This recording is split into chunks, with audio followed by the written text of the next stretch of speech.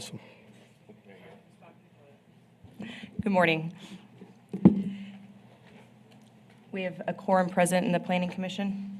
All right, so at this point, we're actually going to move into public comment for anything on the Planning Commission agenda. Heather, do you have any public comment on the Planning Commission? Yes, sir. Dearmond Campbell.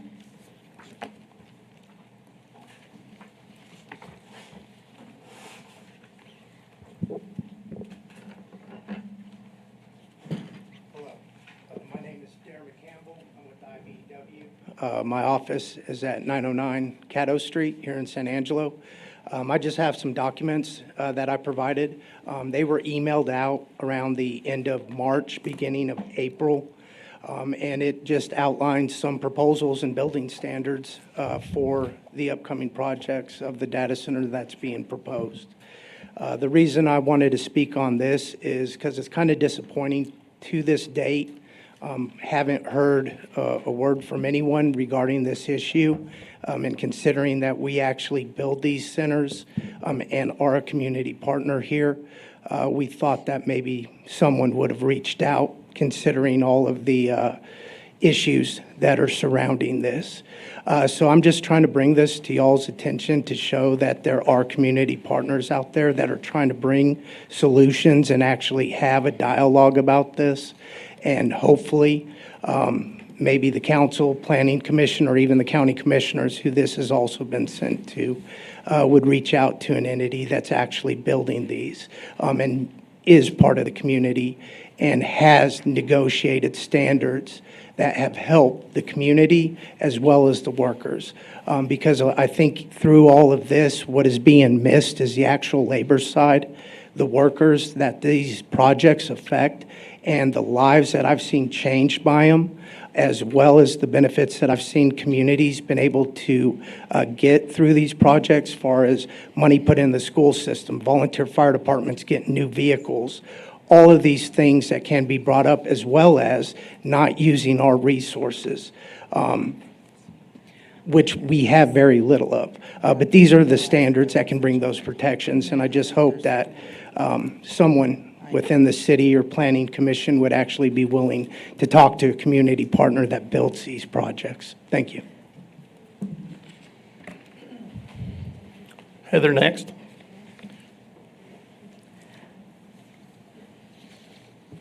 Michelle Grooms-Reed.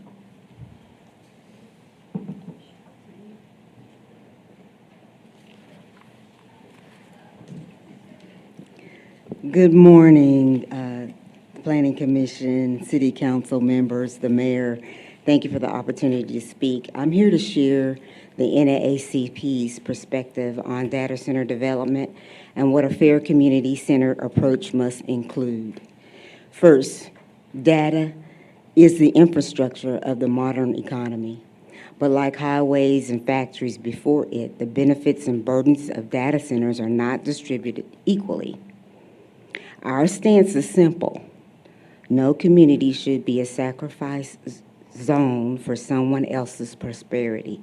If data centers are coming, they must come with enforceable protections and shared benefits. We urge the Council and the Planning Commission to adopt the following commitments before approving any new facility. Environmental and health protections. Implement strict limits on noise, diesel backup, generator usage, and construction impacts. Require 24/7 air and noise monitoring with public dashboards and automatic corrective actions when thresholds are exceeded. Protect local water supplies, prohibit withdrawals during drought stages, disclose annual water use, and require high efficiency or air-cooled systems where feasible. Clean energy and climate accountability. Mandate 100% additional local and regional clean energy procurement tied to actual data center load.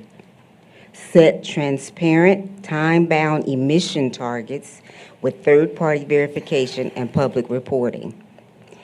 Economic equity. Require community benefits agreements negotiated with credible neighborhood and civil rights groups, not just city staff, covering workforce training, apprenticeships, and pathways to permanent family-sustaining jobs.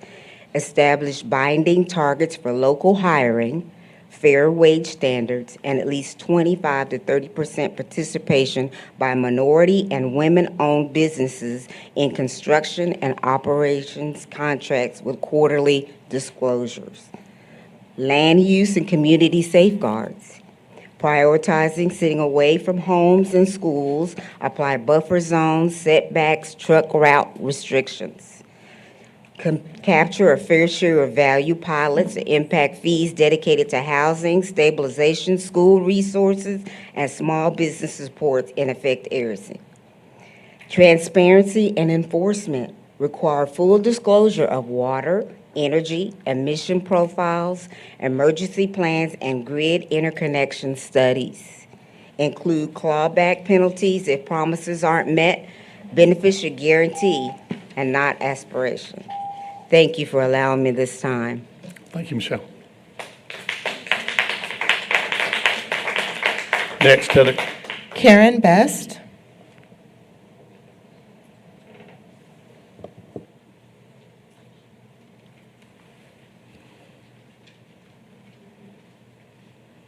Good morning. I wanted to take the opportunity to thank Karen Hesse-Smith for pulling together a group of citizens who reside in the Santa Rita area to speak at MHMR about what the effects of these changes to zoning for residential would mean with regard to our community. As some of you probably know, there's been a great amount of concern about development of new housing in and around the Santa Rita area. Most specifically, housing that has gone up on Sherwood Way or Beauregard, having to do with right across or close to the Walmart, the neighborhood Walmart. That seems to be a very big change from what the strategic plan of sorts was that we all understood to be for redevelopment of coming into the downtown area and what people would see. Now there are 10 residential units. They're painted black with single parking spaces for these residents that enter onto a very busy commercial street and in an area where people are transporting their kids back and forth to either Cornerstone or Central. So we're not quite sure what the plan is, but we were most gracious to her for bringing us together to discuss what our opportunities were to organize as a neighborhood to protect the rest of our neighborhood.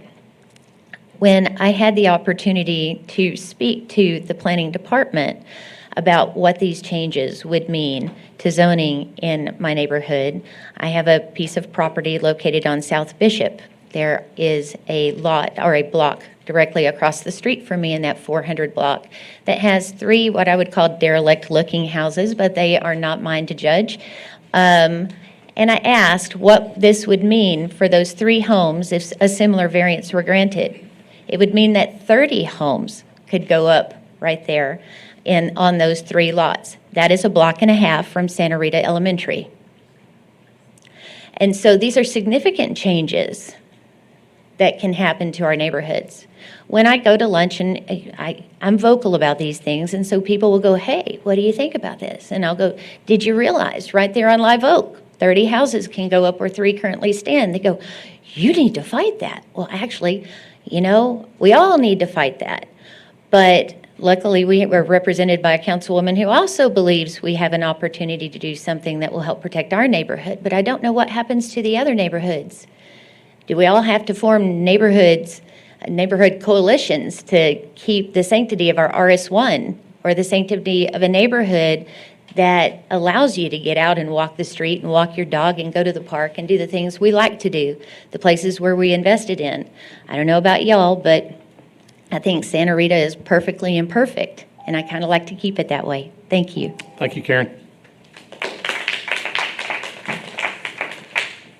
Next.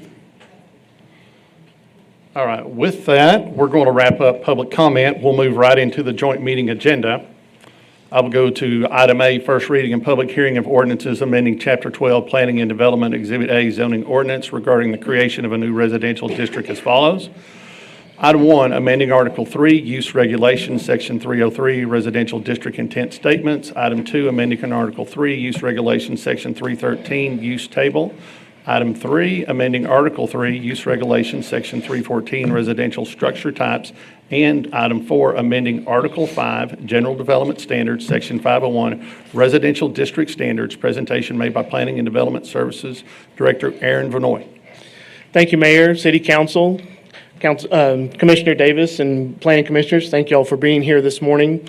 This morning, we are going to talk about some residential updates, some what we are calling from staff as Band-Aids, and from our committee that worked on this project, our Band-Aids to our residential ordinance to allow some home growth in areas. First, I'd like to also say thank you to the folks that worked on that committee. Ray Lineberry was our staff lead. She did a great job of putting this together, doing the research, checking out other cities, checking out what it is that San Angelo needs and wants. And she did a great job in working with that committee, and I really thank you for those volunteers that came forward and worked through those things. I also want to say thank you to COSA DC, current staff and former staff, as well as COSA DC's board that pushed through on doing a Res Intel study in 2019 as well as 2024 that tells us twice now what our community needs for housing based on our income, based on our location within Texas, based on our economy and what's going on. And so these changes are in some ways mirrors of this, but we'll talk about that more in depth. The study is asking us to do much more than what we're doing today. Today is the middle of the road trying to get in alignment of what we can expect growth for our community. So with that, we'll start moving forward. So the Res Intel housing study, it was an evaluation of our supply and demand with the context of economic conditions and trends for housing. It was a housing study, housing only. What's the magnitude and nature of all the demand and types of housing we need? And what were their conclusions on the overall opportunities for builders, developers, so that we can pursue and fulfill current and future needs for housing? These are the 7 items. I think there's 7. There may be 8 items that they said. Number 1, and you've seen this across the country, is legalize and support middle housing across all residential zone. In other terms, that means get rid of RS1 zoning. We are not doing that.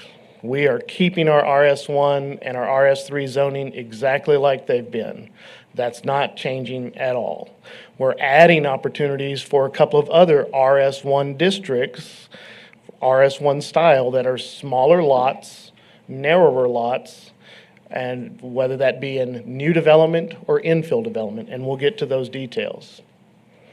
Reform zoning standards to unlock more buildable land. That's where we're changing lot sizes, that we're not so restrictive that you must have a certain size lot to build on.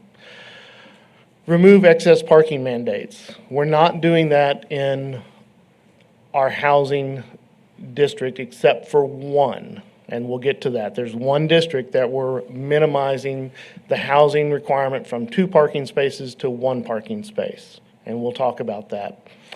Streamline permitting, review, and entitlement processes. That is a work in progress. We're doing that with our software. We're doing that with staff training.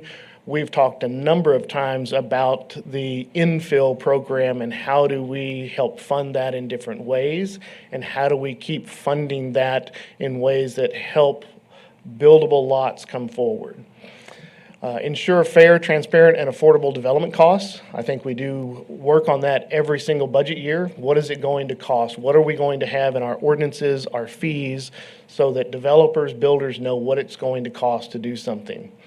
Align infrastructure investment and housing development. That's our capital improvement plan and program, and we work on that every year. We know with the comprehensive plan that's going to be looked at and say, how can we do this better so that we can really target where those infrastructure needs are and that housing development is going to be. And support an ecosystem of incremental developers. That means small developers. We're not talking 500 homes at a time. We're talking small developers building 3 or 4 houses here in the area, building small RM1, that's true low-rise multifamily in areas that are needed, that are by schools that are by heavy commercial corridors. That is where you look at your multifamily housing to be. In the middle of your neighborhood, and I'll show some maps in a few minutes, that's where your RS1, your RS2, and RS3 should be. As you get closer to higher roads, bigger infrastructure, bigger water lines, bigger sewer lines, you can support more people. So you have higher density in those areas.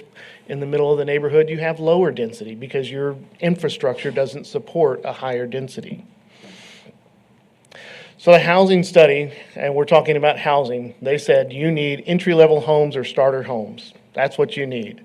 And it is very difficult to build those. You talk to any builder, it is hard to build something that size on a lot that we have today, because the cost of the lot and the infrastructure into the lot, the cost of materials to get to that lot, the cost of subcontractors to come in. And a lot of people don't want a big lot anymore. Not all. There are still people that are very traditional, like myself, that love an RS1 home and want a large lot and want to maintain that. As I get older, maybe that changes. Maybe I downsize to a smaller house, smaller lot. But we need smaller end, mid-range, and upper end of that 1,600 to 1,800 square feet. Those are still considered starter homes, and of course, those are things that families need. You start needing families, whether you're young, you've got families that are coming through, they need to have a little more space. They really do. The greatest demand in our community on both of these studies is price points of $175,000 to $225,000, and rentals from $875 to $1,300. I think you'd be pushed really, really hard to find a rental property that you want to stay in with your kids at some of those price points in our community today. And that's due to the lack of options, the lack of space, the lack of number of rentals that we have. Housing is the same way. We have a lot of good housing in our community, but we just don't have a lot in that 175 to 225 that, whether it's desirable neighborhood, desirable school, desirable lot, whatever it may be, it's very difficult to get there. This is from our San Angelo Association of Realtors. It's just a simple graph showing the cost of houses from 2015 to 2025. This is a page within the housing study booklet. If you see the blue line, that is the $100,000 to roughly $160,000 price homes. Well, you see in 2015, there were a number of those. That was the peak of those. They kind of go up, and then you start seeing about 2020 when COVID hits and all of the housing comes forward and people are looking to come to Texas. That blue line starts going down. And if you start seeing the pink, red, and kind of brownish line, 2015 they're lower, and then they start going up. That's just simply the cost of houses, and that's the cost of infrastructure to put in. If you're building new streets, new water lines, new sewer lines, that makes those houses cost more. So part of our plan is an option for new builders to say, okay, instead of 50-foot lots, if you want down to 35-foot, you can do that. And maybe you can put in more lots per block and spread that cost out over the number of homes along that block. Yes, that makes houses a little more dense, a little closer together. You still have the 5-foot setbacks on either side per building code, but the zoning ordinance says you are not mandated to have a 50-foot lot. So our development process, very similar to every city in the country. You go through pre-development meetings, you meet with the pre-development team, you talk about things before you start doing them. Am I going to be legal to do this? Am I okay doing this? And our builders, developers do a good job of coming and asking. We go through the zoning and subdivision, and that's engineering and planning. And you talk about zoning, well, that's also an engineering thing, because we have to evaluate, do we have the capacity to zone a piece of property RM1 or RM2? Do we have the infrastructure to support that? If we don't, we should not be making that recommendation to Planning Commission, and we should not make that recommendation to City Council. We have to evaluate that infrastructure. It's very important to our community because infrastructure is our lifeblood. If we don't have the right streets, the right water, the right sewage, we can't move forward as a community. And planning is a big piece of that as well. Building application checklist, go through your site plan. Does it actually fit on your site? Do you have something odd going on? Get your building permit, and then your certificate of occupancy. So let's go through some maps. Obviously, this is a large map of our community, even shows some of the ETJ areas around. The yellow areas are what's considered in our vision plan is neighborhood. In 2003, our comprehensive plan, that neighborhood would support all of the RS and RM style housing. So that's where you see different areas of town. That yellow covers a lot of area. I've got some zoom ins in just a minute, so you'll be able to look through those things. So that's where we have a challenge with, all right, well, does an RM1 fit here? Does an RS6 fit here? Does an RS3? We look at what we call as the transect, from this green on the outside, which is ranch and estate. We have some of that within the community. And then you have that going through all the way down to your RM2, which is your high-rise multifamily. We have a few spots of that. So where do those things need to be? You see our corridors. They're very highlighted in red. That's commercial. That's where our big corridors are. You see our downtown in purple. You see our industrial, our northeast section that's industrial, and has been that way since 2003. We're still growing in that way. Here we do some zoom ins. This is on the north side of town. You can see the fairgrounds and Lakeview. Those are institutional sites. But you see that sea of neighborhood. You see Chadburn arc through there. You see Armstrong go through there. You see the intersections of 50th with the neighborhood center vision plan.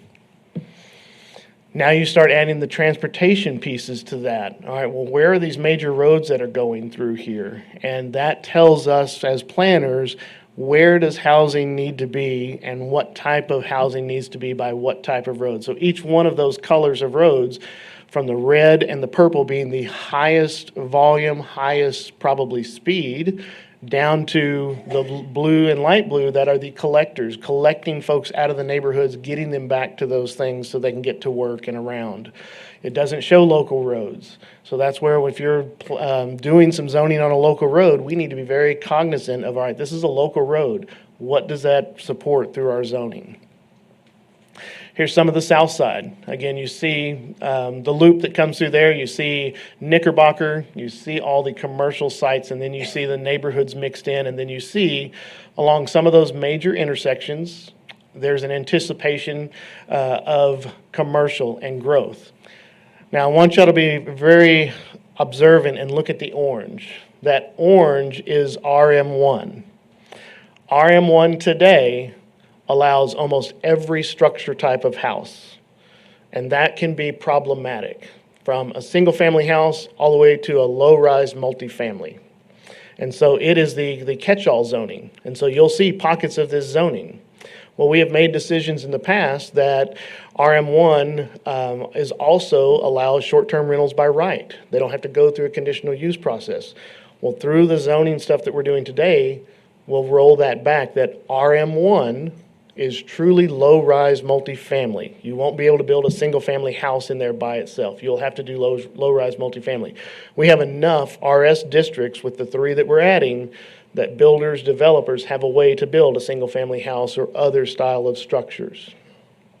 But you can see on our south side, when we offered that zoning in 2003, developers took advantage of it. But if you go and drive by those neighborhoods, that's a lot of townhouses, which is really RS3. It's a lot of single-family houses, which is RS1, or some version of RS4 or RS5, which are newly proposed, and is really not functioning as a low-rise multifamily. Some of them are, but not all of them.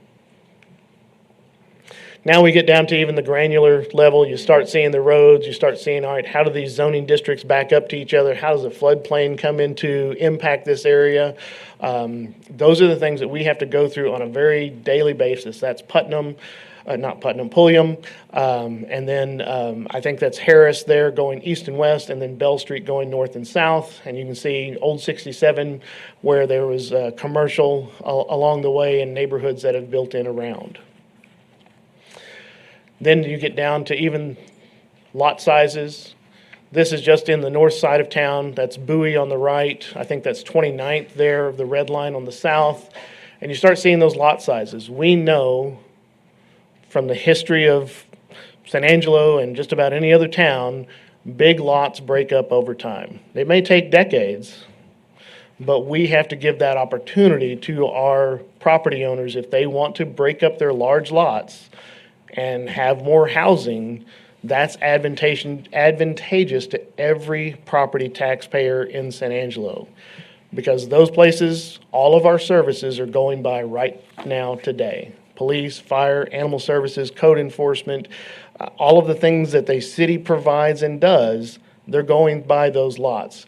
If we have the opportunity and those properties want the opportunity to do more density, it is beneficial for our community as a whole. And that is part of the goal of what our housing study says, is you need more density because you have too many liabilities sitting out there. The more we expand, the more difficult it is to provide services. We have to add fire stations. We had to add police officers. We have to add animal services officers. And those all cost money.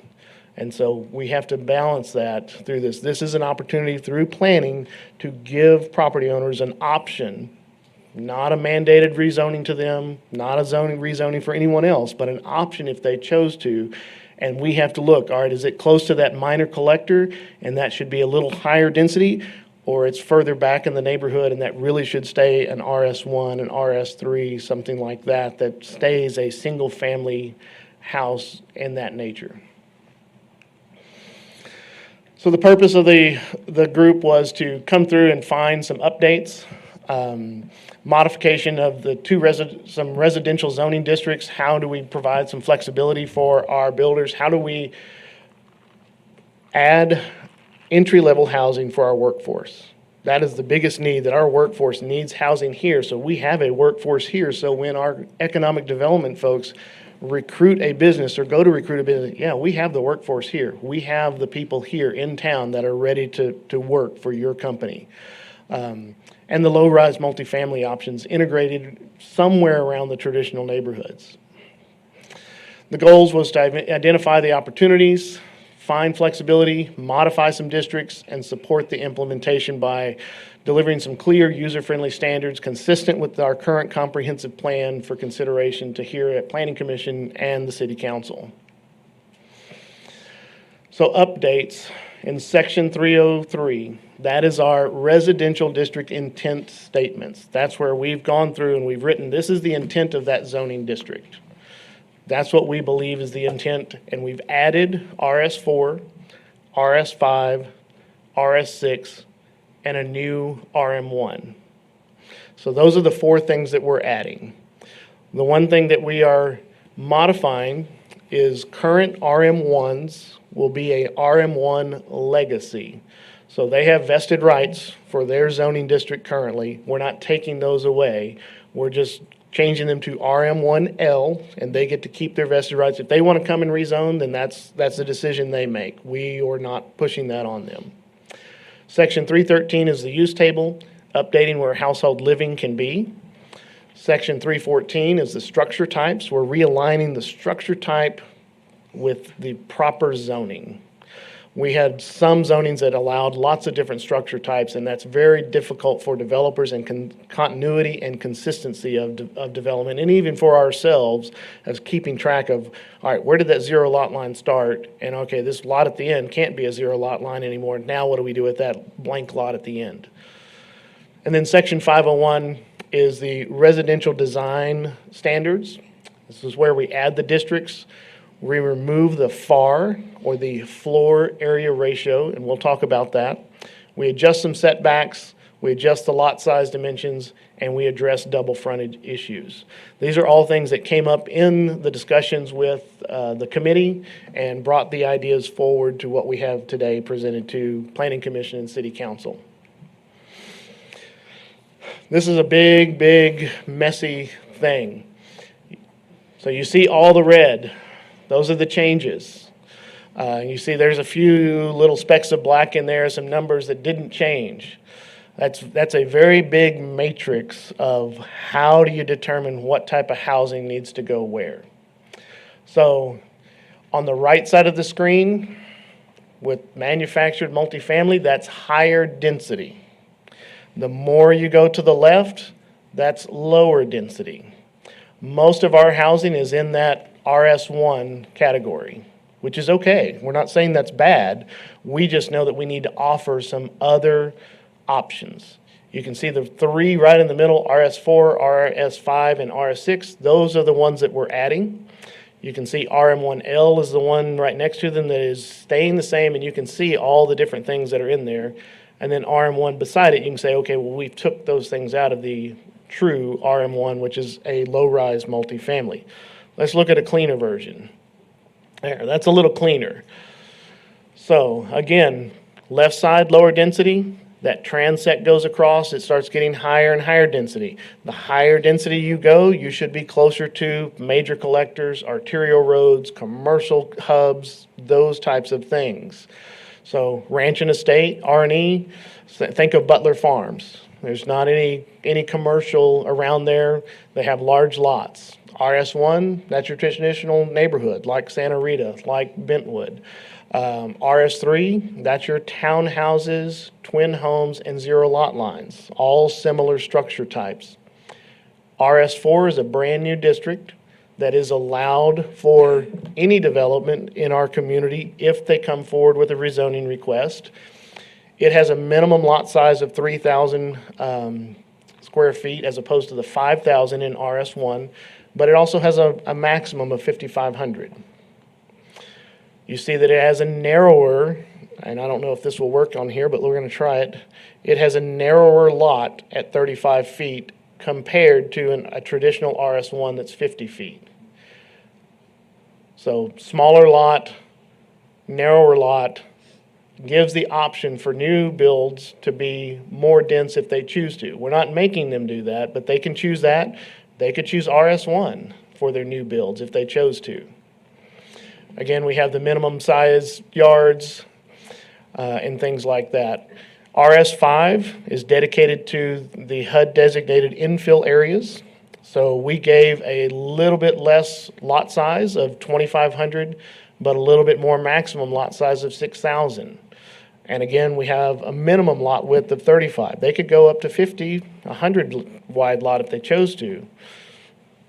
This would be for those areas that are in the infill. And then RS6, we do not have a current zoning that talks about triplexes and quadruplexes. So we've always pushed them to RM1. Well, they really kind of fit more in an RS style. So we created one for quadruplexes and triplexes. But I want to show down here this number 16. That's the maximum density per acre. So they have to have an acre lot for a triplex and quadruplex to have at least 16 units. If they have less than that, then they can't have up to 16 units. They have to have less. So that's about density. Your RM1s, your true multifamily stuff, you can see their density is 25 units per acre. When you get to high rise, you can do 35 units per acre. Those type of things. And of course, your manufactured homes, whether that's a manufactured home park or a manufactured home subdivision, they don't really have, their density is 10 per acre right now. So I just want that to be clear that our RS6, while we believe some of those smaller lots, corner lots that have been platted big in the past, they might fit a good triplex on there because they might fit that size. And you'll see that style in a lot of communities that you have higher density towards the end of the streets, and at the middle of the blocks you have your traditional RS1.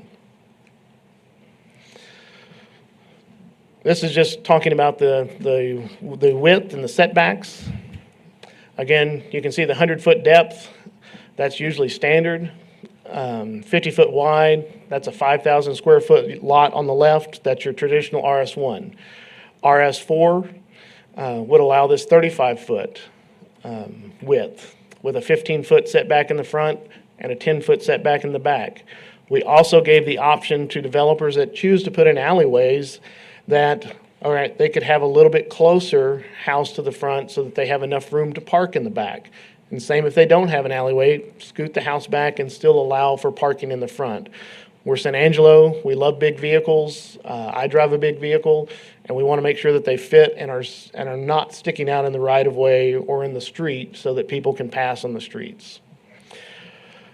You can see on the right side, we talk about FAR. So if we have our current FAR is 40% of the lot you can have your house on. But we also have setbacks. We also have a height restriction, and we looked at many, many other ordinances, and we couldn't find another one that used FAR. That is a 1980s term. And so we think we should progress, and our setbacks control the size of the house. And so that's what we're proposing today. Again, here's some of the other things that you could do. If you were to do that 35 by 60, that gets you that smaller lot size. You got a buildable space of about 1,000 square feet. If you were at 80% FAR, you could have 1,600, which means a two-story.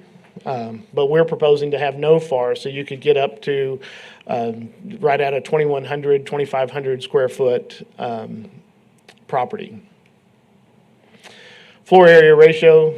Again, it talks about how much structure can you have on the property. Obviously, this is the old style of planning, and we're trying to move forward with allowing flexibility for designers and home builders so that they can actually design something that's not always a front-facing garage, something that's a little more appealing than just a garage facing the street and this little bitty entryway. How do they find a way to do that? Some of them have asked, we really want to design better homes. We want our neighborhoods to look better. And so we have to have the rules to allow that to happen. And so that's what we believe we're bringing forward. Here's some of the designs that we currently have going on. These are zero lot line homes, very good style, 1,800 square feet, 40-foot lot, 100-foot depth. You can see on the inset over here on the side that obviously they take up a lot of the space, but they have alleyway parking. They still have enough room. They have a garage. They have a smaller yard. We've had these since the 80s, and a lot of people like them. More and more are being built, and so we like that style of development. It allows for density. Other people's like more standard single-family homes, and that's okay. We're not trying to restrict that. We want that to continue as well. Our structure types, again, this is where we really cleaned up what structure types can go into what zoning district. The biggest change in there is really right here, RM.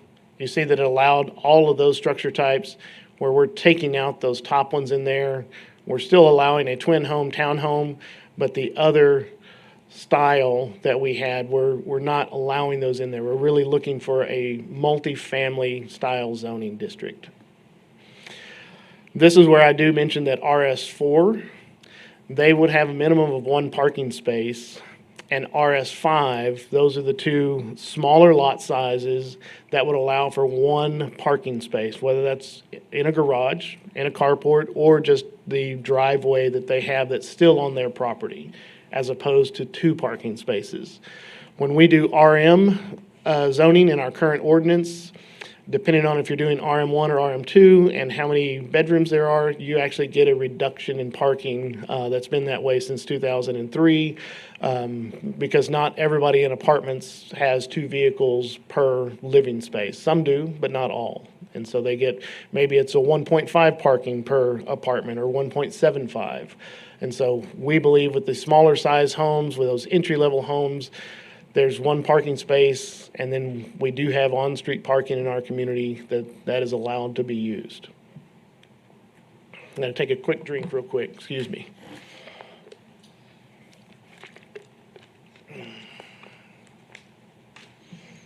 So this is a sheet that's in the packet that talks about those structures. And then the last thing I have to present on the housing stuff, and I know you guys will have some questions and discussion, is double frontage lots.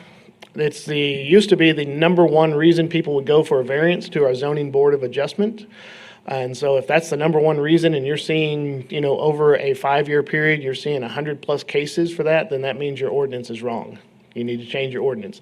That's what we're doing. We talked about it with the committee, and we talked about basically the side yard, that is determined by the developer, not city staff saying you must have a side yard over here and a front yard over here. We're letting the developer do that. It's their design, it's their product, let's let them do that. The side yard would be a minimum of 10 feet. If you have more than 10 feet of right-of-way, then you could come forward with a variance and try to get that a little closer to the property line to maximize your lot space. So what does that mean? This is a fairly new development off of Twin Mountain. You can see that these corner lots that don't have an alleyway behind them, that's called a double frontage, and so they're wider. And again, you see the lots adjacent, they're more narrow. Well, if we're really trying to impact affordability, and we go through and do the traffic analysis and the study of how many crashes do we have at these types of lots, it doesn't prove up that we need to have that much space. So we're saying if you've got your house faced Blair, then you could have a 10-foot side yard plus that 5-foot right-of-way. So you're still 15 feet back from the curb. If you turned it the other way, you'd have a 25-foot here and you'd have 15 feet back from Blair. But as I turn that off, you see every one of those corners has a double frontage lot. And for new development that may choose not to put in an alleyway because of the cost, we're eating up a little bit more cost by saying, well, there's 6 lots right there in that area that are bigger because of a double frontage rule that we give variances to all the time. So why don't we change the ordinance to allow still some safety, still some setback, but not as much as a 25-foot setback, roll that back to a 10-foot setback on that side yard. With that, I do have our recommendations from city staff to adopt these new sections in zoning Article 3, Section 303, the residential district intent statements, Section 313, the use table, Section 314, the structure types, and Section 501, the residential design standards. So now, Mayor, we have the time now for either discussion with staff, or if you choose to do public comment, it's y'all's discretion of which way you'd like to move forward at this moment with these recommendations. I think what we've discussed is we'll let Planning Commission discuss and ask you questions, then we'll bring it to the council, and then we'll go to public comment. Is that all right, Brandon? Legal? Cool. So if Planning Commission has anything they want to ask, now's the time. Okay. As far as the planning staff, does anyone have any direct questions for Aaron in regards to the items that he just discussed? I think a question that I think a lot of the citizens will have as far as STRs, originally in the RM1 zoning, they were kind of a free-for-all. So where would you say our STRs are going to fall within our new zoning? Well, within our new zoning, again, we've changed that RM1 that would allow them by right, but there's not going to be future single-family style houses built there. The RS districts will still require, and the RNE district will still require a conditional use process that goes to Planning Commission. We send the notice out. It still has to be 500 feet from another STR and still has to be 500 feet from a school. And so any of the RS districts still have to meet that threshold. And it is about, getting citizen support or citizens saying, no, we don't want that here in our neighborhood, and that gives the discretion to the Planning Commission to make that decision. That decision could be appealed to the City Council, but that's where short-term rentals would fall on this spectrum. Okay. Thank you, Aaron. Any other questions from the Planning Commission? Erin, while she's brought that up about STRs, where does that fall to STRs in reference to the legacy zoning?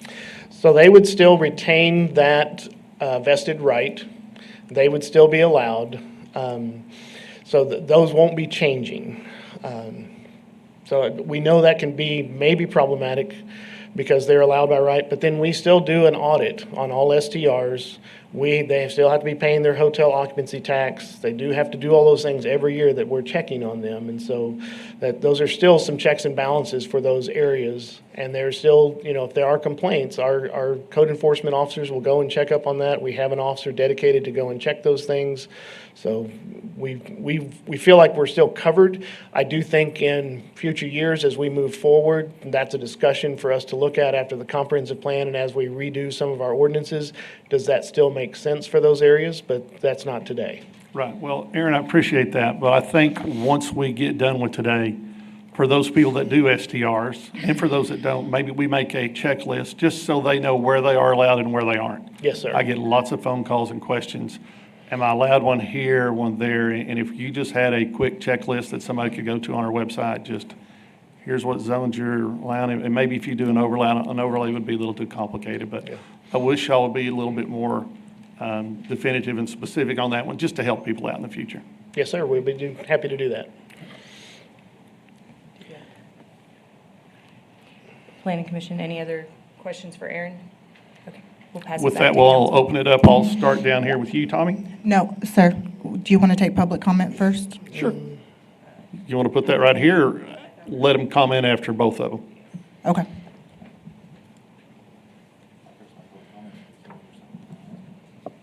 So you want to let them comment on that and then come back on those two, because we're going to ask the same questions. If there's any public comment on it right now, is there? Rocky Templin.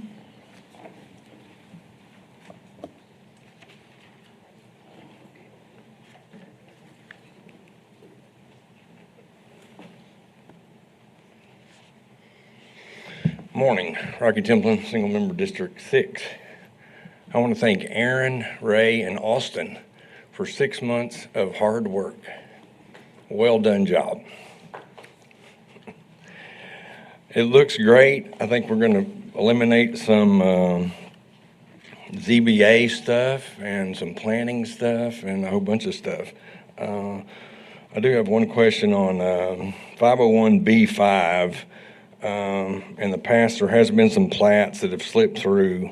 The required easements on a patio home shall be shown on a final plat. If required easements are not shown on the final plat, plats of lots of zero lot line homes, then easements shall be created by means of replat or a separate legal instrument filed with the clerk of Tumbling County. In the past, a lot of those have slipped through where that has not been done, and therefore the homeowner beside it, they kind of get into a little battle with each other. Well, like, you can't come in my yard, you can't paint your house, you can't tear up my plants, you can't do stuff like that.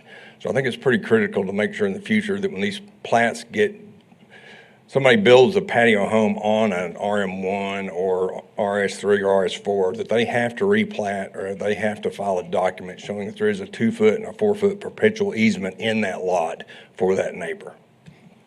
Thank you. Thank you, Rocky. Do you have another, Heather? With that, we'll finish up the public comment for the Planning Commission. Now we'll move to questions from council. I'll start over here with you, Mr. Hebert. Carports, you didn't call them out specifically. Is that another day, another discussion? I know that has been a huge question in many areas around town. Does that fit in anything that we're talking about at this very moment? No, let's leave open structures and carports for another day. Okay, all right. That's what I figured your answer would be, but I thought I'd go ahead and ask. You alluded to this, costs, or maybe cost for services that are inherent in the fact that you own property in the city of St. You said police drive by, fire drive by, animal services drives by. Did you have the operations people look at this? I'm not sure it would make a lot of difference, but it could in terms of future costs. Something I think that we need to begin, and maybe we have been, if we haven't been talking about it much, but pay attention, not just for next year or 3 years, 5 years, but 10, 15, 20, 30 years down the road. Those costs go up to the city over time. Is that something that was a part of this analysis, that we have the capacity to do those things today, which then may or may not be true in the future, but is that something you looked at? Yes, we did look at that. What are our future costs? What are our future liabilities? Which is why it's advantageous for the infill development to continue. through our comprehensive plan, we're going to get to be able to do a deeper dive and really look at what are our infrastructure liabilities. If we grow in certain areas, what does it cost us to put a new fire station? What do we need to do with our police station? It's going to look at those costs as increments as they keep going up, and how does our property taxes get impacted by that if they're limited as well?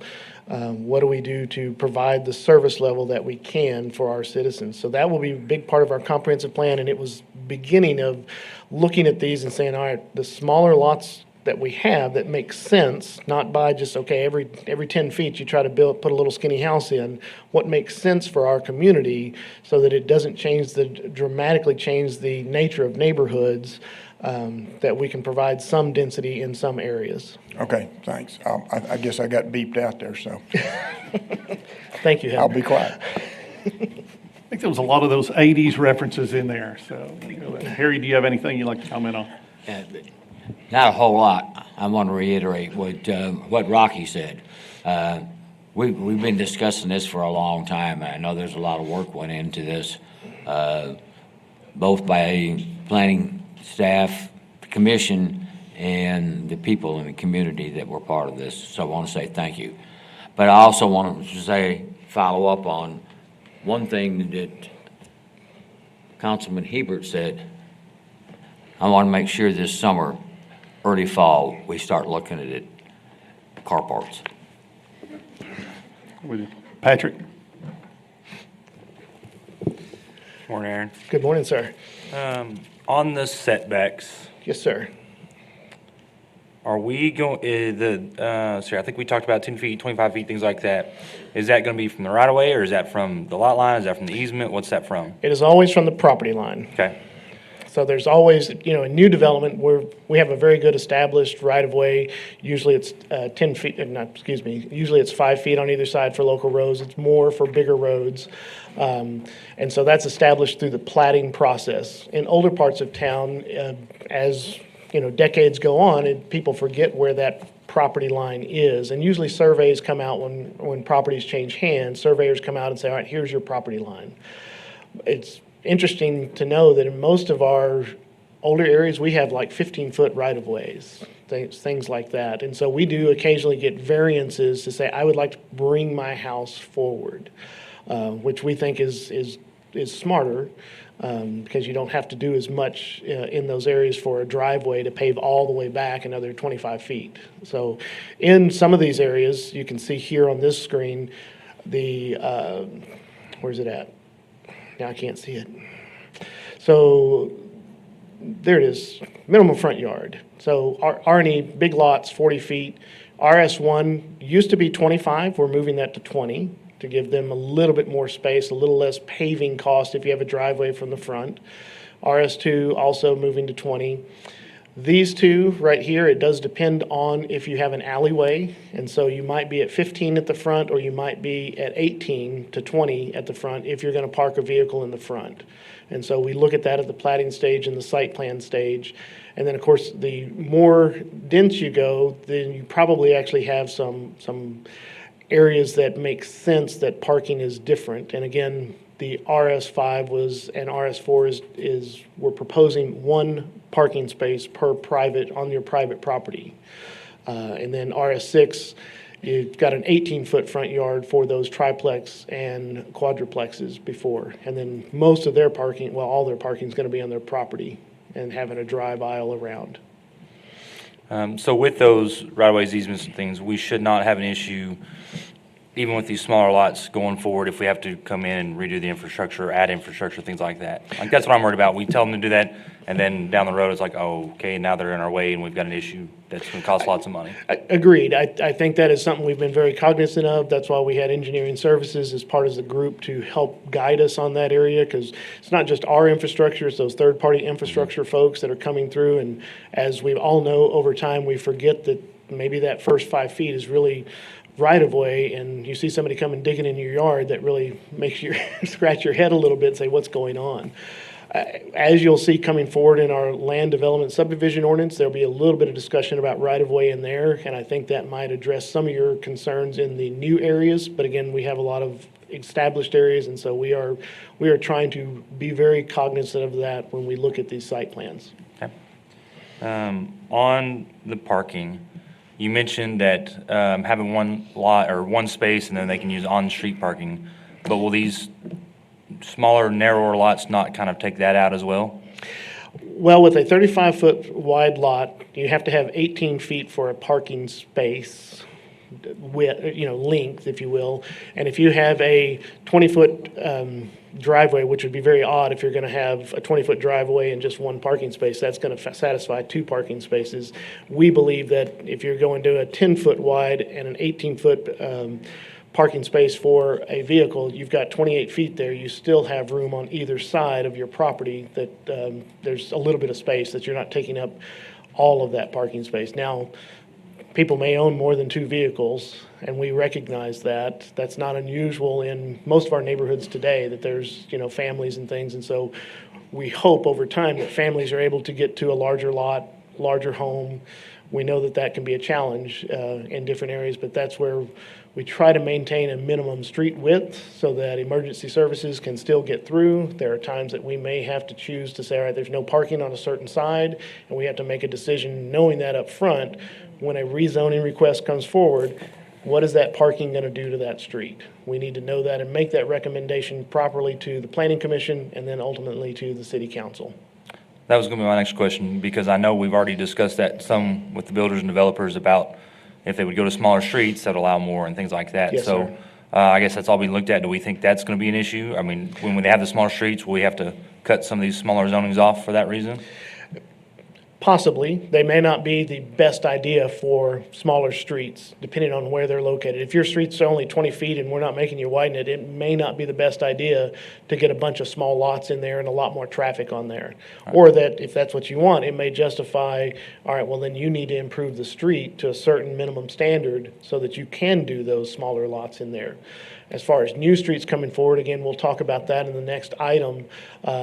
We did think about that with that subcommittee of, all right, how does parking impact our roads? Okay. The variances, you talked about the 10-foot setbacks, and y'all have had the variances requested several times. And I appreciate y'all, like when you see that multiple times, like, okay, maybe this is an us issue, not a them issue, so Yes. let's look into it. Can you explain it a little bit more to me? I guess I'm a little confused on, Okay. I'm a visual guy, so I didn't know I know you showed the pictures, but do you have, can you give me, there was a house right here, and then now it's 10 feet closer, so that allows that lot to be smaller, or what exactly is that helping out? Yes, so let's take this lot right here. The developer or builder would have the option to say, I want my front yard to this street, Street A, or to this street, Street B. Now, we know all of these are going to Street B. We know all of these front yards are to Street A. They may choose one or the other. So whatever they choose as their front yard, that's a 25-foot or 20-foot setback, depending on what their zoning district is. But that's their bigger setback. And then the side that would be what we would traditionally call a side yard, because it's the side of the house, they would be allowed to be 10 feet from their property line so that they could still fit a regular-sized home there. And it would shrink those lots. You're not having to have 2 25-foot front yards. Now, most builder developers are going to choose on a lot like this, based on their house design, they're probably going to put the front yard facing Street B, and they may have a side garage over here that comes in off of side A, but they're able to then pull into that garage, still have plenty of yard space for their family. Okay. And I guess for the traffic part of it, we've looked at the safety, and that should still be plenty, and Yes, Gotcha. you still have to maintain the 30-foot sight triangle at the front corner as people pull up to that intersection so that they can see. The biggest challenge we have is not really structures, it's fences that get built out all the way to the property line that, okay, that might be a front yard. Is that, okay, well, maybe we need to look at the fencing side, but usually in neighborhoods, you're able to go and see everywhere. And you think about then, compare it to some of our commercial areas, and particularly say downtown, that yes, we have four-way stops in some areas, but most commercial buildings are built right to the property line because their front yard may be set back, but they're built right to the property line. If you're at a corner, that's even harder to see than in a neighborhood. right. And then on So we've talked about density, things like that, and I know this came up a while back on planning. Like one of the public comment earlier, we talked about there's 3 houses there, and this would allow, say, 30. But is that not already, basically that same density not allowed if they were to convert to some of our current zero lot line standards? So it depends on the density, yes, based on each. I'm trying to get to the right slide. So right now, this bottom line right now is showing no maximum density right there. And that's really because all of these structure styles are single-family houses. You couldn't have more than one house on those. Now, RS2, you could have 2. And so I want to give that a caveat. You could have 2. So that is why, and you'll see in almost every zoning district, there's no maximum density for units per acre on the RSs. Now, we did choose to do that for the quadruplex and the triplexes. But R5, R4, R3, R1, and even R&E are designed to have one living unit, not multiple living units there. So that's why we don't have a maximum density. Now, the smallest you could get, if you're in infill, is 2,500 square feet for a lot. If you're in other places that are not infill, it's 3,000. So it really does depend on what your current lot size is and how many houses can you fit that's at 3,000 square feet. And it's not the house size, but the lot size. Right. Okay. That's all I've got. Thank you. Thank you. Thank you, staff. Karen? too. Patrick asked all my questions. Awesome. Mary, you got a question? Aaron, just back on that short-term rental, is it, the way it's going to stand or be until we get that checklist, is it essentially just conditional use is what they would apply for right now, or? Yes, ma'am. In any of the RS districts, that's our standard today, is that you must apply for a conditional use to move forward with a short-term rental. So on it, just on blanket on all of it? Yes, ma'am. What will that checklist do? Just help those that are seeking to? I think it helps identify areas that are allowed by right and what areas are a conditional use process. It may make it a little more clear. What it won't do is it will not give them the definitive yes or no, because we have to check to see if there's an existing short-term rental for the conditional use or how close is it to a school. Now, I think we're working on getting much more sophisticated to get those types of maps, but it does take staff time and ability to have those things up to date and current all the time, because we don't want to make an oops and say, oh, well, we allowed one too close to a school. That's a bad thing. So we want to make sure that those folks are still coming to us and communicating with us so we can give them the full process before they decide to invest in a property and say, well, that's going to be my short-term rental.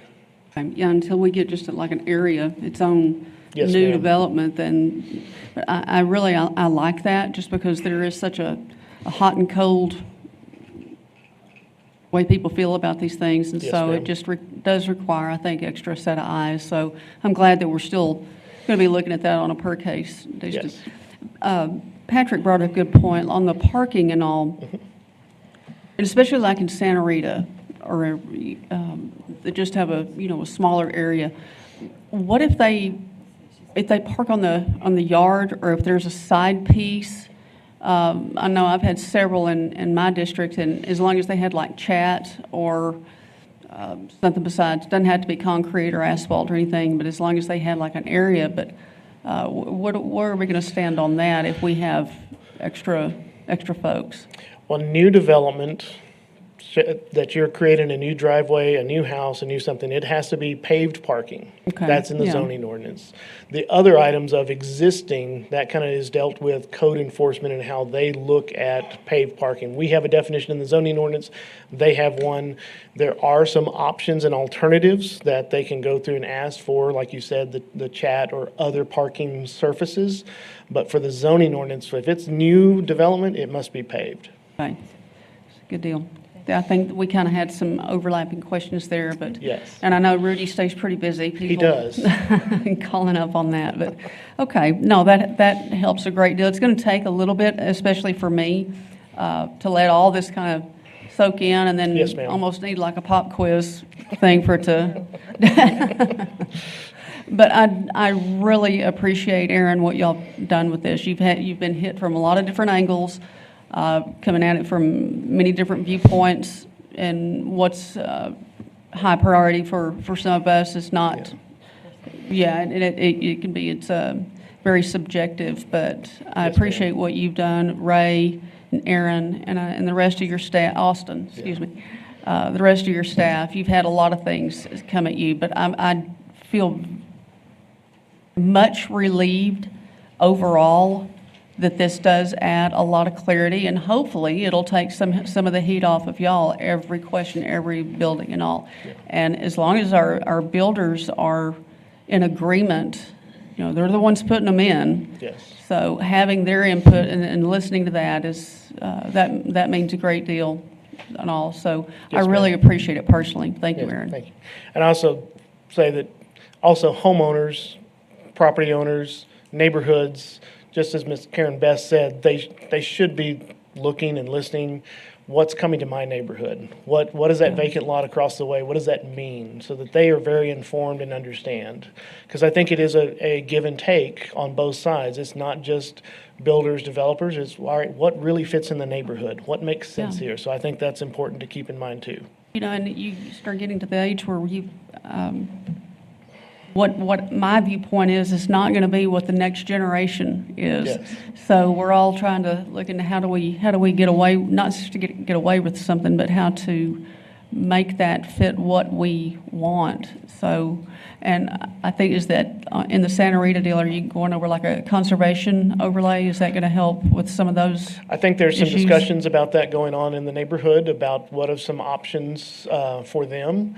We're happy to discuss any options with any neighborhoods or any individuals even of what do these impacts really are for them. What are the impacts of doing something like a conservation district or something like that, which is kind of trying to basically protect the size and form and the nature of a neighborhood.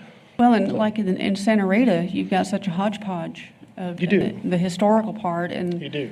and speaking with Karen yesterday, that really doesn't happen in Southland or the Bluffs or anything, things like that. So, right, yes. Yeah. So it's it almost like it takes a village to decipher all these and make sure that we do it the right way. But Yes, ma'am. again, you've taken on a big project and you've delivered, and this will make it a lot better moving forward. So thanks again. With no more further comments from council, Brittany, we'll look for you to get a motion, a first and a second from your group.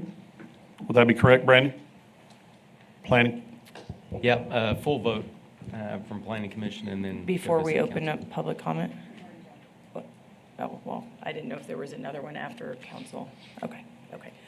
Okay, so from the Planning Commission, I'll look for a discussion or make a motion for approval.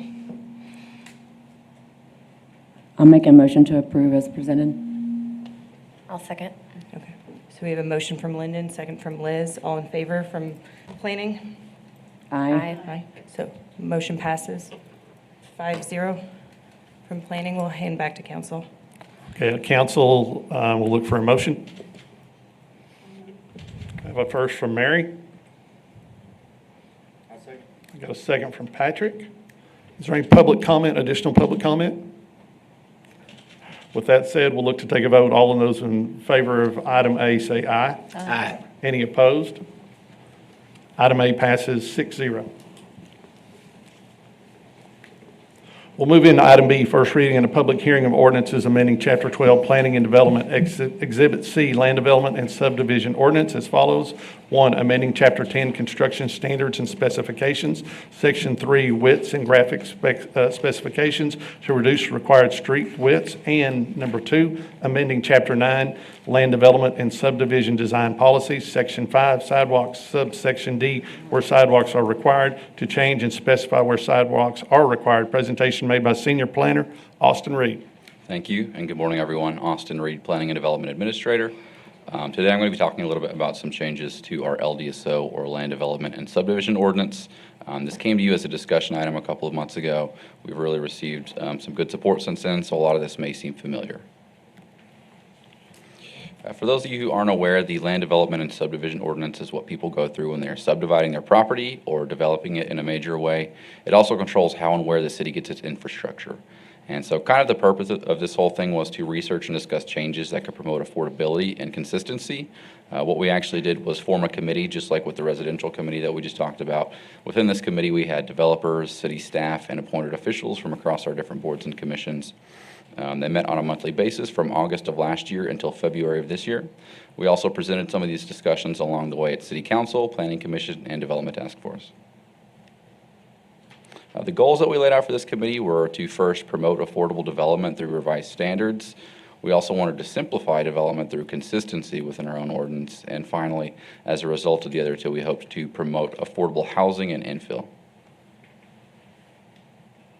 A little more specific, our objectives, or really our approach, was first to find items that could be outdated, unnecessary, complicated, and then we looked at some solutions by talking with our committee and seeing what other communities were doing as well. Finally, we worked to draft amendments and bring them to the Planning Commission and the City Council, and that's, of course, where we are today. So to answer the question of how to make development more affordable, first you have to look at some of the factors that actually drive land development costs. And that can include things like labor, materials, water, sewer, and stormwater.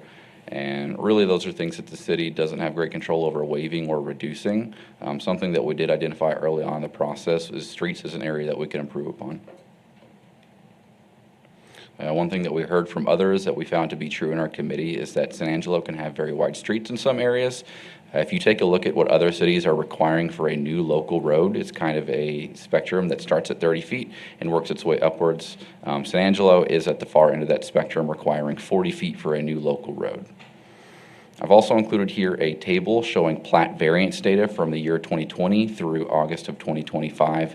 And this is just showing you how often our plat standards are being varied and how often people are requesting to have them varied. And so, as you can see, that's happening at a pretty high rate, and that can sometimes indicate the need for a change.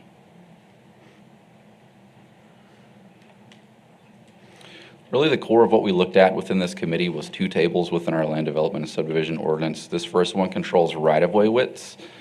We had gone back and forth on adjusting this. We looked at standardizing it at some point or adjusting some of the measurements, but really at the end of the day, what we heard is that the amount of right-of-way that we require to be dedicated isn't usually a barrier to development. It doesn't typically restrict our developers, so we didn't really feel the need to change it at the end of the day.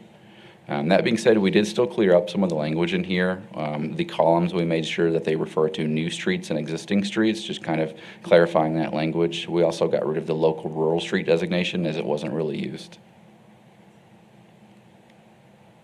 This next table actually controls the paving widths of our streets.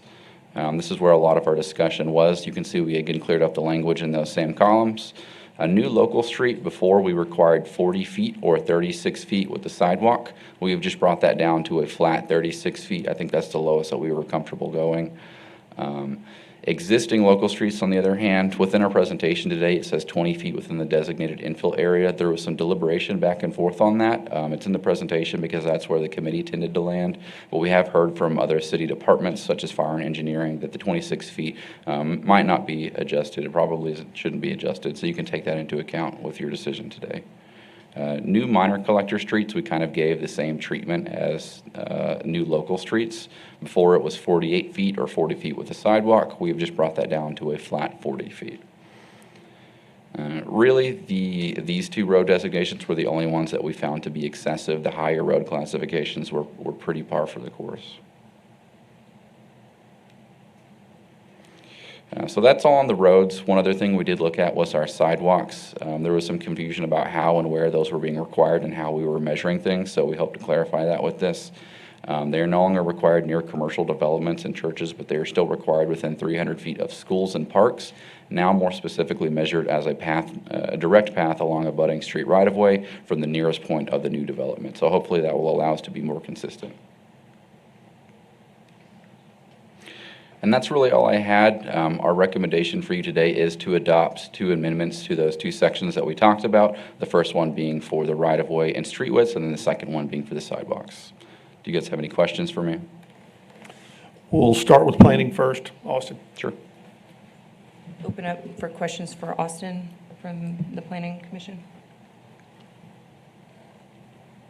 Candy, any thoughts or questions? Austin, can you go back and clarify on the existing street width? You said Sure. something about the 26 feet, the requirement there? Right, 26 feet, I think, is the minimum that our fire department likes to see, just for access with fire trucks back and forth. We wouldn't allow that to be everywhere. If we did go to a 20 feet minimum, and in no case should a variance be granted for less than 20 feet. But we just kind of want to be more consistent in the way that we grant variances and the minimum road widths that we allow. Okay, thank you. Any other questions from the planning staff or planning commission? All right. Austin, again, just like we thanked Aaron, you guys spent a lot of time on this. We've seen over the years a lot of cases coming up with disagreements on sidewalks due to cost and road width. So again, thank you for your attention to this. So with that, we'll close questions from the planning commission and hand it back to the council. All right, so Austin, first thing I want to do, Ms. Albert touched on it very clearly there. When it comes to the infill area and we're working with an existing overlay, sometimes the public safety concern is, if there's a vehicle parked there, can we get a fire truck by? Can we do that? So are we looking at 20? Are we feeling 26 on this? I mean, the end goal is public safety. Right. Regardless of what somebody's griping about. Public safety is our number one concern. Yeah, the 20-foot was within this presentation because it's where the committee last landed, but we have had more discussion with other city departments. At this time, unless you think the 20 feet is acceptable, it's probably more safe to keep the 26-foot minimum in place. Is 26 existing? 26, yes. 26 is for existing streets. That's what is in our ordinance today. Okay. Cool, that's it for questions for me. Tommy? Harry? Patrick? What? No? Oh, okay. Karen? Awesome. Mary? I just want to make sure on the 20 feet, we're going to decline that and keep it at 26? Yes, ma'am. Is that, okay. Right. I might make sure that you include that in your motion.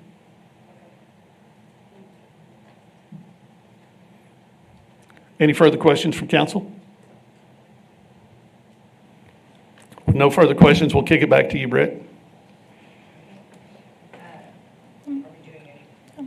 You need to do, you want to go ahead and do public comment now? Let's go. All right, let's go ahead and open it up for public comment. Is there any public comment listed? Rocky Templin. Rocky, come on down. And Rocky has declined. Okay. That's all. With that, we'll roll it back to you, Brittany, to get a motion first and second. Okay, so with that being said and no public comment, we're going to open up for commission to ask any or discussion or make a motion for approval. I'd like to make a motion to approve as presented, but to change and ensure that's 26 feet. Okay, so motion from Linden on local street, or on the entire presentation, other than local street being kept at 26 feet instead of reducing to 20, correct? Correct. Okay. I'll second that. Okay, so motion from Linden, second from Candy. All in favor? Aye. Aye. Perfect. Motion passes 5-0 from planning. Okay, we'll roll up to the council. So we have an existing motion on the floor to approve as presented and maintain the 26-foot on the street width. Anyway, I'll look for a motion from up here. I'll make the motion. I have a first from Karen. Second from Mary. All those in favor say aye. Aye. Any opposed? With none opposed, item passes 6-0. All right, we'll move on to item C. First reading and public hearing of ordinances amending Chapter 12, Planning and Development, Exhibit A, zoning ordinance regarding mobile food units as follows. 1, amending Article 4, specific use standards, Section 419, mobile food units. Number 2, amending Article 3, use regulations, Section 313, use table. Number 3, amending Article 2, development review, Section 211, historic district overlay zone. And number 4, amending Article 2, development review, Section 212, river corridor district overlay zone, downtown district overlay zone, and cultural district overlay zone. Presentation made by Aaron Vanoy. Aaron, you're on. Thank you, Mayor. Again, Aaron Vanoy, Director of Planning and Development Services. This came to us from the mobile food group that they've been asking to maybe get a little more flexibility on where they can go to serve food as their small business. The other thing that's happening is at the state level, the state legislature has said, okay, local jurisdictions on the health permit, you no longer will oversee mobile food units. So in our zoning ordinance, which is separate from the health department, we also had some time restraints that we're like, okay, well, if they're not even going to come to the city for a permit, the chances of us knowing them at a temporary event, a 3-day event, weekend event, they're not ever going to come to us. And so we have some ordinance language in there that really just doesn't make a lot of sense. So we're trying to take that out. So that's really kind of what we're trying to look at for that first stage. In the residential areas, those RS areas that we were talking about earlier, that we would allow mobile food units up to 6 hours in a 24-hour period. They would be allowed up to 3 times per year on a private piece of property, not right of way, but on a private piece of property. And so that could be, is that too much? Is that not enough? They really want to say, hey, we get asked to cater parties at homes. Can we go and do that? How do we do that without it just being, okay, every weekend you've got Aaron's barbecue truck out there at the corner of the street. All right, how do we do that for our small businesses but still protect our neighborhoods?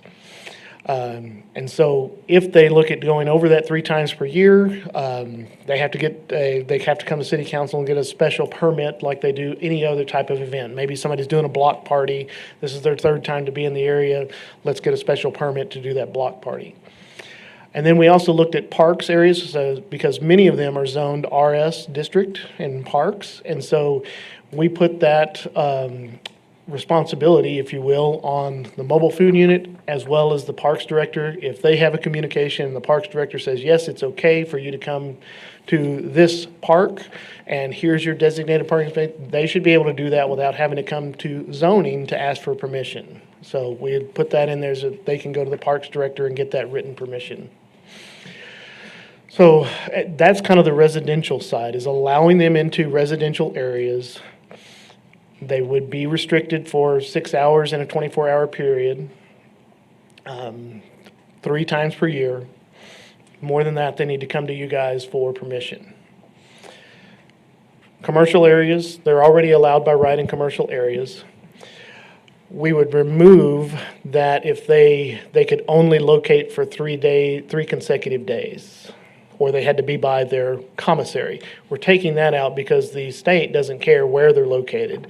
The state's going to say they have to be mobile no matter what. Well, then we don't want to have something that says, okay, you have to be there for 3 days or this. So we're just taking that language out. The one area that I think we should have some more discussion on, or at least discuss this today, is currently in commercial areas, the right-of-way separation is 100 feet from where a mobile food can park in a right-of-way compared to an established restaurant or food permit establishment. There was proposals to go all the way down to 50 feet. I know our downtown area, I think, is very strong on they would like to keep the 100 feet. City staff was, okay, well, what about a compromise at 75 feet? And I think there's maybe some mobile food folks here today. I'm not sure if they signed up for public comment, but they are looking to serve folks that are probably outside the serving window of, what am I trying to say? Outside the window of what a restaurant would serve. Like when they close at 9 o'clock, 10 o'clock, they would be serving late night, particularly in our downtown area. That gets tricky. Their concerns are the amount of trash and debris that's left behind. Just the general condition that they come back and say if maybe somebody had a grease spill, did somebody actually clean that up? Or because, hey, it's out on the sidewalk, they jet. And so there's some challenges there of what that looks like and what that means for what brick and mortars have to take care of compared to mobile foods. We know that mobile food units in our community, they start out as small businesses that way, and then they can turn into brick and mortar. We've seen that, and we've proved that up. So we want to continue to try to support them in some ways, but we have to find the right way. So that distance in the right-of-way, we're not talking private property to private property, we're talking in the right-of-way. Should it stay at 100? Does it get shrank to 75? or is there something different? So keep that in your mind as we formulate some of your questions.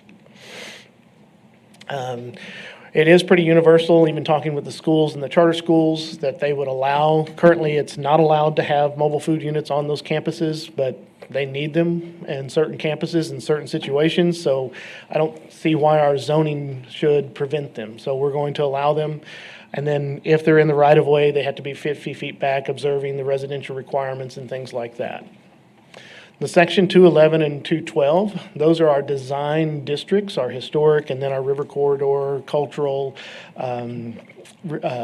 downtown districts. There's a clause in there that says that if you're a mobile unit, you need to come to us for permission. Well, the idea behind our design districts are protect the integrity of the architecture and the design of those places. A mobile unit that's there for 3 days is not going to affect that. So we're asking to remove that piece out of there, because they're more than likely, they're not going to come and see us anyway. We'll never know they were here that weekend. They'll come in, they'll do their serving for the event, and away they go. And then the last thing that we've had is that we've had some inquiries about mobile food parks.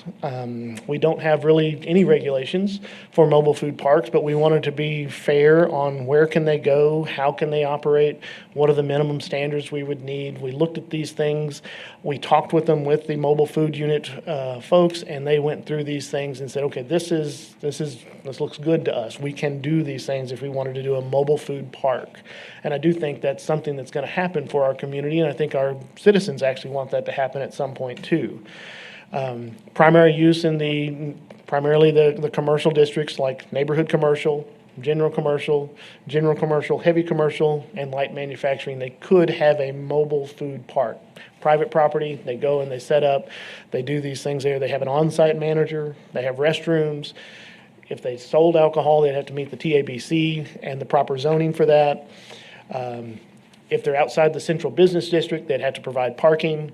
They comply with our normal noise, signage, and lighting requirements. They comply with floodplain development so that they're not in a floodway or a bad flood zone that they're able to get out of. And then just your standard site development requirements. And so that's something that we've added as a new section under that section 419. With those things, the city staff does have these recommendations to adopt these different sections, which is section 419, which is amending the mobile food units, making those amendments. On the use table, allowing them in the residential areas, which is section 313. And then the two design districts, removing the language that they have to be reviewed if they're here 3 days or less. If they do happen to go and park on a property and they're going to use that for their building, they would still go through the Design and Historic Review Commission. But if they're just a temporary, we would not have any oversight of what they come and do for that weekend. With that, I will be happy to answer any questions for you guys. Liz and I have the same question. Yeah, Aaron, I had a question with regards to the schools. Obviously, I think it's a great option for the schools to have these mobile food trucks, but I'm just curious about the consent process. Obviously, I would hope there'd be a higher threshold of background checks or whatever goes into that by allowing these trucks on school premises. What's that look like? We would let the school district handle that. Okay. We're just allowing the land use to potentially allow it. The school district would have control of whether they would allow a specific unit of some kind to come on, whether they did background checks or whatever their process was. Okay. So Aaron, on the mobile food park, how are you determining the parking requirements? Is it by how many units are on it? How large the land is? How does that work? Well, we're really going by what our established restaurants do, and it's how many seats. Like if they do outdoor seating, they do like some little area that they have outdoor seatings. How many parking spaces do they need? Are they set up as a drive-through, that they have them lined up and you can drive through and they walk the food out to you? And so we are wanting to make sure that they have adequate parking, and if they have event space also, so maybe they do a food park and they have some event space, picnic tables, something like that. They have an outdoor stage that somebody plays some acoustic music. We are looking at all of those things combined, and that's usually one space per 4 seats. And so that's what we're looking for as far as patrons that are coming to the site. Okay. And then as far as in parks, I guess I know you mentioned it's up to the park director. Yes. But is this something that there can be more than one unit, or is there any regulation on that? Again, is there going to be any screening from the parks director on the units that are allowed there, similar to the schools? I believe there would be screening from the parks director. Now, it may not be to the same criteria as the schools, but it is based more on what the events that are going on and why a mobile food unit would go there. Some of our parks already have contracts with food vendors, and so they may not be appropriate for other mobile food units to go there, but that would be something that our parks director would do. Again, this is just the land use giving them the ability. Right now, technically, because most of them are zoned RS districts, they're not allowed at all. Okay. This at least gives them the opportunity to ask to the parks director to say, hey, we would like to come because you've got some type of event this weekend to set up in that park. Okay. Is there any other questions from Planning Commission? Okay. I think just really quick, can we go back and just discuss a little bit on the serving outside of the operating hours and the 100-foot commercial by established restaurants, changing that to 75? So are we talking about those hand in hand, or? Yes. I think that would be, if we were to maybe lower the 100 feet that we had, okay, then they could only serve for certain hours. The hard part is there's still nothing there that, I really do believe our mobile food units do everything they can to keep their sites clean. It's the challenge of when they have customers that walk, another half a block down and they decide to throw their trash and debris on the ground as opposed to a receptacle. They don't have great control of that because it's just difficult, where a brick and mortar space does. Sure. And so that is a challenge for that, but that I think comes back to our civic pride and our downtown pride, whether if it's in our downtown, what is it that we really want our patrons, our citizens, our friends that are coming to see us, hey, go pick that up, put that in the trash. So in the downtown corridor, are we looking at doing more benches, more trash receptacles if we're allowing food trucks, especially operating at later hours in the evening? I think that's a discussion to be had. At this time, that has not been something that's been on the item. Obviously, as we're doing the Chadburn project, there's going to be more spaces coming north. But I think that's something to discuss to see if that's a cooperation between different parties that may want to provide more trash receptacles or benches or things like that. Okay, thank you, Aaron. If there's no further questions from planning, then we will open up for public comment or pass. Let's just go ahead and move it up here. Okay, Yes, sir. perfect. So Aaron, I'll start off on this point. Number one, we talk about permissions. So we want to look back at what fits our constituents. Sometimes people on a Thursday or Friday think, it'd be great, I've got a birthday party, if I could get a mobile food truck here. Walk me through the permission process and how long that takes. Well, currently, it's a very laborious process. These ordinances are designed to reduce that it would allow certain things by right. They would not have to come to planning or health to say, can I go and do that? We would remove those permissions. It would then go to like our standard issues with any of our neighborhoods is it's a complaint basis. And then we would follow up to find out what's going on, how things are going. But currently, you have to go through a site plan process. You have to go through a permit. And I would say many times, the mobile food unit does not know until maybe the day of or the day before whether they have real permission to go and do things. And they're a small business, and they're trying to plan ahead, buy food, get enough staff for whatever it is, and they're just going to go do it. And we understand that. And so our goal is to try, how do we roll back some of those restrictions, if you will, so that No, they we'll can just go get, and do it's, things. it's simple, it's just an at-risk permission. If you Yes. feel it's good, it's right, and if you get a complaint after that, you're gonna have to deal with I was Right. fixing to say the punishment on the back end, but I do think that will help out a ton of parents and people that are looking in, and I'll even roll this back to the school. You'll never know when, like last night, we lost power to, several thousand people, but long story short, if that shuts something down, that sure opens up some opportunity to help people serve. And I Yes. appreciate that. One thing I would talk about the trash, people that I have spoken with, do the mobile food trucks have an on-site, do they carry a trash receptacle with them that has to be on-site, not only for their personal use, but for their customers? I believe that is correct. That's a health department rule. Now, that's moving to the state, and so the oversight is going to be the state, but yes, that's always been kind Well, of and a I would rule. point out, if that was our decision, we would make that today, that they would have a trash receptacle on-site for customers, Yes, but that is. we could add that to the ordinance in the. Well, I zoning. think if it's governed by state, let's not get this too cloudy. Let's not put too much noise in it. All right, with that, I'll open it up to the council. This time, Mary, I'll start with you. Karen? Your presentation indicates that the serving of alcohol beverages would be permitted in a mobile food park. Yes. So what governs a mobile food unit that is not in a mobile food park? So if it's not in a mobile food park, Are they allowed to serve alcoholic beverages? it would be up to the zoning district that they're in. If they are if they're there permanently, and I'll say that as the caveat, if they're just a short term or just hey, I'm just there for 6 days, we would have to really look at that to see what's allowed under the current rules. Now, TABC actually regulates most of that, but our zoning ordinance does allow where alcohol can be sold for on-site consumption. And then there's what we would commonly call as package stores, where you can buy it, pick it up, take it, and consume it other places. And so I don't know of one currently in our community that does sell alcohol. I know there are other communities in the state of Texas that's allowed based on their zoning.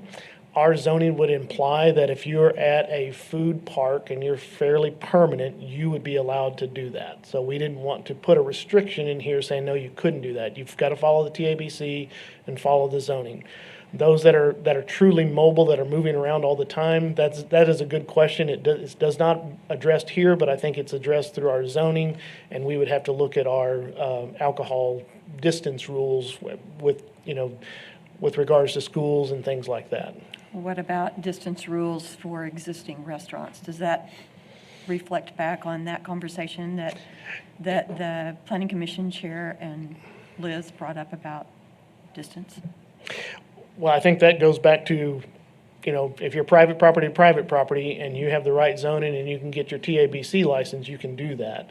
If with this distance here, do we say in the right of way, if you're there in the right zoning, are you allowed to do that? Is there any conversation with existing restaurant owners about this very thing? Would that be problematic? I'm not aware of for them? any direct discussions about the alcohol part of that. I know there's been direct discussions about the distance. And maybe Monica Ramos with Downtown San Angelo is with us this morning. She might have some insight on that, but I have not had any direct conversations about the alcohol piece. Okay. Patrick?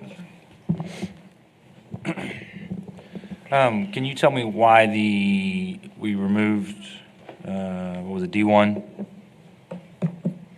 The 3 days, if located Yes. at their commissary? Because the state says that you're supposed to be mobile every single day. You're Okay. supposed to move every single day as a mobile food unit. We put that in there because we were having questions about the design areas back in 2019 when those things got changed. They wanted to see all the mobile food units that were, whether they were temporary or permanent. I believe we just need to look at the ones that are permanent. Those that are mobile, they may never even come to us. They may come to us from Ballinger or from somewhere from Lubbock. We'll never even know they were here that weekend.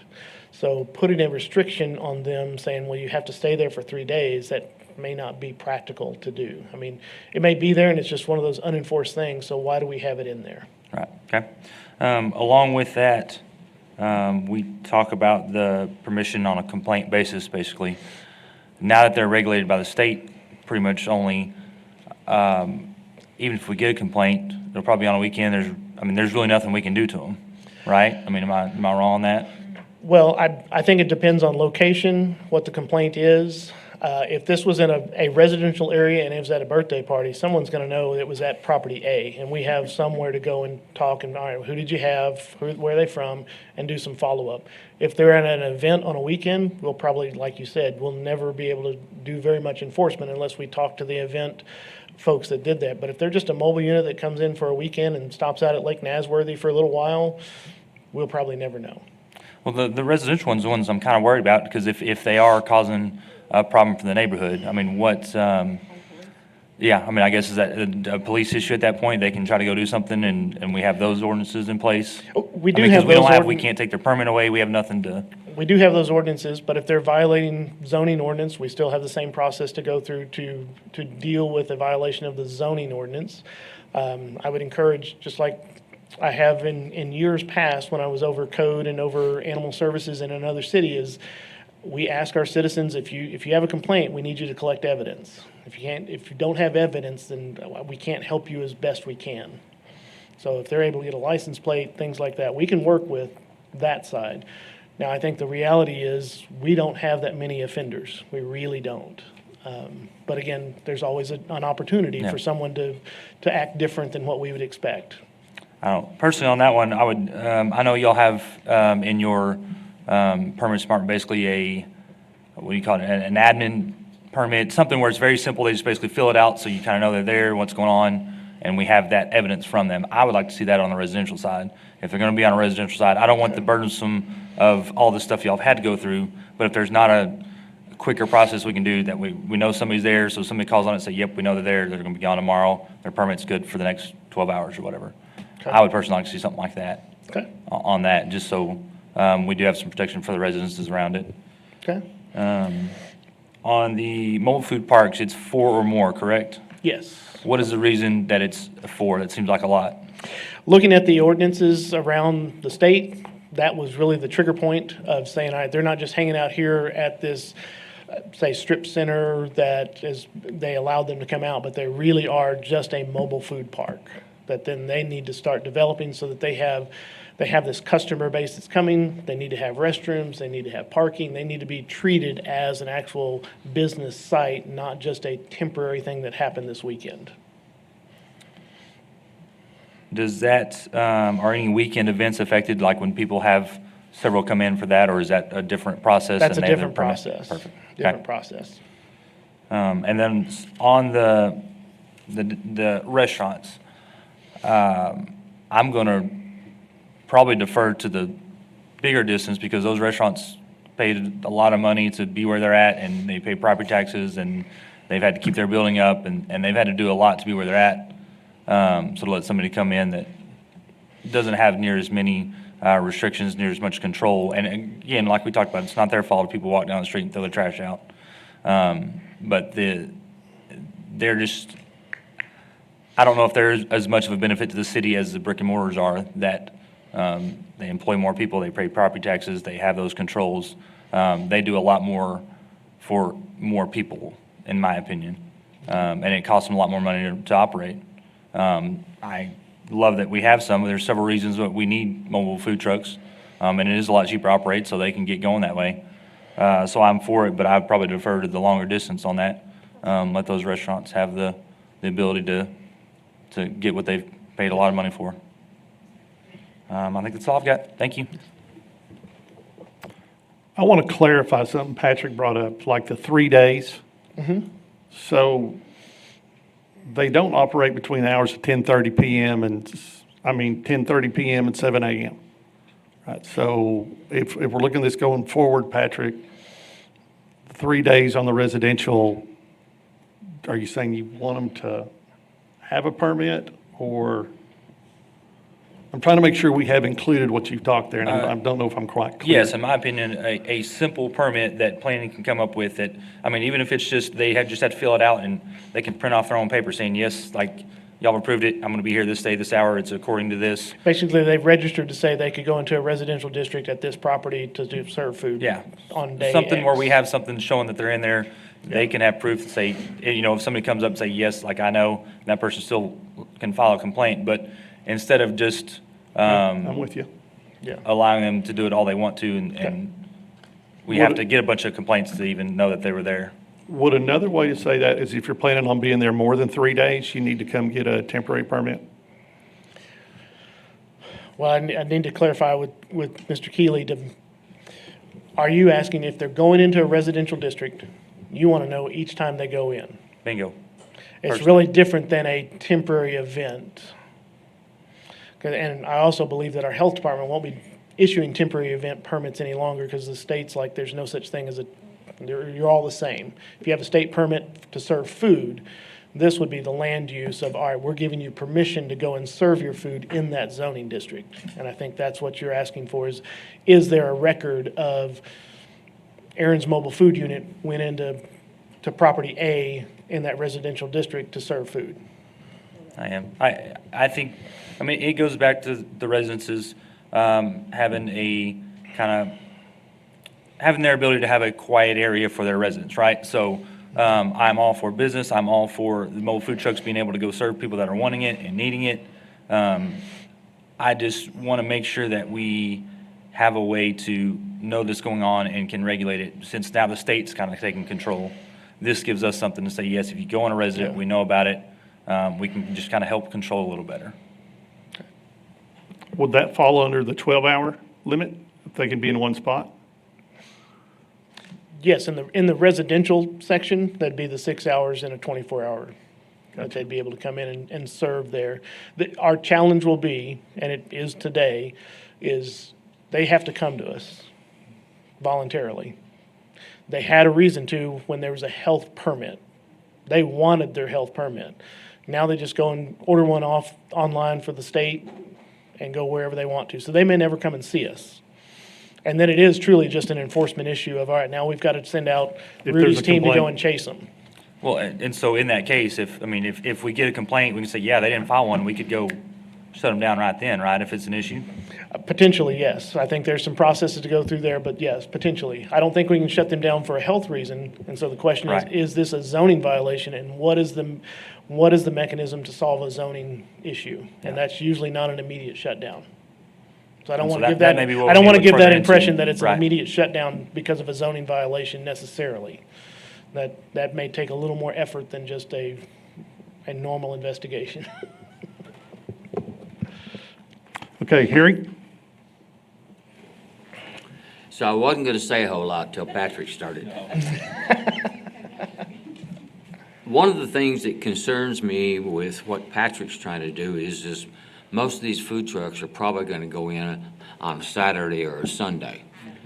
And you really don't have any recourse until they're done with that particular party. So I'd hate to put a lot of more work on the staff trying to get some type of zoning permit to allow them to go in there. I understand that we've got, some of these streets are pretty narrow. You put a food truck on my street and you probably couldn't get down it.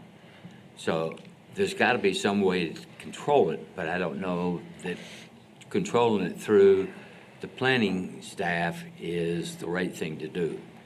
I struggle on that. I also do agree with Patrick, though.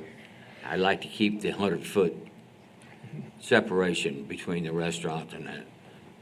A good portion of these restaurants are in my district, and so I want to fight for the brick and mortar right now.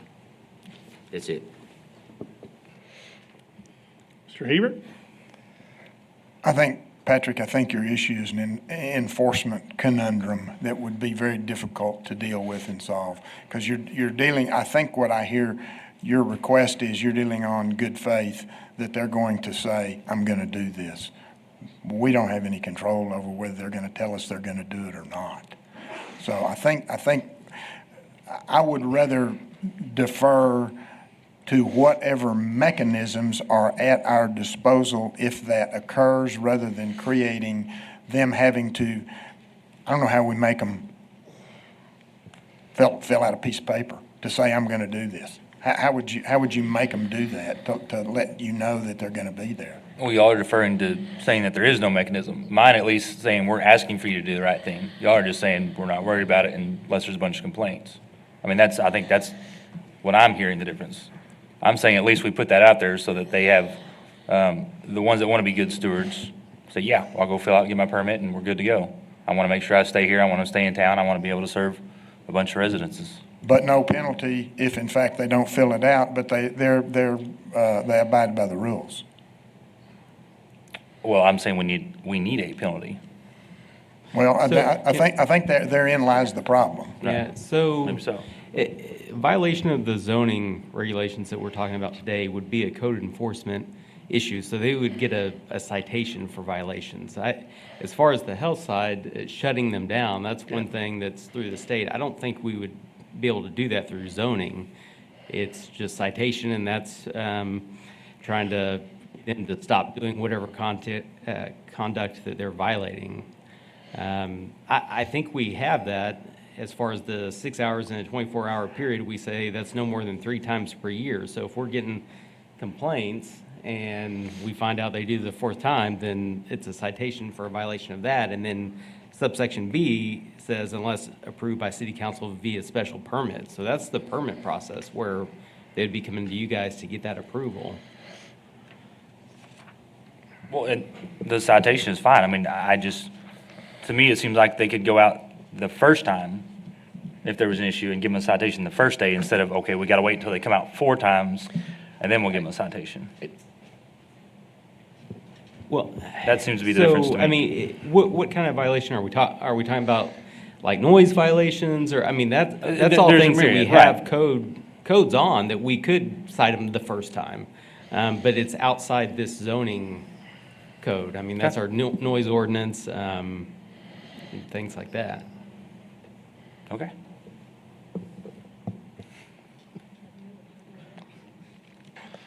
So what we'll kick back to planning right now is and this may be something that needs brought up later, but we're going to move this forward. We've got a lot of time. Is what I hear the consensus on the council is to come back, but we want to maintain the 100-foot distance. Would that be correct? Yes. Patrick, Mary, everybody wants to maintain the 100-foot. May I ask a question? Sure. Okay, so I understand the 100-foot during operating hours, but, let's say a typical business downtown closes at 9 p.m., is there a way that we can put that after a typical food establishment closes, then you could do it in 75 foot? Is that possible, or is that too hard to regulate? I do think you run into a regulation challenge. And while I see the logic in that, what I also see in the logic for enforcement is if you have a standard, you have a standard. And it's around the clock. So, No, fair enough. I mean, that's an easier way for city staff to interpret and say, okay, well, was he here at 9:05 or was he here at 8:55? It's just. And that can change with the restaurant's hours too. Right. Yeah, and it doesn't mean, the restaurant may give permission and then it's okay. That's what I was going to ask. So the restaurant can give permission for somebody to be there yeah. closer Now- than that 100 feet. Now, you may have other restaurants and so you have multiple to deal with, but. Right. We don't want to prevent that either. Yeah, but if they're both willing to, then it's like, yeah, I close at 9, you feel free to come at 9, here's your written permission. Correct. From my restaurant at least, yeah, perfect, Okay. thank you. Perfect, thanks Good for point. that clarification. All right, Brittany, so we'll kick it back to you. The only thing we'd like to maintain is the 100-foot distance. Okay. Are we doing any public? Public comment. We got some public comment here, Heather. Rocky Templin? Oh, and Rocky has waved it one more time. All right, Monica Ramos? We should make him come up anyway.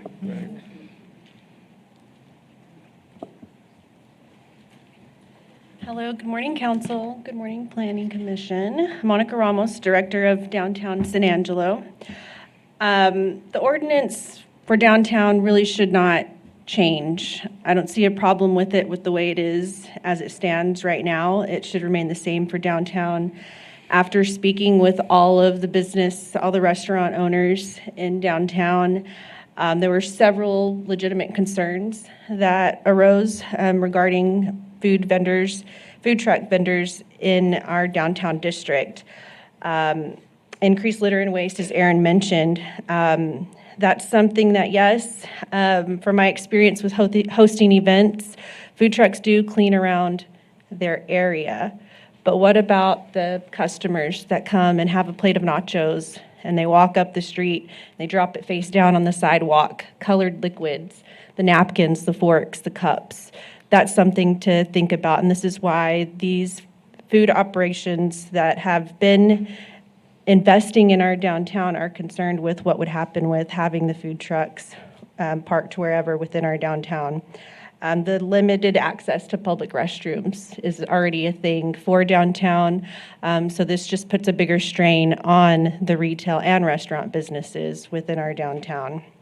There's, of course, noise pollution, the smells and odors that come from the food trucks that are a big concern that can affect not just the businesses, but also the environment and people walking around in downtown and enjoying their time. Food trucks can take up multiple parking spots. That's a major concern for many of the food establishments. And then, yes, the financial investment that the brick and mortars put in.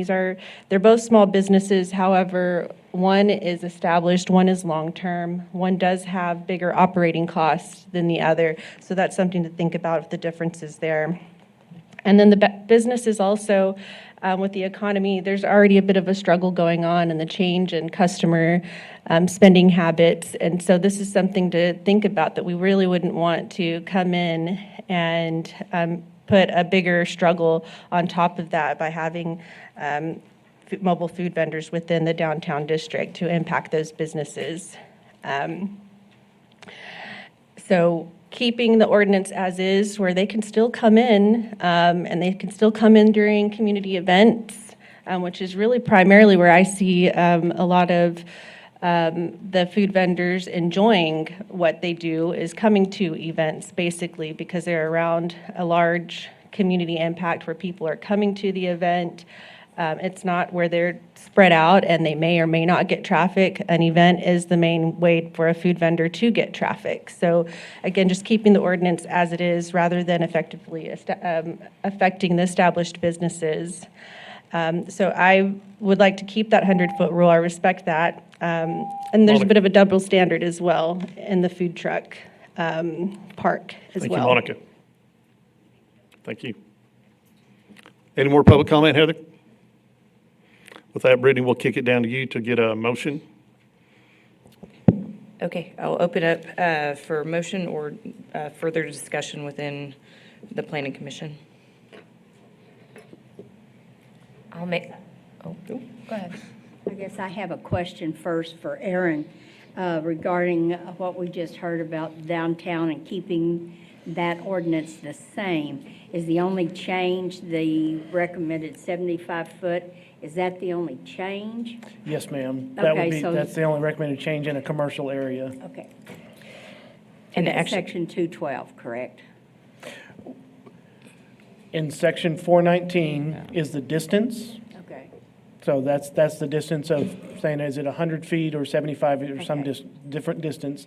Section 211 and 212 are the design districts of if a mobile food unit is using a brick and mortar building, they would have to go to DHRC, but if they're just a mobile for an event, they would not have to go. Thank you. and Aaron, one more question, sorry, and this might be silly, but let's say, again, we're operating under the 100-foot, and that's 100-foot from brick and mortar, not 100-foot from, like, let's say, two trucks parked downtown next to each other.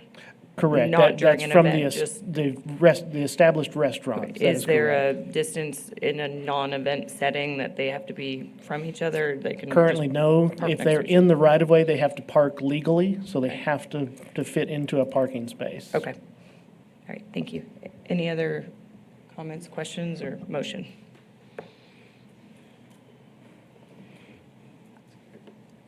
I will make a motion to approve as presented, but to keep it 100 feet. Okay, motion from Lyndon to approve as staff presented, other than not reducing our footage to 75, keeping it at the 100. Correct. Do I have a second? I'll second. Second from Liz.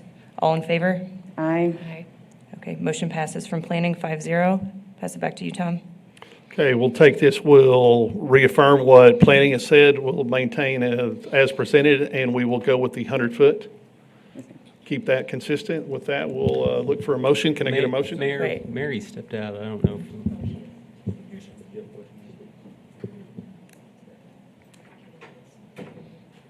She snuck out on us. Probably several want to do that. All right, we'll look for a motion. I have a first from Harry Thomas, a second from Tommy Hebert. We've concluded public comment. All those in favor say aye. Aye. Any opposed? Nay. Item passes 5-1. With that, we will look for an adjournment. Brittany, if you will conclude the planning commission? Do we have any administrative issues that we need to It's discuss? 5-1. It's 5-1. Oh, sorry. Just looking at the agenda, do we have any follow-up or administrative issues before we close? It's on y'all. No, ma'am, we do not. Okay, perfect. And in that case, then I'll ask for a motion for adjournment from Planning Commission. I'll make a motion to adjourn. First from Lyndon, second from Candy. Planning Commission adjourns. We'll roll that up to council. All those if I can take a motion? I have a first from Tommy and a second from Harry. All those in favor say aye. Aye. This planning part and council is adjourned. We will take a 10-minute recess while we reset the dais, and we will start back again at, let's say, 10:45.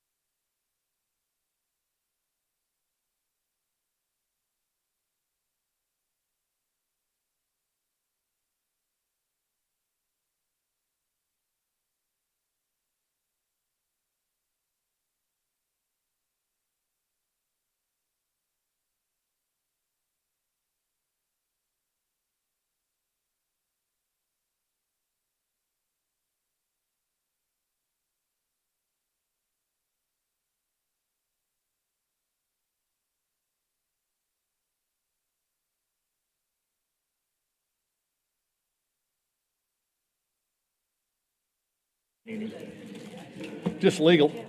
Just legal. Who needs legal?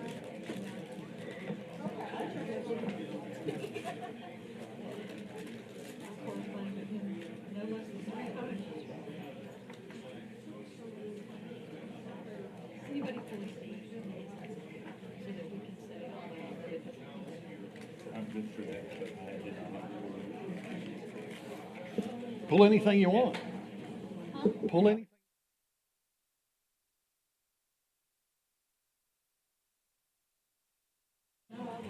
Where is legal? Do we have to have an attorney? We do, he's talking back there to our. He's back there. Sandra, yeah. Brandon? It's game time. Yeah. Go for it. Whatever. I can't talk to him.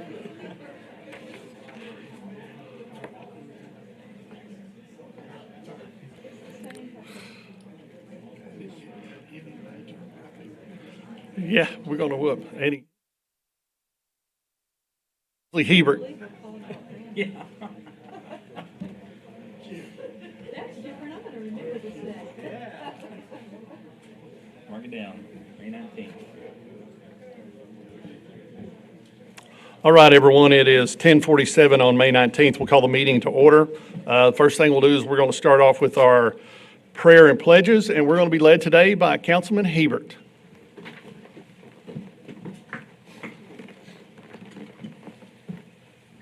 Y'all would bow in prayer with me. Dear God, we thank you for the opportunity to be here today. We thank you for another day of life. Guide our deliberations today. Let them be pleasing to you. We also want to always ask for your protection of those that have chosen to protect us, whoever and wherever they might be. And I pray these things in your name. Amen. Amen. Would join me in the pledges? I pledge allegiance to the flag of the United States of America and to the republic for which it stands, one nation, under God, indivisible, with liberty and justice for all. Honor the Texas flag. I pledge allegiance to thee, Texas, one state, under God, one and indivisible.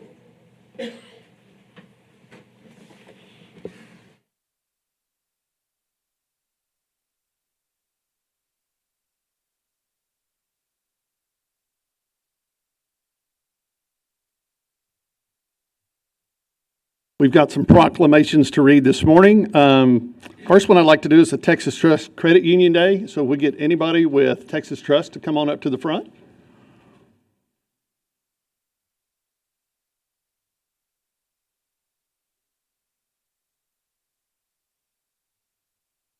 Texas Trust Credit Union celebrated its 90th anniversary on May 1st, 2026, marking 9 decades of people helping people and steadfast commitment to the financial well-being of its members. Texas Trust officially became a vital part of the San Angelo community through its acquisition of Qualtrust Credit Union and has since deepened its local roots by expanding its footprint and investing in the city's growth through the remodeling of an existing facility and construction of a new state-of-the-art branch.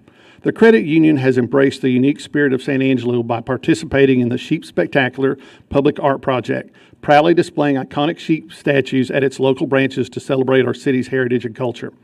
Texas Trust has also proven to be a dedicated partner in education, providing critical financial support through scholarships and partnerships with Angelo State University and Howard College, ensuring local students have the resources to achieve their academic dreams. The credit union's spirit of generosity extends to our most vulnerable neighbors through consistent financial and in-kind contributions to the Concho Valley Regional Food Bank and dedicated support for the local Toys for Tots campaign every December. From its humble beginnings in 1936 to becoming a premier financial institution with over $2 billion in assets, Texas Trust has remained committed to the values of integrity, service, and community reinvestment. Texas Trust Credit Union has been nationally recognized as one of America's best regional credit unions for 2026 by Newsweek, earning a prestigious 4-star rating based on an independent study of financial health, digital reputation, and member surveys from over 140,000 respondents. On May 1st, 2026, Texas Trust Credit Union commemorated this historic 90th anniversary milestone with celebrations across all its branches, honoring the members and communities that have fueled its success.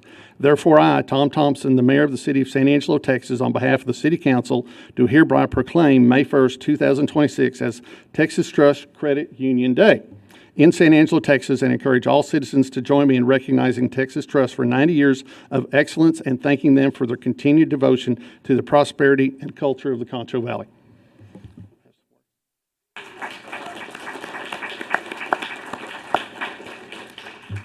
We're always grateful to be able to serve our communities and give back in any way we can. We dedicate a lot of money to ASU nursing program and SASD and Howard, trying to give back to those who are going to be here in generations to come. And we'll be here to support them as well. Thank you, guys. Absolutely. Let's get a picture here.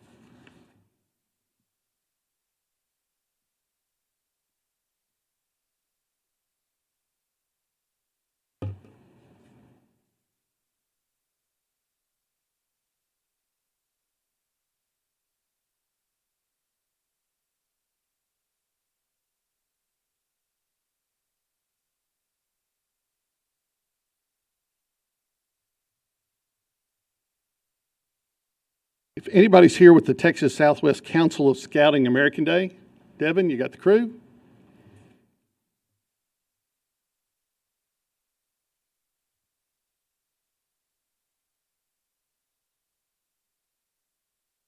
Line up over here.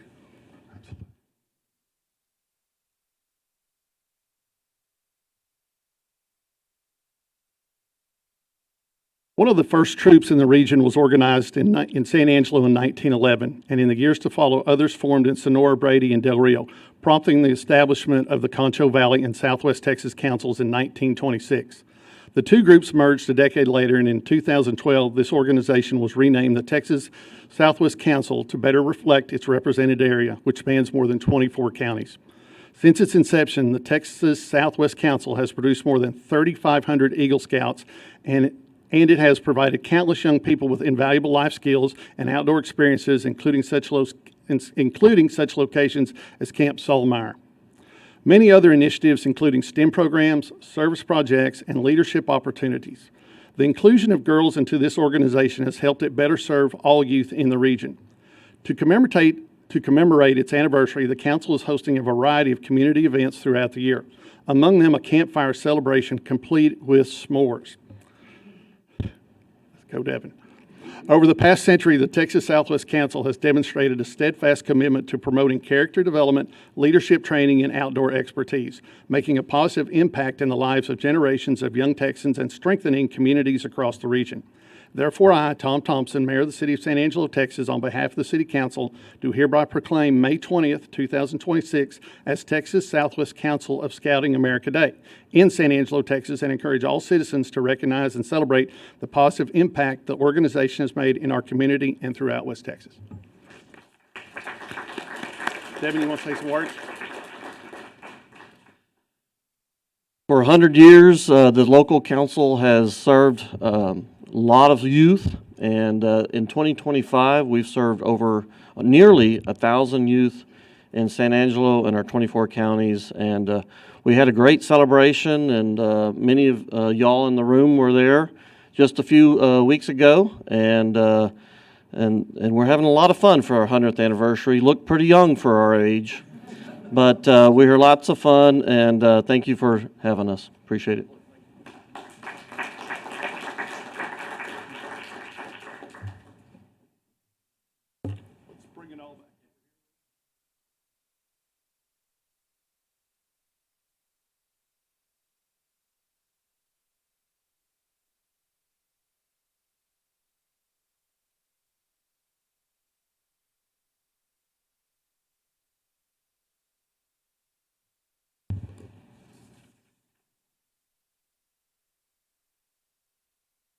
Larry Miller. Anyone here with the Memorial Day proclamation, please come up to the front.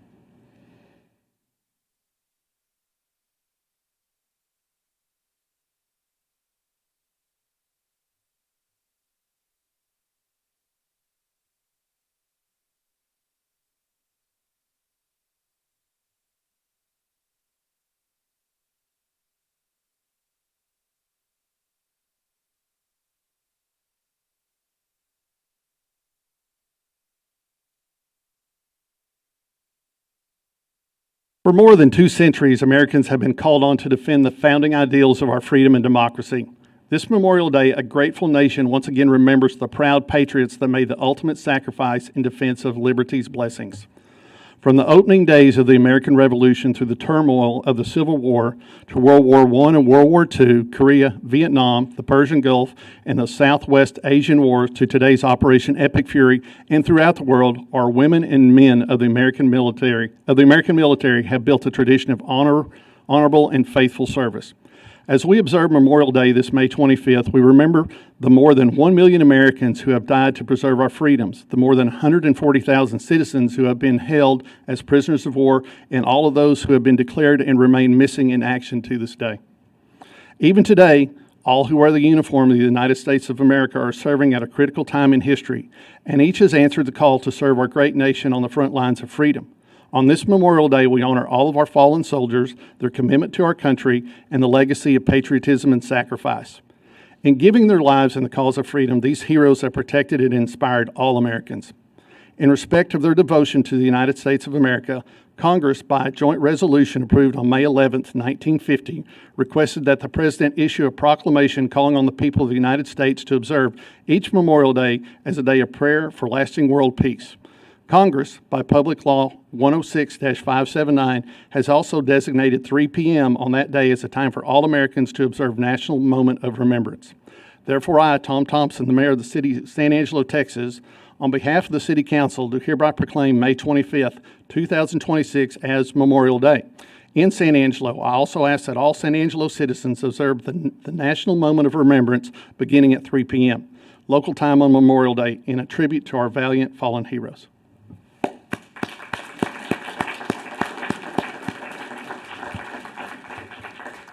JJ, Larry, somebody gonna? JJ. JJ has it. Awesome. Thank you, sir. Appreciate that. As Mayor Thompson has pointed out, over 1 million heroes have paid the ultimate sacrifice to protect the freedoms and liberty that our country enjoys today. This long line of the most valiant begins with those brave Minutemen that died fighting in defiance to the British Redcoats at the Battle of Lexington, and unfortunately continues on just a few weeks ago with the death of Tech Sergeant Ashley Pruitt and her fellow KC-135 crew members that perished during Operation Epic Fury. Our wish this Memorial Day is that you and your family members certainly enjoy this National Day of Remembrance to the very fullest, but at least take a few moments, hopefully around 3 o'clock, to think about and maybe say a prayer or two for our fallen heroes. Maybe a family member or even one of our hometown heroes from here in San Angelo, like Oscar Juarez and Charles Krim, who lost their lives in Vietnam. Or for Walter Irwin and James Martin, 2 Navy crew members, both from San Angelo, whose mortal remains are today and forever entombed on the USS Arizona in Pearl Harbor. Or pay a visit to Belvedere Cemetery and view the hundreds of tiny flags adorning the gravestones of our finest from every one of our wars since World War I. I'd like to end this piece by slightly rewriting a famous quote from General George Patton. Let us mourn the brave women and men who died, but let us also thank God Almighty that such heroes lived. Thank you very much.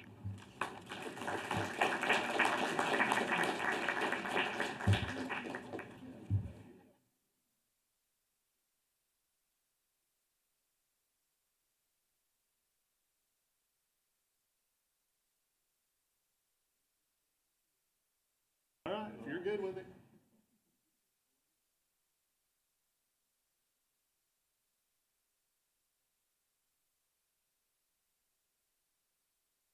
Nice job. Absolutely.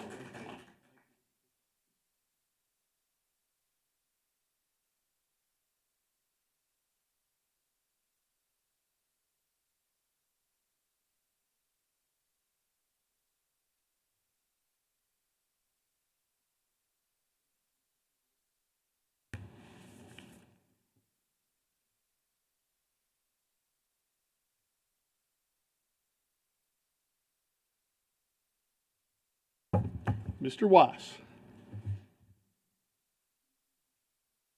Oh, he's not liking it at all, I can tell it. Well, absolutely. Won't you hang out here with us for just a moment? In 2026, the United States commemorates the 250th anniversary of its founding, marking a historic milestone in our nation's history and celebrating the enduring principles of democracy and public service. Organizations including the American Planning Association, National League of Cities, Government Finance Officers Association, National Association of Counties, International City-County Management Association, and National Association of Regional Councils have joined together in commemorating this historic milestone by celebrating the vital role of local government and the individuals who serve their communities. As part of the America 250 celebration, Local Gov 250 and the National Academy of Public Administration launched the Government Champions 250 initiative to recognize outstanding public servants from across the nation whose dedication, innovation, and leadership exemplify the spirit of democracy at the doorstep. In recognition of his exemplary service, steadfast leadership, and meaningful contributions to local government and the community of San Angelo, Rick Weiss has been named one of the nation's 250 government champions.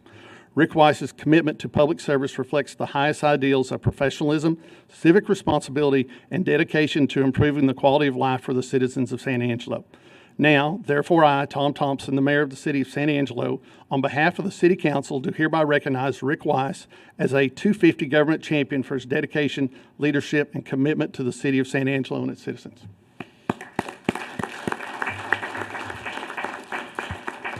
But that's not all. Daniel is going to talk a little bit about the merits of what gets this to Rick. I've had the honor of working with Rick now going on 14 years. And I want to share a quick story with you. We do the budget every year. We walk in and the budget group is there and they have their folders laid out for all of us. And the folder for Rick always reads, Quality of Life Rick. Because that's what Rick does. You know, he's so focused, and we know that he's going to go into every budget. He's going to fight for any project and every project that he feels that is really going to improve the quality of life for our organization. And this is who he is, and you can see a lot of what he's done in our community around us. And that's why I kind of want to read this as well. This is what was submitted. This is kind of a summary of the things that Rick has done. So it reads, It is with great pleasure that we submit a proposal nominating Rick Weiss for recognition as a 250 government champion. We believe that Rick is deserving of one of the best choices as a government champion 250. Through his illustrious 31-year career in local government, he has demonstrated a commitment to public service and tireless contributions in preserving and enhancing city assets for economic development and cultural enjoyment. Rick's expertise in planning and visionary skills contributed to reviving the Concho River, a once dying and collapsing river winding through downtown and the heart of the city, into a vibrant 10 miles of river frontage that features mini plazas, public art displays, and water features.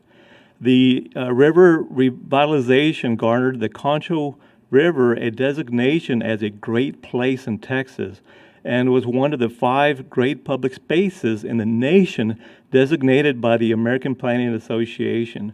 Rick's passion for culture is exemplified in the $16 million renovation of the 1920s City Auditorium into its once-upon-a-time ornate grandeur.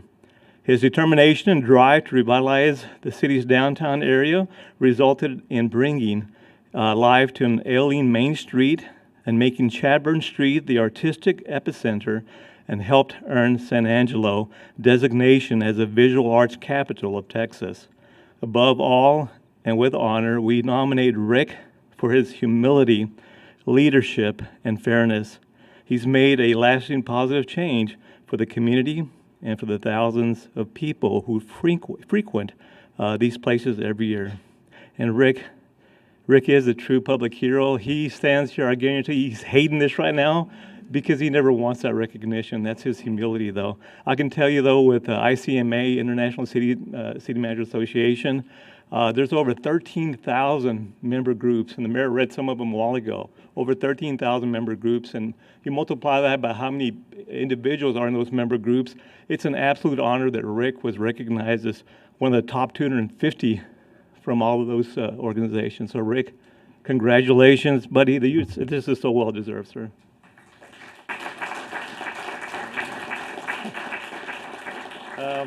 I'm without words, but thank you for the recognition, but I do have a few words. And really that is that this is not for me. I have been blessed to work with amazing people throughout this city, specifically the ones closest, Sandra and Carl and Al and Aaron and Bob, but all of the volunteers and people who work for this city are amazing. San Angelo is above and beyond, be the best place in the world to work and be best people. It's not only city employees, you hear that about the citizens all the time. So thank you, it's the people that make this place, not me. Thank you for allowing me to work with you, appreciate it, thanks. Oh, you get in it.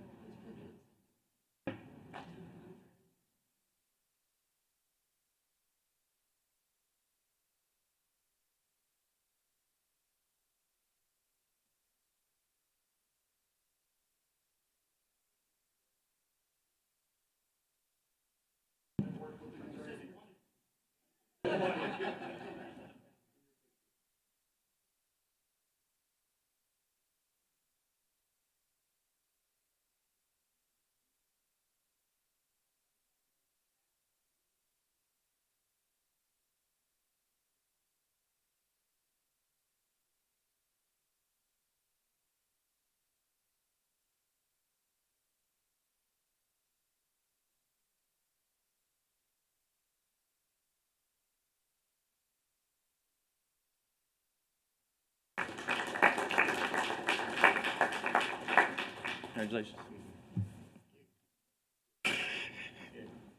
Don't forget your proclamation here, Mr. Williams.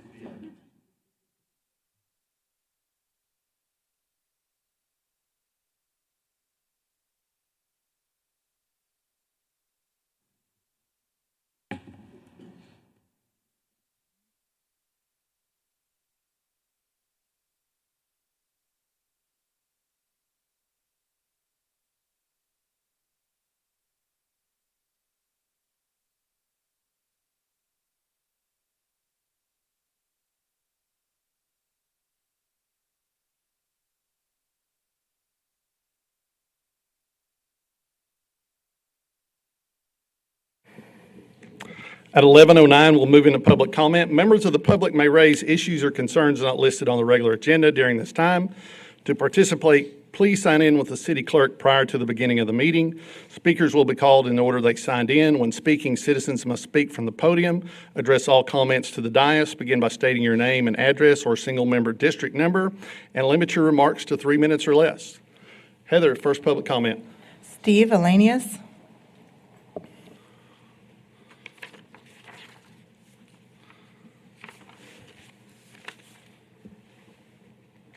Mayor, council members, Steve Elanius, President and CEO of the San Angelo Chamber of Commerce, 418 West Avenue B. I want to commend you guys as leaders in terms of how you've been dealing with the data center issue. I think it's not been easy, but I think you've leaned into the hard conversations around water and sound, which I want to commend you for, because some folks want to avoid those conversations, and you see that happening in a lot of communities throughout Texas. And so I think you're doing a fantastic job in terms of addressing that. The other thing is, I've been doing this for quite a while. I've done a lot of deals where I've seen the wheels come off and the wheels go back on and the wheels come off on the deals. I will tell you, this deal isn't done. There are factors that are driving decisions that are going to be beyond San Angelo's control. The finance markets, the customer service base in terms of what's looking at this, the regulatory environment is changing as we speak. And so there are going to be decisions made that are going to be made outside of anything that you can do. So I want to commend you for trying to find that path forward on this issue. The second thing I want to mention is The city only has basic two revenue sources. That's property taxes and sales taxes. And currently, San Angelo has one of the highest property tax rates in the state of Texas at 79.5 cents. And that is a challenge for the taxpayers, the local taxpayers in this community. Residents pay 68% of that tax burden. And that is a tremendous burden that's placed on local taxpayers. My banker friends remind me that I don't have a revenue problem. I don't have an expense problem. I have a revenue problem. And I think the city is kind of faced with that same challenge.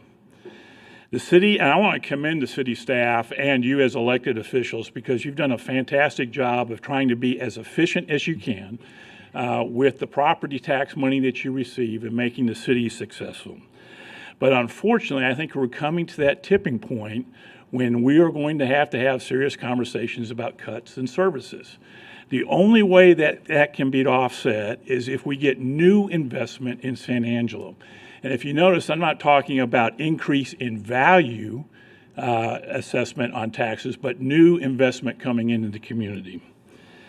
If we can do that as policymakers, you will have the opportunity to return tax money back to the taxpayers and put it in the taxpayers' pocket.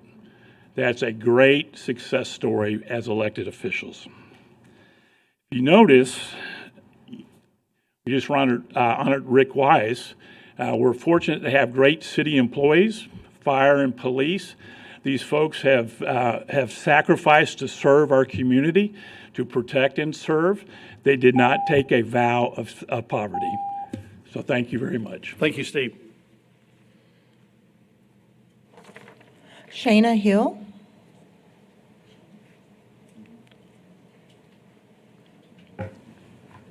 Shayna Hill, Keep San Angelo Beautiful Coordinator, 301 West Beauregard.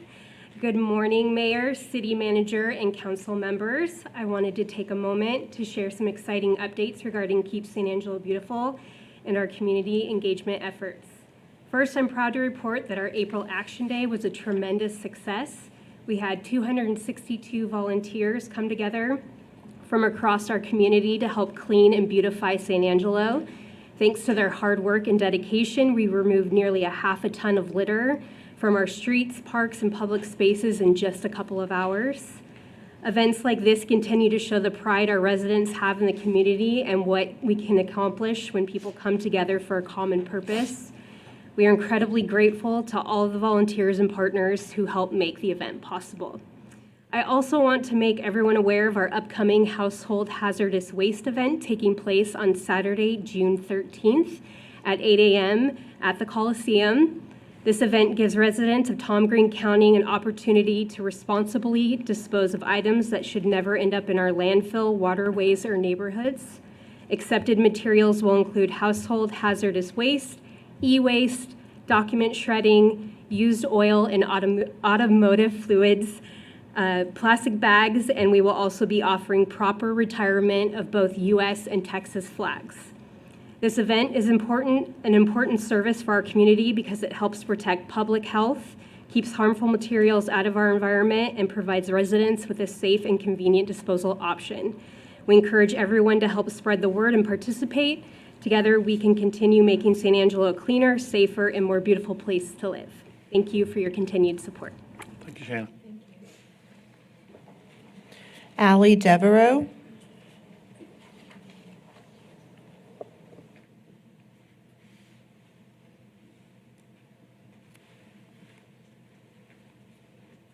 Good afternoon, Allie Devereaux. I feel like the writing should be on the wall at this point. It seems the majority of people really do not want data center development in San Angelo. No matter what the financial gain might be. And I'm not going to speak about technicalities today. I'm growing weary of talking about setbacks or what Skybox is going to do to try to mitigate the noise pollution, the light pollution, the air pollution, the water pollution, the chaos. We all know that regulations and standards have been rolled back across the board at the federal level to fast track AI development. And I don't know how you've been convinced that these aren't issues while the evidence is crystal clear all around you. But the reasons that many people don't want this actually go deeper than these technicalities. Technocracy involves a framework to replace the market economy with a system of centralized resource allocation. It dissolves private property rights, it advocates for the collective management of all resources, and it envisions the distribution of goods and services through centralized planning and state-subsidized monopolies. The technocracy is not building data centers so that we can do social media or store our pictures. Genetic engineering, information technology, artificial intelligence, nanotechnology, and cognitive science are all converging to supply the tools and methods for managing human populations. Are you familiar with the term biodigital convergence? I think you might want to look into that. Technocracy implements social control through comprehensive data collection, algorithmic decision-making, biometric tracking, and universal surveillance, forming the infrastructure for enforcing compliance, influencing social behavior, and engineering consent. What is driving this agenda is a secular religion centered on technology. It is a belief system that demands adherence to an authority of experts and compliance with technical prescriptions and minimizes all other sources of meaning, whether that's philosophy, faith, truth, art, nature, or liberty, while elevating the pursuit of progress as the highest good. And with the rate that this agenda is unfolding across the country, San Angelo would be vastly more positioned as a desirable destination and place to live if it made the bold move to not build any data centers. Consider the benefits that would arise from making our community a haven and a refuge from this insanity that is invading every corner of our state. Vote no for data centers, and you will become heroes. Vote yes, and I think you're going to regret it for possibly the rest of your lives. Thank you. Heather? Karen McGinnis.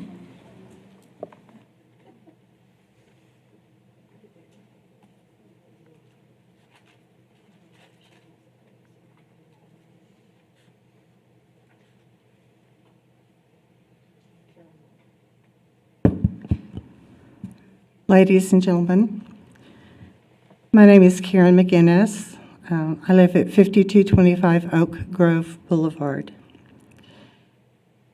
I have to begin by apologizing to pigs and pig farmers everywhere. I love bacon, sausage, ham, ribs, and if you've heard me speak before, you know why I say that.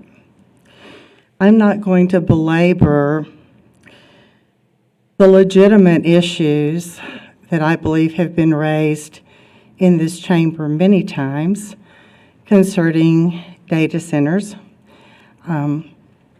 noise pollution, air pollution, the use of water, the lack of really the infrastructure in our city to support those. Today I want to talk about perception. You know, when you look out at this crowd of people, I'm not sure what you see.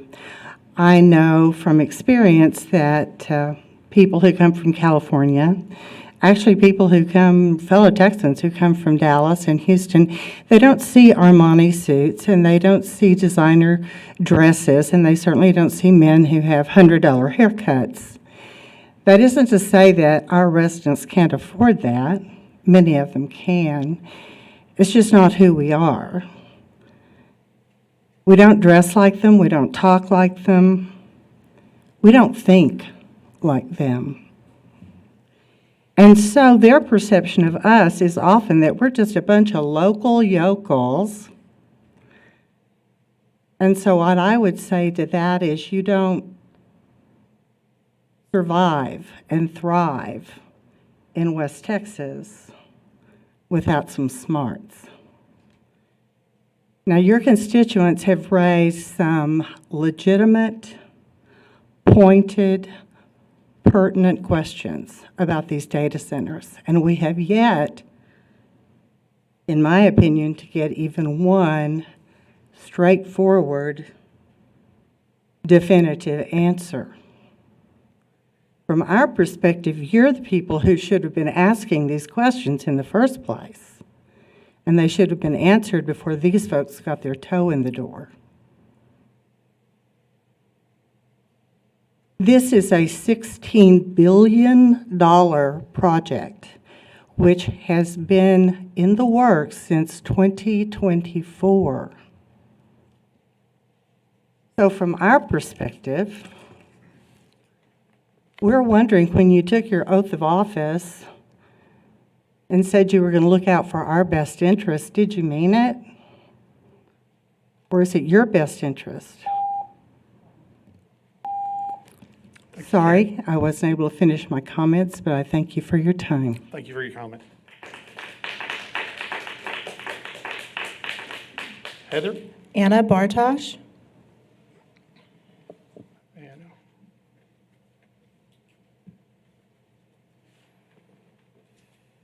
Good morning, Council, Mayor. Anna Bartosh, Single Member District 1.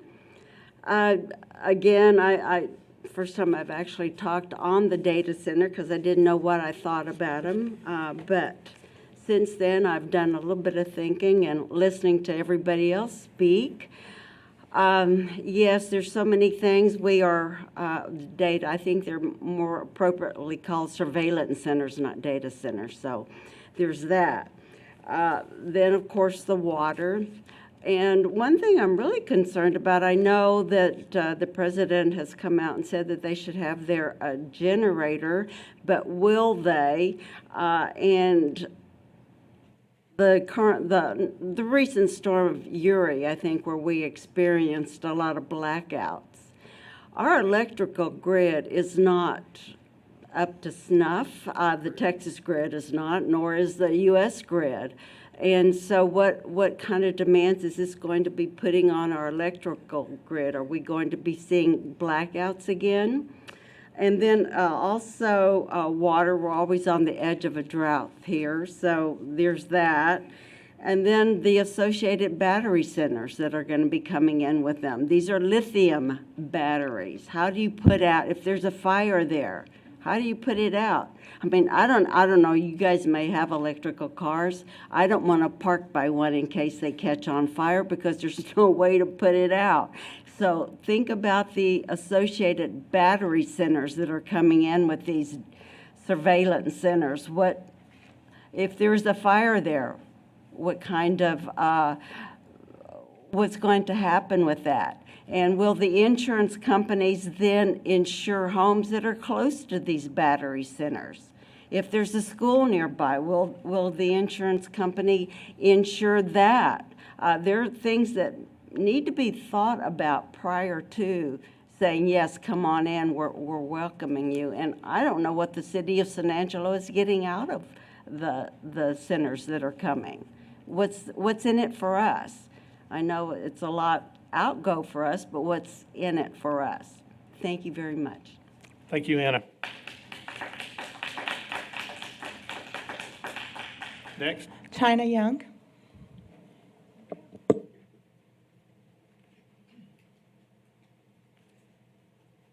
Hello, Mayor and Council. China Young, member, resident of SMD 4. So I've provided you all with a folder containing materials related to the proposed data center developments, including a draft moratorium ordinance for your consideration. I ask that you review it carefully and consider placing it on your June 2nd agenda.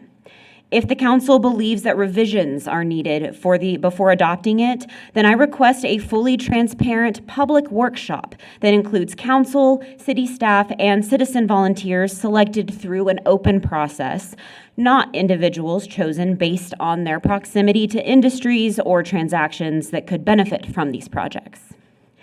Also included in your folders are petition signatures collected by the San Angelo Data Center Citizen Coalition, both online and in person, from residents and extended community members supporting a moratorium on these projects. I removed signatures from outside of an 80-mile radius, even though many came from communities like Midland and Big Spring that share regional water interests with us. But even with those removed, this represents substantial public support for pausing data center and battery storage development until the long-term impacts are fully understood. Over the past several weeks, these conversations have expanded far beyond San Angelo. Communities across Texas and across the country are now confronting these same concerns involving water use, infrastructure strain, and long-term economic risk. And infrastructure isn't just essential utilities, it also includes police department resources needed to address a massive influx of workers that we anticipate during the construction period. It also includes fire department response capabilities in the event of a fire emergency that could result in a mass evacuation without appropriate planning in place. Citizens all over the U.S. are organizing because they believe local governments are moving too quickly on these projects with consequences that could last for decades. What's becoming increasingly evident is that this is another economic bubble that is destined to burst. This industry is moving at a pace that regulators and even material suppliers are struggling to keep up with. I personally believe we are witnessing the beginning of this burst in real time. And this is exactly why a pause is a reasonable and necessary act. A moratorium provides time to evaluate risks, ensure the community is protected before irreversible decisions are made. And in fact, the Texas Department of Agriculture publicly called for a statewide moratorium just yesterday. This council inherited a serious lack of trust between local government and the public. You have the opportunity to change that. For the future of San Angelo and the generations to come, choose caution, choose transparency, choose community collaboration over commitments that cannot be undone. Thank you. Thank you, China.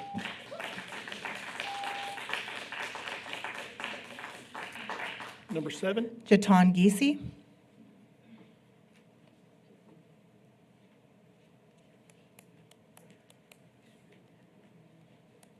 Hello, Jatan Geesey, District 5. I know y'all talked about zoning not relating to our water, but I hope that everyone will come to their senses on the subject of water. We've talked about many valid issues and details this morning. Our planning, it seemed to be for the betterment of the citizens. We recognize Mr. Weiss for his efforts, quality of life. Y'all are supposed to be looking out for our city. Please explain how our city is going to be the exception to the rule, how your citizens' water and electric bills aren't going to increase, how we are going to have enough water. We're already seeding in surrounding areas to get more rain, how the used water is going to come clean. Show us a Texas city that is happy with having a data center and hasn't had these issues. I think y'all are in control of this. Are y'all prepared for the legal battles, the expense, the time when things don't go as planned?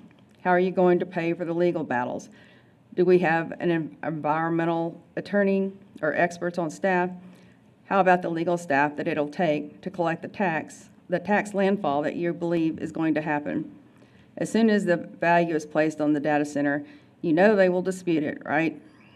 It's part of their plan. How is San Angelo going to be the exception?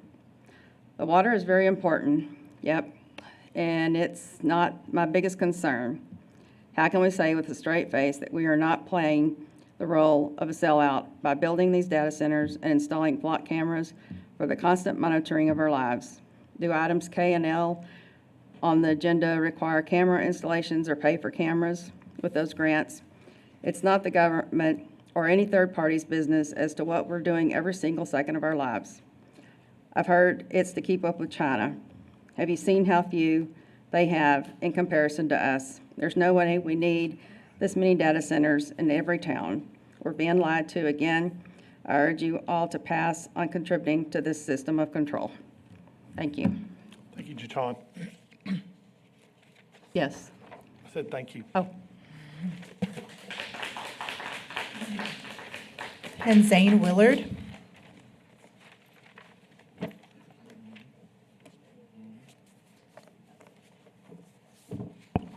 Good morning. Can you hear me? There you go. Good morning, Mayor and City Council. My name is Zane Willard, and I am here to support the approval of the data center project because I believe this is one of the most important economic opportunities San Angelo has seen in decades. Thank y'all for y'all's openness. Thank y'all for the amount of commentary people have had to put up out here. This project is not just about one company or one piece of land. It's about strengthening the financial security future of our entire community. A project of this size brings construction jobs, long-term technical, maintenance, operation, and support jobs after completion for decades to come. It creates work for local contractors, suppliers, restaurants, hotels, electricians, plumbers, concrete crews, service companies, and small businesses throughout our entire city. But beyond jobs, the biggest impact is our tax base.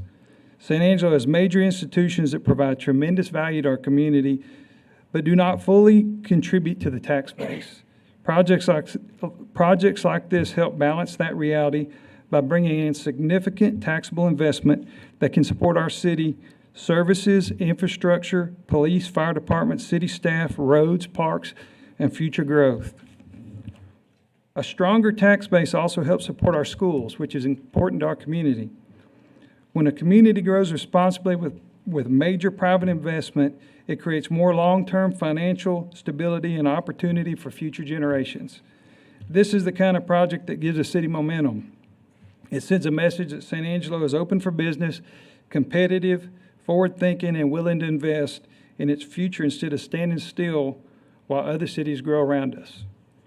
No project is perfect. Questions should absolutely be asked, but opportunities of this scale do not come around often.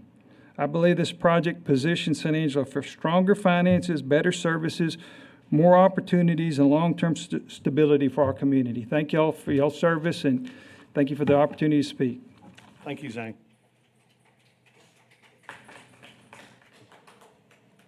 Next. That concludes public comment. All right, with that, we will wrap up public comment. We will move into the consent agenda. With that, I'll start with you this time, Mr. Hebert.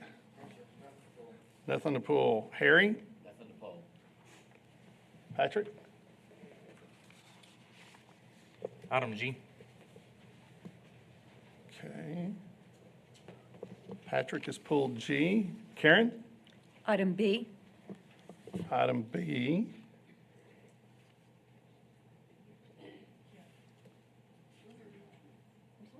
B is in Bravo. B is in Bravo. Mary? No, sir.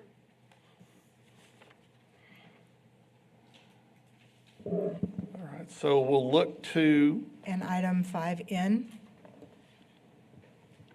5N. That's right, you told me to pull that one. Yeah, we got to pull in. All right, so we'll look to approve all items except B, G, and item N. I'll look for a motion. I have a first from Harry. I have a second from Tommy Hebert. Any public comment on the remaining items excluding B, G, and N? With no public comment, we'll look for a vote. All those in favor say aye. Any opposed? All consent items except B, G, and N are approved 6-0. With that, we'll move into item B. Consider granting a 2.967 acre supplement easement and right-of-way to AEP Texas for the Red Creek Transmission Project and authorizing the city manager to negotiate and execute all related documents. Sarah, you're on. Good morning. Hi, I'm Zeph Mendoza, I'm interim city engineer. To speak on this, me and Sarah have been working on this Great. item with AEP. And does this agenda item have any bearing whatsoever on the proposed data center development? Right now, this is solely the purpose of working with an easement of their existing utility infrastructure that they have there that's crossing across our property that the city owns. So that's a no or a yes? That's the information that we have. We'd have no other information past that. This does not. This is a transmission line that's in South San Angelo. Yes, exactly. Over the South Concho River, and so it's existing infrastructure that's already there. Yeah. They're bringing in new infrastructure for new poles, things like that and this is on the transmission side, not the distribution side. So This is, again, this has nothing to do with the Red Creek substation that is up on the northeast sector. Thank you all. Maintenance and Correct. upgrades. Upgrades, they're upgrades. upgrading their poles and their lines, correct. Thank you, thank you, Yes. thank you all. Any other questions? With that, I'll look for a motion. Karen? Motion to approve, item B. I have a first from Karen. Second from Mary Coffey. Any public comment on item B? Heather? Heather? Any public comment on B? All right, with all that done, I'll look, take a vote. All those in favor say aye. Any opposed? Item passes 6-0. We'll move down to item G, consider awarding WEU 06-26, excuse me, caustic soda to PVSDX Chemicals for 1 year with 4 one-year extensions and authorizing city manager to negotiate and execute all related documents. Danielle, you're on. I think Patrick. Good morning, Mayor, Council. Danielle Ricks, Assistant Director of Water Utilities. Thank you for pulling this item. We certainly understand your concerns about the different bids that came in. We think that if we go back out to bid with maybe some tweaks to those specs, we could get that more competitive bid. So if y'all want to go ahead and just reject the bids, we can go back out and do that. Perfect. Yeah, was the impression I was, is that we have the time. Let's go back. So I move that we reject the bid. All right, so let's see if there's any other questions. First, what would you tweak on this? We dealt with it, Patrick, it's a good pull. I mean, There's a couple we deal with different- this nearly every year. Yeah, we could either extend that day allowance for the delivery, or we could award it to multiple vendors. That way we have that flexibility that if someone can't deliver in time, we can go with the other one. So we'll discuss internally and figure out which one maybe works best for the plant. Awesome, I needed to understand. All right, Patrick, your motion? Mayor, I might, just because of the way we phrase this, consider awarding, you'll notice the E and F, we have it worded of rejecting the bids. I wonder if we ought to bring this back next time as rejecting all bids to make that clear and give proper notice for it, and then we can rebid it out. You just want to move the table? Yeah, I think that'd be better. Do we have Okay. time for that? Yeah. Okay. All right, so I have a motion to table from Patrick. Can I get a second? Second. Got a second from Karen. Any public comment? With none on that, the motion to table item G, all those in favor say aye. Any opposed? Item G is tabled, 6-0. Now we're going to move and pull item N. Consider approving various board nominations, Design and Historic Commission, Susan Mertz, Mayor, to an unexpired term ending September 2027. Public Arts Commission, UKO, I'm going to go ahead and read all of it, or you just okay. want me to read that whole thing? That's fine, go ahead. In SMD 2 to a first full term ending April 2028, Laura Huckabee, SMD 3 to a first term ending April 2028, Park Commission, Eva Horton at large to an unexpired term ending January 2027. Heather, I believe you have a notification on Ms. Mertz.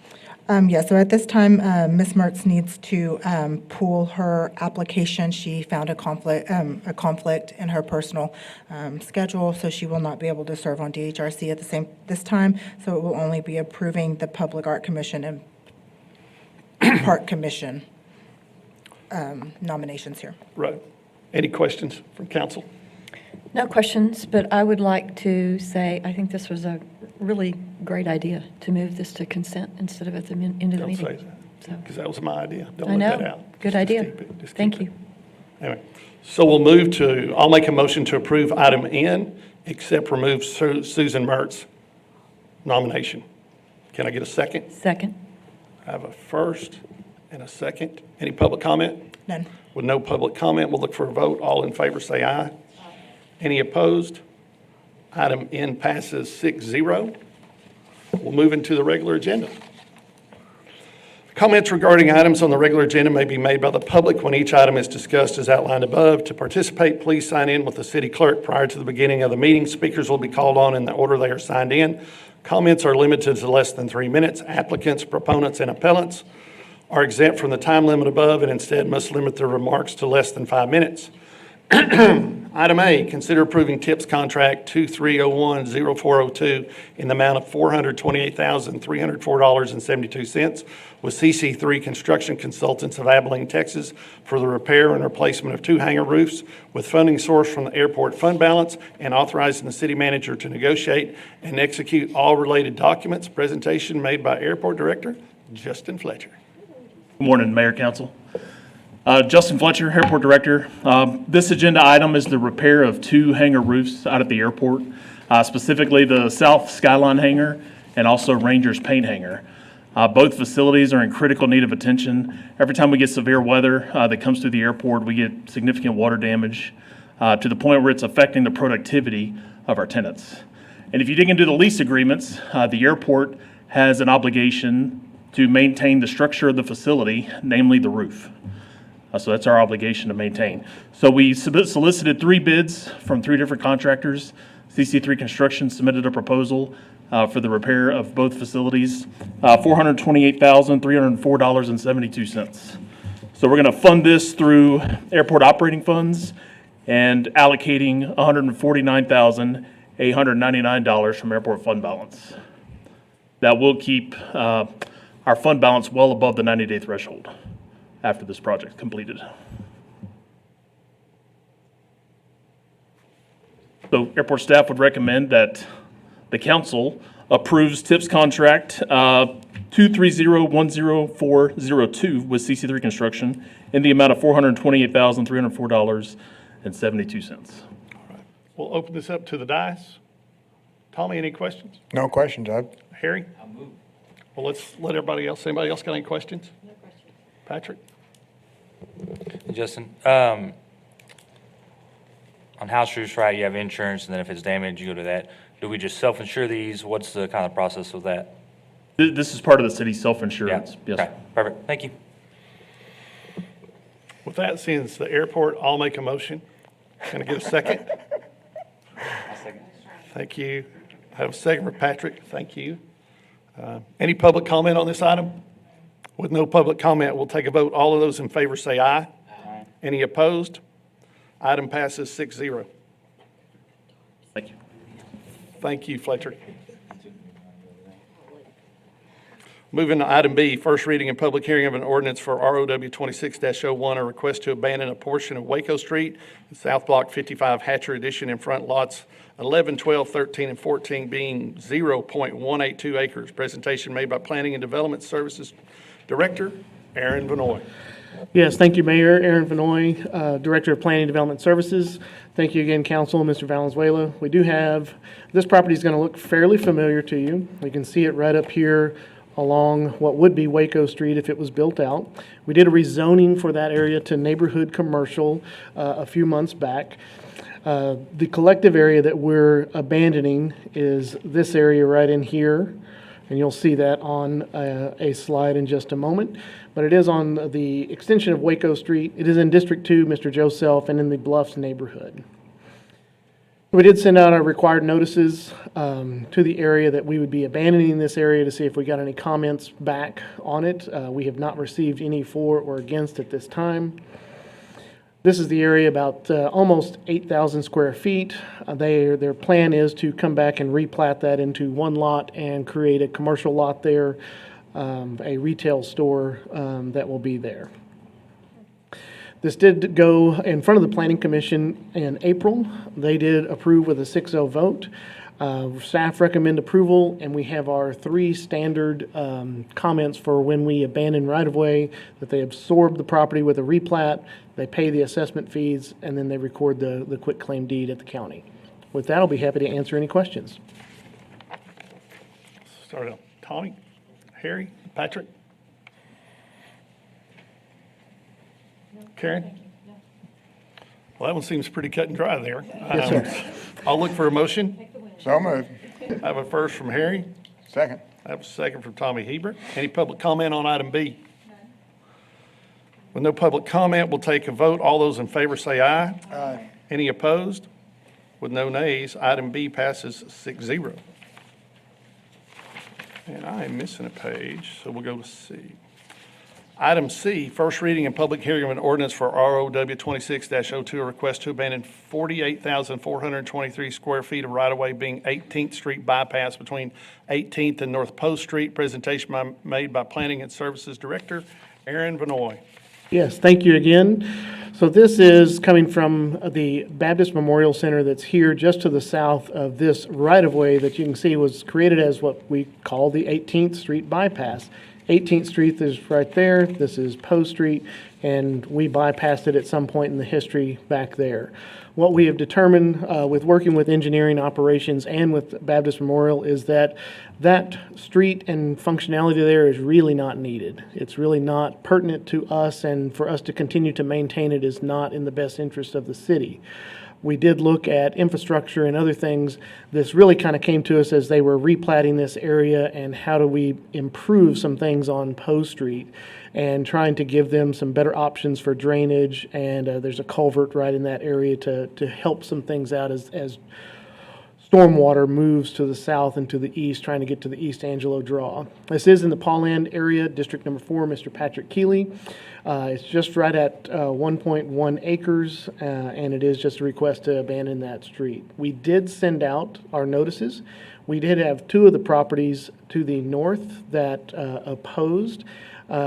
They were unsure of what was going on. After we have discussed it with them, as well as Baptist has discussed with them, they have the opportunity to buy their incremental half of that right-of-way if they choose to. They've also talked with Baptist Memorial about getting access through there through an access easement if necessary. They do actually have access to Post Street and to 18th, so it's not like they're losing access, driveway access. They do have that availability. This is just a closer shot. You can kind of see there. They do have driveway there. They're actually working on doing a driveway there. This property here, which actually kind of lives in that area right there, their parking is back here, and they have landscaping in this area. So there's not a natural spot right now for a driveway unless they tore up some of their landscaping. That's kind of a decision, but there is the opportunity that they might be able to do a driveway there that connects back in this area here. You can see here on this image, you can just barely see that there's that dotted line that kind of goes right up to the pavement area, and then a perpendicular line to that right there. And so these three pieces, so they would have the opportunity to purchase those, and they would have the opportunity, if these northern pieces do not happen to be bought within the 12-month period, or there's a negotiation with Baptist Memorial with those property owners, they can actually retain those pieces at that time and would work through the access easement. This did go in front of our Planning Commission in April. They did recommend an approval of 6-0, and staff also recommends approval, and we have our three standard conditions on there. The one condition that you will see here that's slightly different is number 2. We normally give a 12-month period. In this case, since we do have some independent property owners, we want to make sure that they have enough time to come back and actually replat if that takes that full 12 months to negotiate any kind of access easements or something like that with the properties to the north. Cool. With that, I'll be happy to answer any questions. Patrick, you're SMD, so I'll let you tee this up. So us abandoning it, they'll have their opportunity to buy it. If they don't, it reverts back to Baptist Memorial. Yes, sir. Do we know what their plan is with it? Their plans is to purchase that and then replat these properties along here, so they've got a little more space back there. That's going to allow them to help clean up this 18th Street with curb and gutter and help channelize some of that drainage to come down and around, and with their replat, improve portions of Poe in this southern area. That's a better design and better flow of traffic and stormwater for this area than what we have today. As far as I go, yeah, to me, I've driven it many times. It's not heavily used. There's a couple in that area. You can see the other ones there. Yes. So I like the changes y'all made to allow the homeowners to try to get the opportunity to get them back if they can. Yeah. Give them that opportunity. So I'm good with it. Thank you. Any further questions from the council? All that, Patrick, I'll look for a motion. Patrick has a first. I got a second from Karen Hesse-Smith. Any public comment? With no public comment, we'll take a vote. All those in favor of item C say aye. Any opposed? With no opposed, item C passes 6-0. Moving to item D, first reading and public hearing of an ordinance for Z26-04, request for a zone change from general heavy commercial zoning district to general commercial zoning district located at 1212 North Chadbourne Street. Presentation made by Planning and Development Services Director Aaron Vanoy. Thank you, Mayor. So this is a proposal that's coming to us due to the tiers policies. When you have this CGCH zoning, the tiers policy says you need to pick one to move forward, so they're moving forward with the general commercial. This is in the Reagan neighborhood. It's a small parcel here right at 0.23 acres in District 3, Mr. Harry Thomas, and they are going from general commercial, heavy commercial, to just simply the general commercial zoning district. You can see here, this is neighborhood center. You have heavier commercial here just to the south, but we do have the neighborhood center there, and that's mainly because the neighborhood back to the east, you see where that RS2 kind of comes in there. They actually do own those two lots there, but they're not rezoning them at this time. They are just doing the rezoning on these two lots.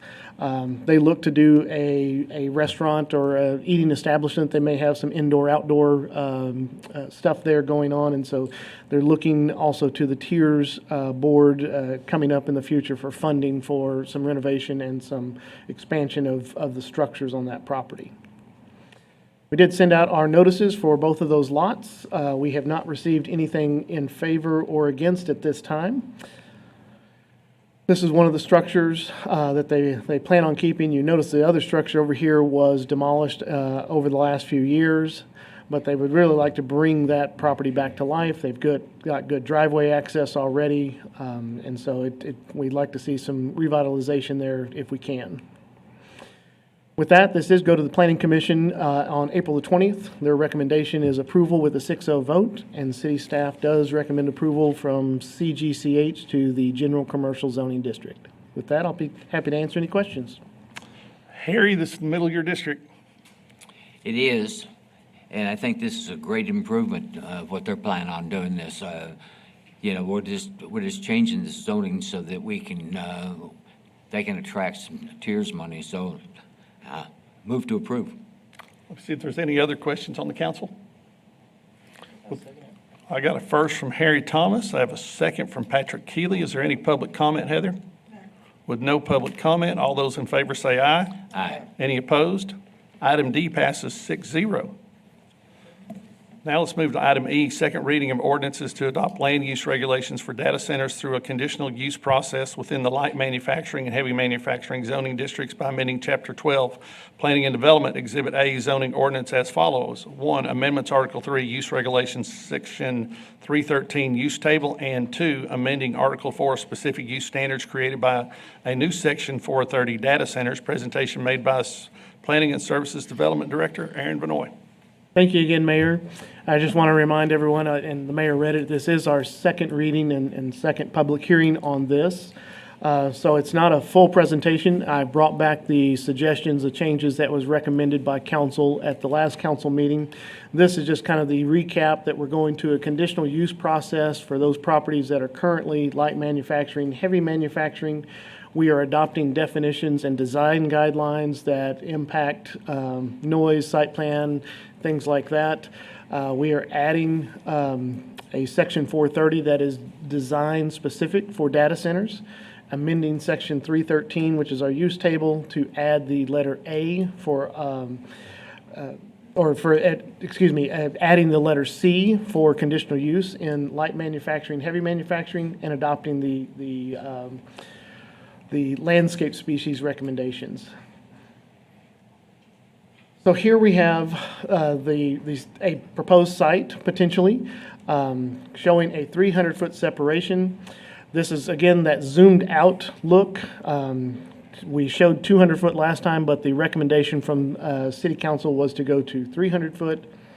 We actually then zoomed in, and let me back up one. This is right here on this spot right there. You can see the dirt road that comes in. There's a residence right there, so we thought that would be a good spot to zoom in.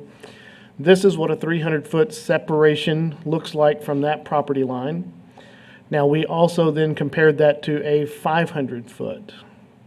And so that's 200-foot additional, because that was a question at the time. Right now, the city staff and city council said, let's do 300 feet, which is right there. 300 feet is, end zone to end zone on a football field. 500 feet would add those end zones and then some. So 300 feet buffer between there.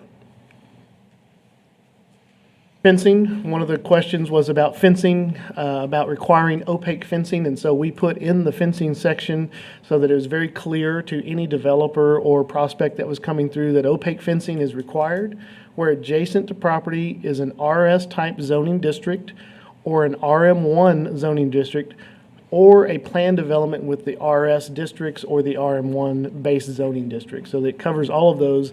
If I recall the conversation correctly, we were not as concerned about ranch and estate, so R&E, or RM2.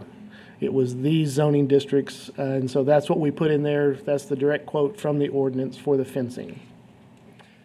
Noise, we did have that discussion about noise, all the way from the standard noise, the loud noises, to that low frequency, that constant kind of hum, or the what I call the bass drums that you kind of hear, or the diesel engine that's just kind of a constant type of noise, to bring that all down to the 55 decibels. So that is what we have in our ordinance today, is to recommend the 55 decibels. And then we talked about rainwater and stormwater. In the zoning ordinance, we're dealing with the rainwater and stormwater. We're going to allow our utilities ordinance to deal with gray water the proper way that they deal with that. And so we are requiring to reduce the potable water uses, that they shall incorporate rainwater or stormwater collection systems. They capture the water and may be used to satisfy some or all landscape irrigation needs, and must be isolated from the potable water system. It means that there's no cross connections with the potable water sections. Again, all systems need to meet the building codes, plumbing codes, and any other environmental regulations and utility standards for those systems that they would put for rainwater and stormwater capture.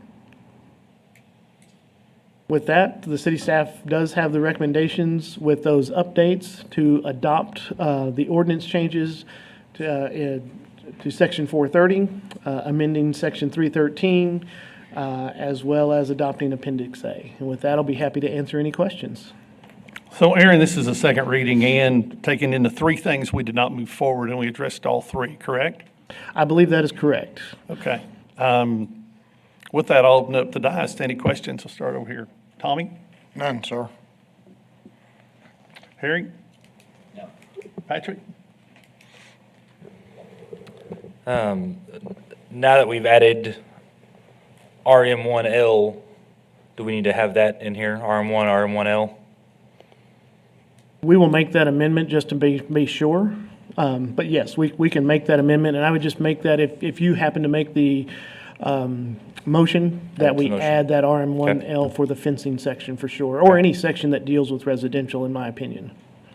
I will say, and I know I've talked to staff a little about it, I did go look at actual data centers with 300 feet setbacks. I'm glad we went 300. I thought it was a really good number. The residents I talked to that live close, they did not have any gripes about that. There were plenty of other gripes, but it was not about that, the setback, the view, any of that. They didn't say anything about that. It was construction and other things. So I think 300 was a great number to stay with. The decibels, the ones I went around, if I could hear anything from it, it was over 55. It was right around the 59 to 61 mark. So I think 55 was a great number to go down to as well. So I applaud all of us and y'all for getting those on there. From what I've physically seen myself, those are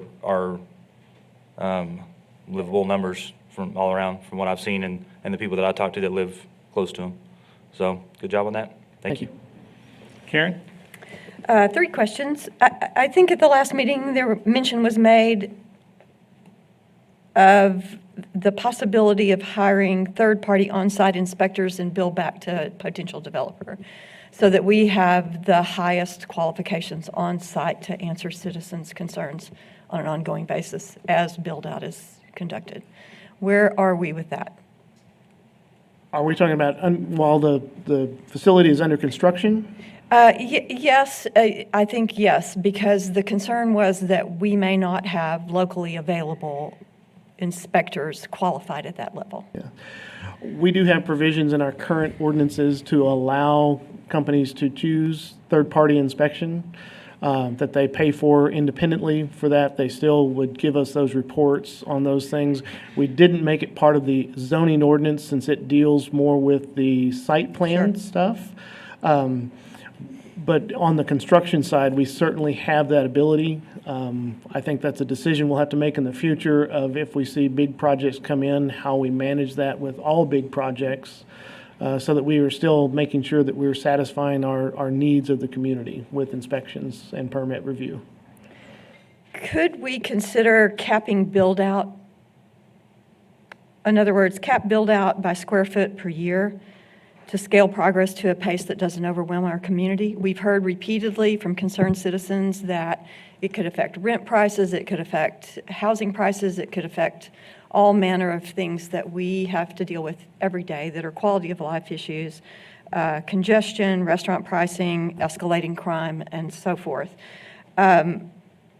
Just wondering if that might be an option, having, like Patrick, taken a drive to see some other projects underway. They're quite unbelievable in their scale. So is that something that we could consider? So looking at what zoning can actually impact, and again, we're looking at land use, it allows us to do bulk of building, number of buildings, and things like that. It does not really give us the ability to regulate the speed or process of the construction of how many structures you can go at a time. That's usually limited by resources of some kind, whether that's labor, materials, subcontractors. So I looked through a number of the ordinances that we looked at all the way from within our state to out of our state this weekend to see if that is something that can be placed in there. I didn't see that in any of the others, so I'm not fully sure I can answer it 100%, but I don't think zoning is the appropriate place for that. Okay. I think that might be a different mechanism of, all right, how do you slow the influx of or the speed of the construction? How do you do that? Now, we've usually not had big construction projects like this, so it is slowed by those other factors, not by some regulation. So, and I don't know that Mr. Dyson has had any chance to look at anything like that, but I don't expect him to have any concrete answers either. So, can I ask Shane to explain to the room what he explained to me yesterday, I guess, about there's something already kind of inbuilt every 6 months, how the development may progress? Yeah, and a lot of times, as we've talked with these development companies that we've talked to and trying to research and gain as much knowledge about this as we can, most of their build out is, they'll start one building and then 6 months later they'll start another one. The Abilene project was a bit different in how their approach was when they took it, as they had a different directive, had other different funding sources as well. But most of these projects take a very strategic build out over time. They said just due to the site layout, if we're restricted to 300 acres, we can't build 6 buildings at once.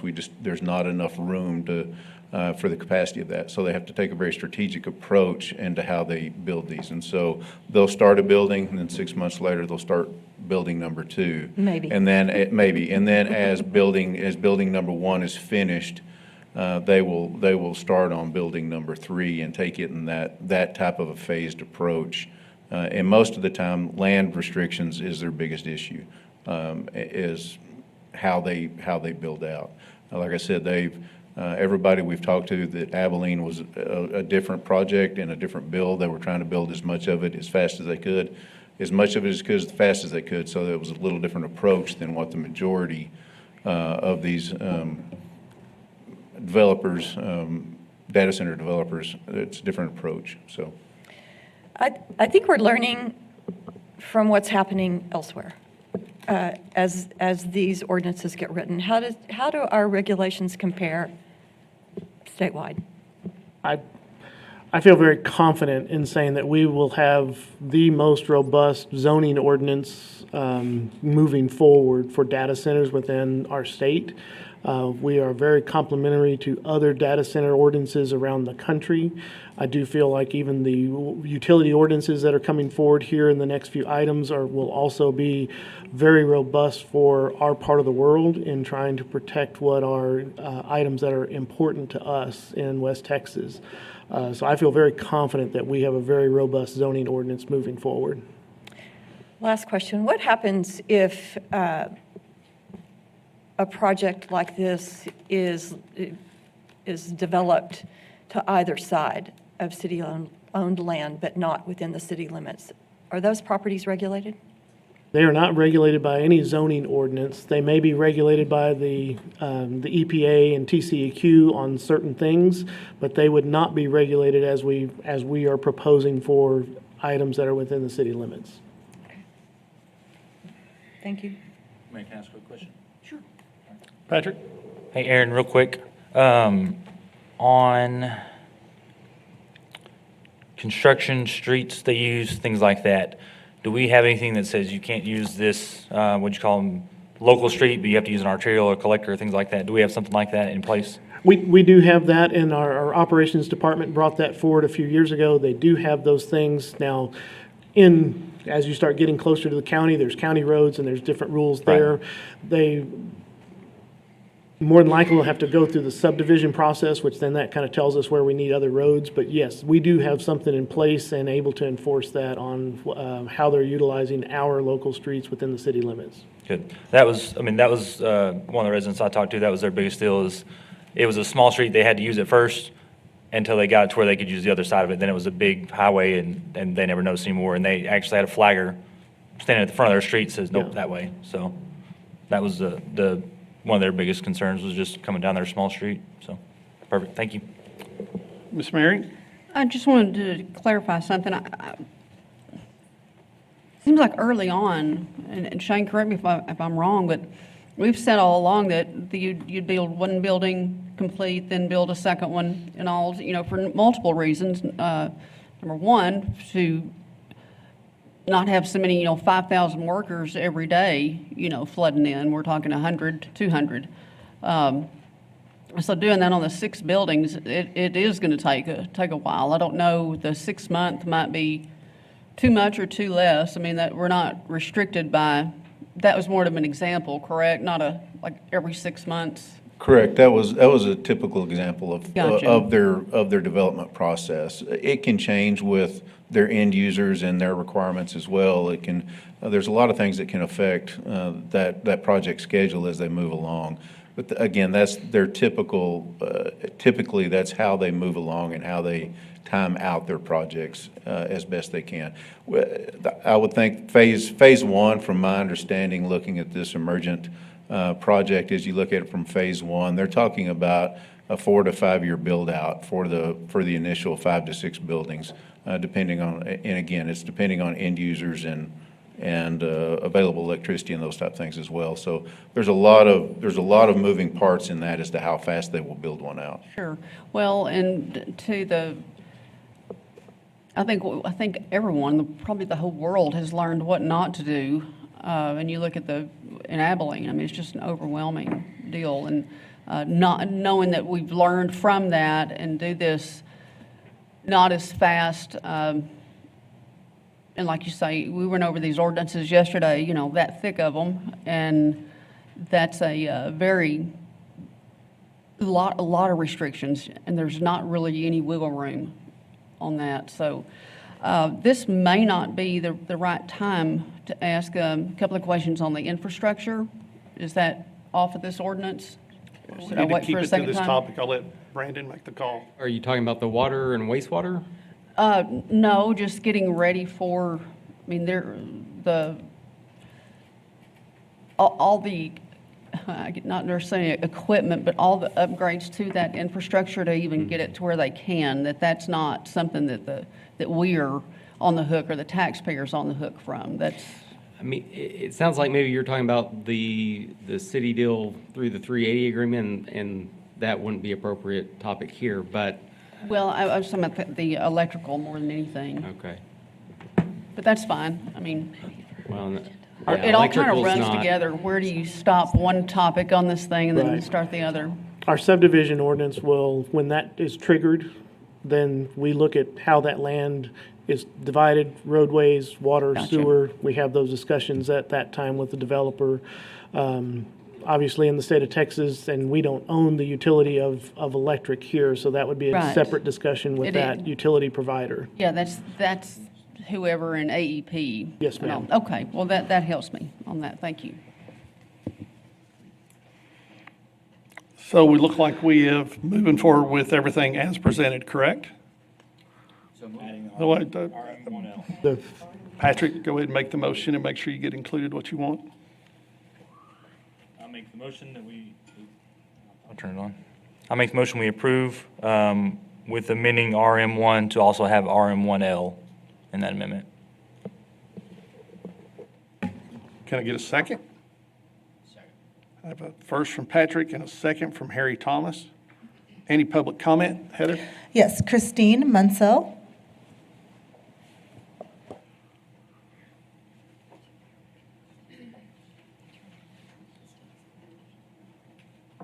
My name is Christine Mansell, and I live in District 2. A large AI data center operates 24/7, producing continuous mechanical noise, vibration, and artificial nighttime lighting.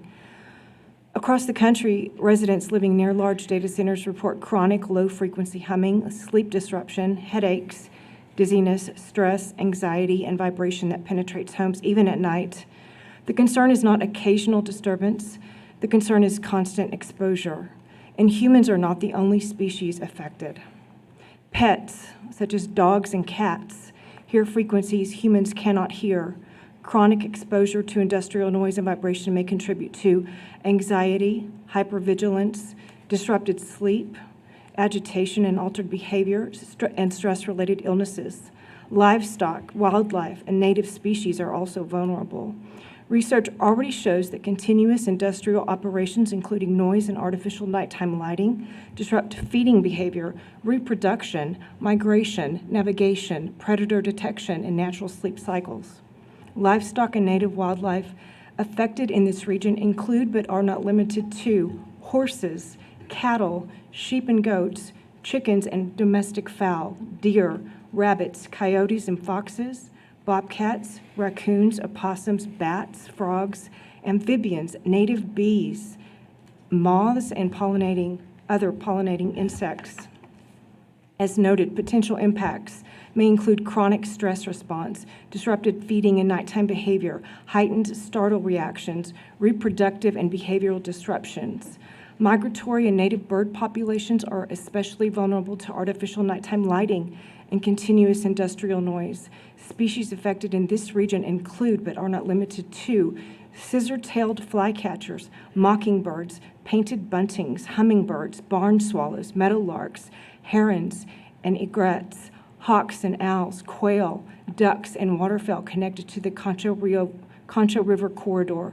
Potential impacts on bird populations include disorientation during nighttime migration, altered migration routes, increased collision risk, disrupted nesting, feeding, and communication.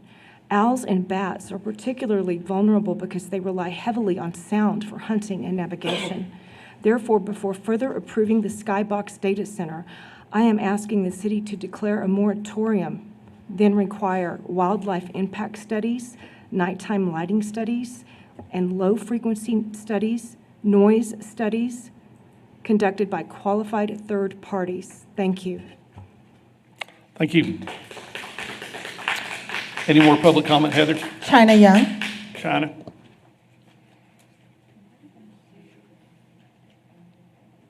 Hello again, Mayor and Council. China Young, SMD 4 resident. Obviously I'm here representing the voices of moratorium. There's obviously a ton of people that are just outright against this development.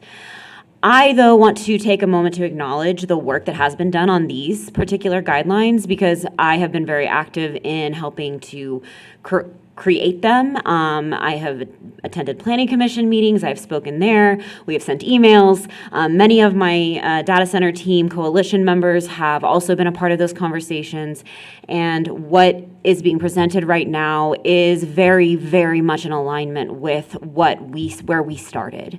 So I just really appreciate that, and I want to express my gratitude for that, and that this kind of workshopping is kind of what I was alluding to when I bring up the moratorium workshop or other kinds of ways that we might be able to engage citizens and city staff and council and commission members and all of those individuals that are all seem to be working kind of in silos and very separated conversations. And we only kind of have this one-way discussion that we get to have at these kinds of meetings. So I just, again, appreciate that. And there was something else I was going to say about it.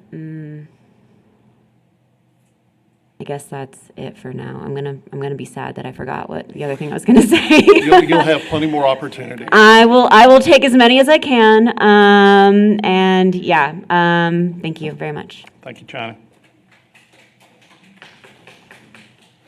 Any more public comment? All right, we have a first from Patrick, a second from Harry Thomas. All those in favor say aye. Aye. Any opposed? With no opposed, item E passes 6-0. Move to item F, first reading and public hearing of an ordinance to adopt data center regulations for wastewater discharge in the San Angelo Code of Ordinances by amending Chapter 11 Utilities, Article 1101, Water and Sewer Systems, Division 3, Sewer Service, Part 3, Discharges in the Sewer System, Section 11.02.122, Prohibited Discharges by adding subsection C, Data Center Discharges. Presentation made by Water Director John Kaufman. John, you're on. Thank you, Mayor, Council, Mr. Valenzuela. Good afternoon. It is afternoon. I'm here to talk about a proposed ordinance concerning a data center wastewater management. If enacted, this ordinance would apply to all future data centers that would be constructed within the city limits.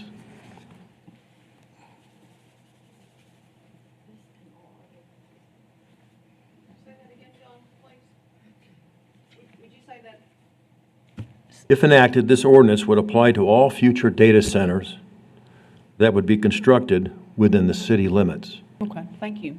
Yes.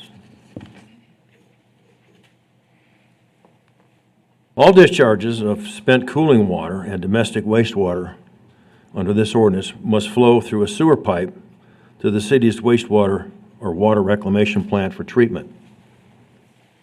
All wastewater data center discharges will be monitored periodically or as needed for common contaminants we see coming into a water reclamation facility. This is something we normally do. If needed, industrial pretreatment will be required and penalties will be applied as provided in Chapter 11 of the City Code of Ordinances. The discharge of hazardous chemicals will not be allowed. Let me walk you through some of the key items in this particular ordinance. This ordinance defines what a discharge event is, as you see. It defines a planned discharge event. It also defines what an emergency discharge event is. Sampling and laboratory verification of treated discharge must be completed prior to each discharge event. This would be conducted by city staff. Records of discharge volumes, analytical results, and discharge dates must be maintained for at least 3 years and provided to the Director of Water Utilities upon request. Planned discharge events require written notification to the Director of Water Utilities at least 72 hours prior to discharge. Emergency discharge events must be reported to the Director of Water Utilities within 4 hours of occurrence. And written incidental report must be submitted within 7 days detailing the discharge volume, analytical results, and corrective actions taken. The Director of Water Utilities retains authority to establish discharge flow limits and additional operational requirements as necessary to protect the city's sanitary sewer infrastructure and ensure compliance with applicable industrial pretreatment standards. Cooling fluid discharges must comply with all industrial discharge requirements within Chapter 11 of the utilities, for utilities of the San Angelo Code of Ordinances as amended. And I might point out that all city ordinances must comply with EPA and TCEQ guidelines. And with that, I would entertain any questions that you might have. John, I'll start us off here. We're strictly talking about the wastewater here. Yes, sir. When they discharge, they actually go into a holding tank, correct? And then have to get permission? I have been told by Skybox that that is their general practice, but if we would need to, we would also require that so that we don't overload the wastewater system with whatever's in the water that we would have to contend with. We don't want to take a slug of it too fast, necessarily. It depends on how much water and what the chemistry is. Well, from looking at what you just discussed, you're very restrictive on what they have, notification they have to give to us, and going through there. There was a lot of public comment over the past year and a half, talking about wastewater and sewer. And as this developed, I was to say we've probably developed some of the most comprehensive discharge protective for the citizens that we have in the city limits. I'm very impressed with that. The only thing that I had a question about was, if I understood their first comment, they discharged into a holding tank, and then after they clean and get permission, then it comes further in. So there's several hours and time periods and maybe a couple days before it comes in our system. Is that correct? That would be correct in that situation. That's correct. Okay, cool. All right, I'll open it up to the dais for questions. Start with you, Tommy. Flip back to your first slide there, John, if you don't mind, please, sir. I'm sorry, I guess the second slide where it was 1, 2, 3. Yes, sir. Thank you, that one right there. Yes, sir. Those discharges, I think you alluded to this, but just for my clarification, those discharges are, we have to report those discharges to TCEQ and EPA. Is there oversight on these discharges once they have been discharged, that we've got to say, we've had this event, here's the data that we collected on the chemistry of this? Or is that just something that we test locally, keep those records, and then on some systematic basis forward those records to TCEQ?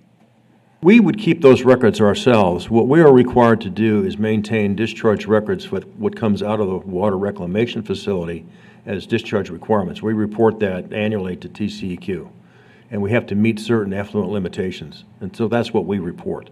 Okay. We just might need to make sure that whatever they discharge and give to us, that we can handle it at the wastewater plant so that we can always be in compliance with our discharge requirements by TCEQ. And I assume, back to Tom's question and point, in that holding tank, that's in fact when we would, I'll say, test that quality before we ultimately put it into our wastewater pipeline. Yes, sir. Okay, good, thank you. That's mine for right now, Tom. Harry? Between John and Tommy, I think they've answered all my questions. I just want to make sure that, you know, the water is good going into the wastewater system. Okay. John, go to the slide of what elements, chemicals might be in there that we're monitoring for. Oh.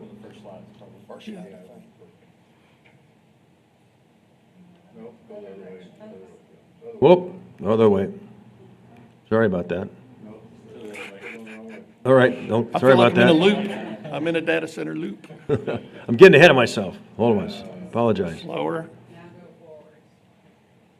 I got fat fingers here. Other way. There we go. There we go. All right. Whoa. Sorry about that, the chemicals. We Yes, have sir. items here, chemicals that we're going to monitor for periodically. Some of these wouldn't even be in here, correctly, like PFAS isn't anything that would be in here, but people have brought that up, so I asked that be included. It's irrelevant, but the point of it is we are going to monitor for it anyway. So the expansion and the extent that we're going to look for is not only items on a list, it's items that are not on a list. And we're going to expand our search and monitoring process to include those. And I want to comment y'all and say thank you for including that on there, because that one gets a lot of questions and I think it's used incorrectly. But in this, I'm glad we just have it in there to make sure everybody knows we test for it. All right, Patrick? On that same slide, it says will be monitored periodically or as needed. Then we talk about the industrial pretreatment. While it seems like Skybox Emergent plans on putting it in holding tanks for future ones, if they don't have that same process, do we need something in here that says before their very first discharge, we are to sample it and make sure it's good, and then after that, as needed periodically? Like, does that make sense the way I'm asking that? That makes perfect sense. Okay. We can certainly do that. Okay, that's the only thing I would see is let's yeah, especially before any discharge, let's make sure we check them, and then if they are in line, then it can be periodically or a monitoring system or whatever. I'm good with that, but that's my only question, concern. You bet. Karen? I agree with Patrick. John, may I please see the final slide? The final slide. Sounds like a game show, doesn't it? That one. Yes, Okay. sir. So per number 7, we are assuming, of course, that a storage tank for emergency discharge events is of sufficient capacity to accommodate a terrible surprise. Yes, it would need to be of sufficient size to handle probably the volume of water. And what might corrective actions include? And are there penalties on the operator? What might those be? Well, we would know in advance what chemicals they're going to be putting into the water. We're going to know that through the application process, so we can anticipate if industrial treatment's going to be needed. That'd be one thing.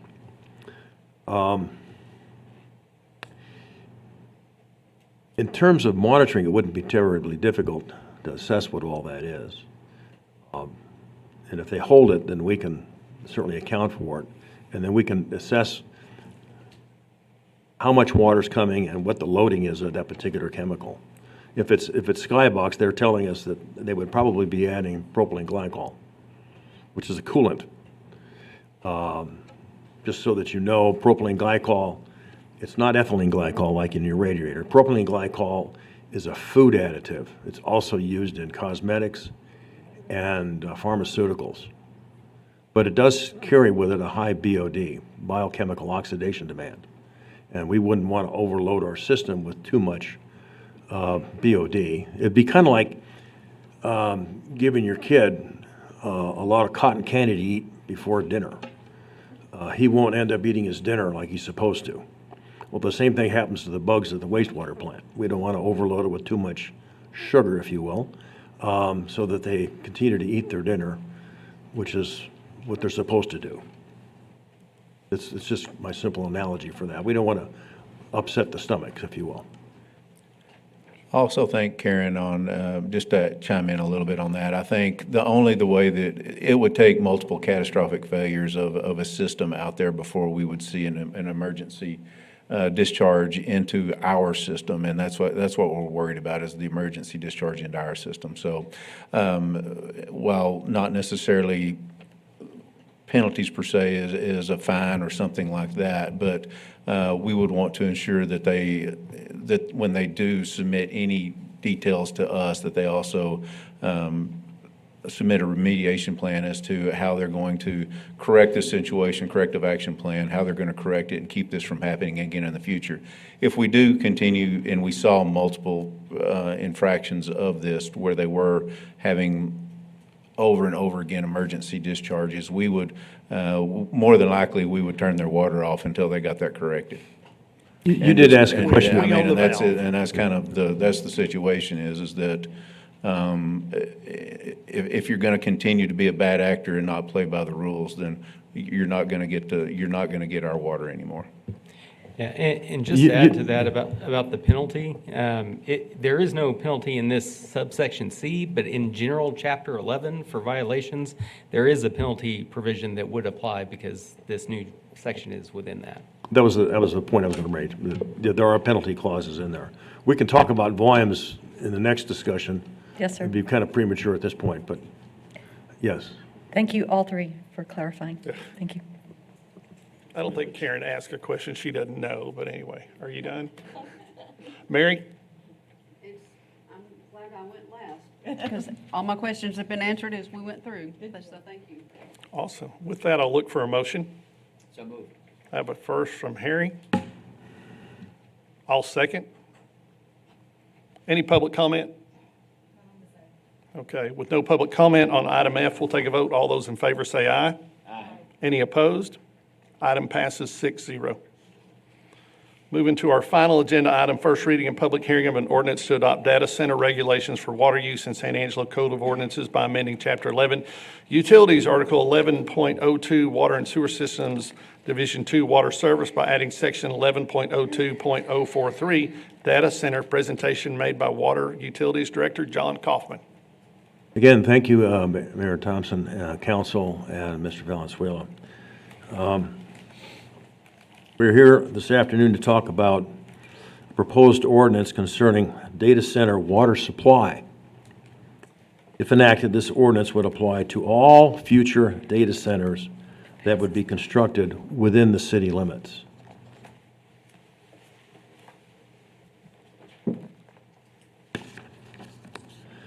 Now, this presentation will address these key questions that you see before you and more.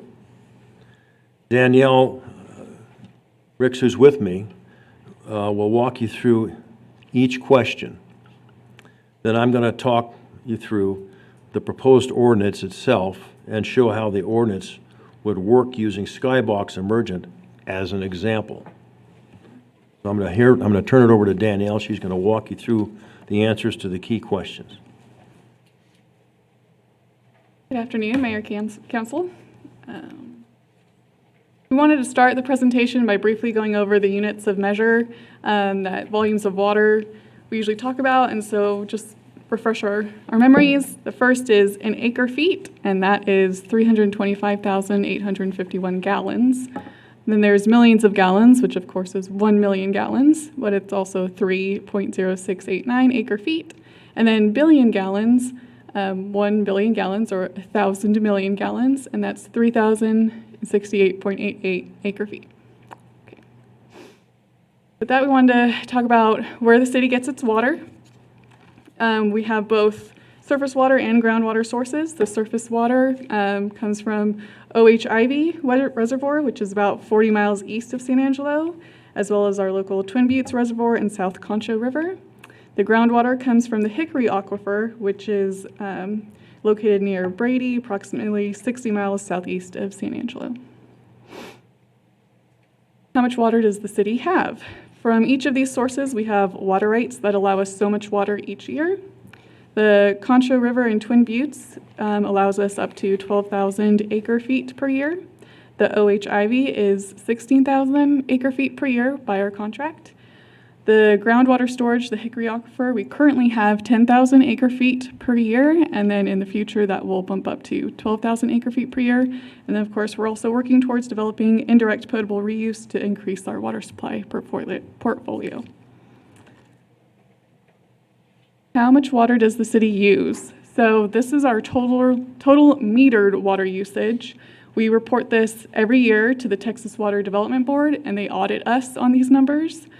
So what we did here is we averaged 2024, which was a relatively drier year, and 2025, which is relatively wetter, took those averages.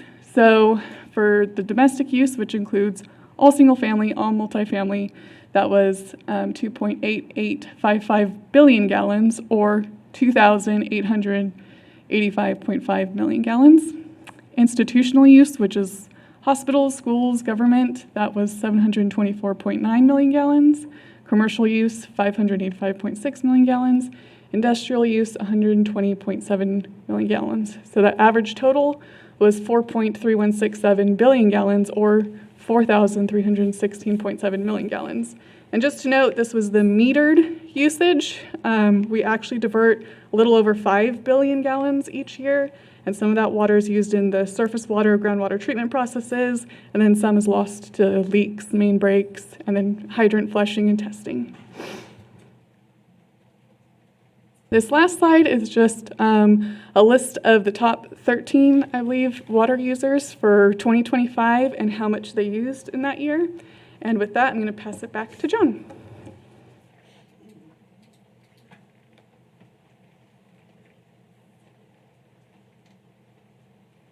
I'm going to come back to this particular slide a little bit later in my discussion, but I thought I'd kind of focus on it just for the moment.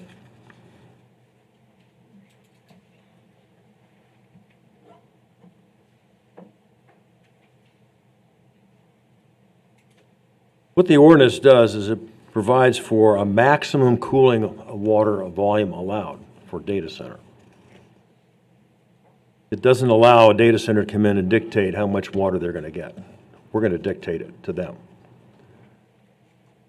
That's key. That's very important, so that we're in control of what goes on and not them.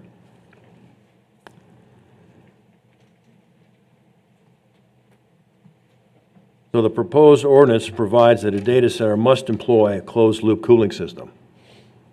No evaporative cooling, just closed loop. The initial cooling fill volume must not exceed 8 gallons per square foot of gross building area. The initial fill must occur within 12 months of receiving the certificate of occupancy. The scheduled maintenance refill of spent cooling water cannot be more frequent than once every 3 years with 30 days written notice. Draining must comply with TCEQ requirements and other applicable law. And routine makeup water must not exceed 6% of the total volume of cooling water each year. There's some exempt uses. And those exempt uses you see right here: fire suppression, construction of water, site landscaping, and of course, implicit in all of this is in normal indoor use, domestic use for restrooms and sinks and so forth.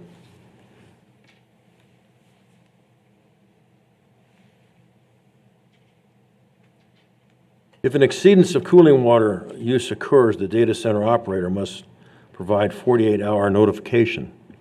The city manager must approve or deny the request within 5 business days.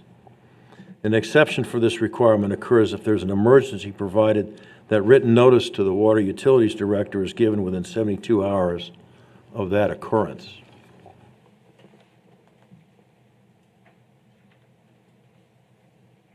Let me walk you through this example. With these criteria, this would be the maximum allowed of water used that we would allow a data center to have, and we're going to use the Skybox Emergent as an example.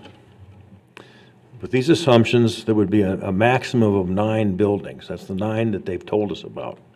Each building would have a total square footage of 400,000 square feet.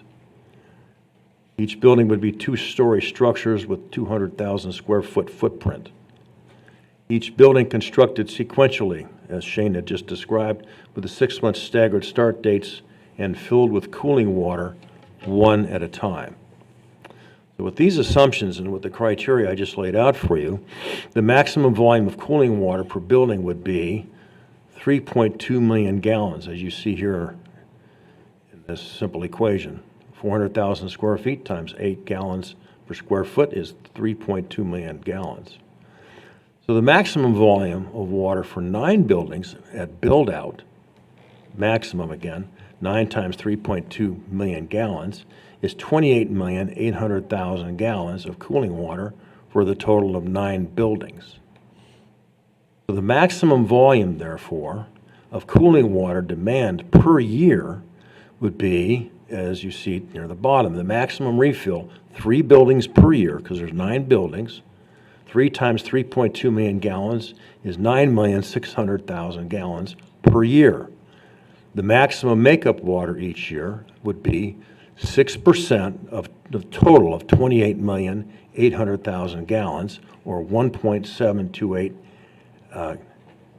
million gallons per year. So the maximum total water, cooling water allowed per year would be the sum of those numbers, or 11,328,000 gallons per year. That's less than one day's average use in the city. Any questions on what I just described? Okay. Let's go back to that slide that we just reviewed when I got back up again. How much water would that be relative to the other high water users in the city? I inserted that here in yellow. They would come in just below Double J Lamb and, Angelo State University just above Double J Lamb in terms of water use per year. They'd come in at 11.33 million gallons, maximum allowed.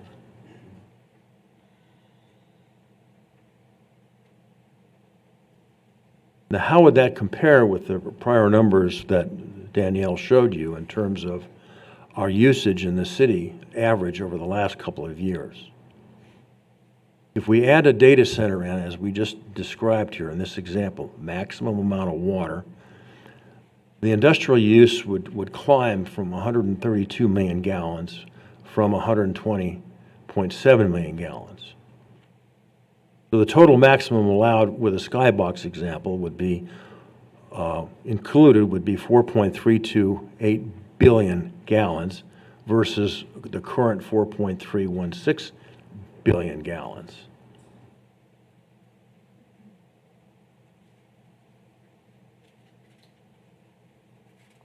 So if we look at a comparison of the total metered water usage for 2024 and 2025, the maximum annual skybox emergent usage again would be 11.328 million gallons.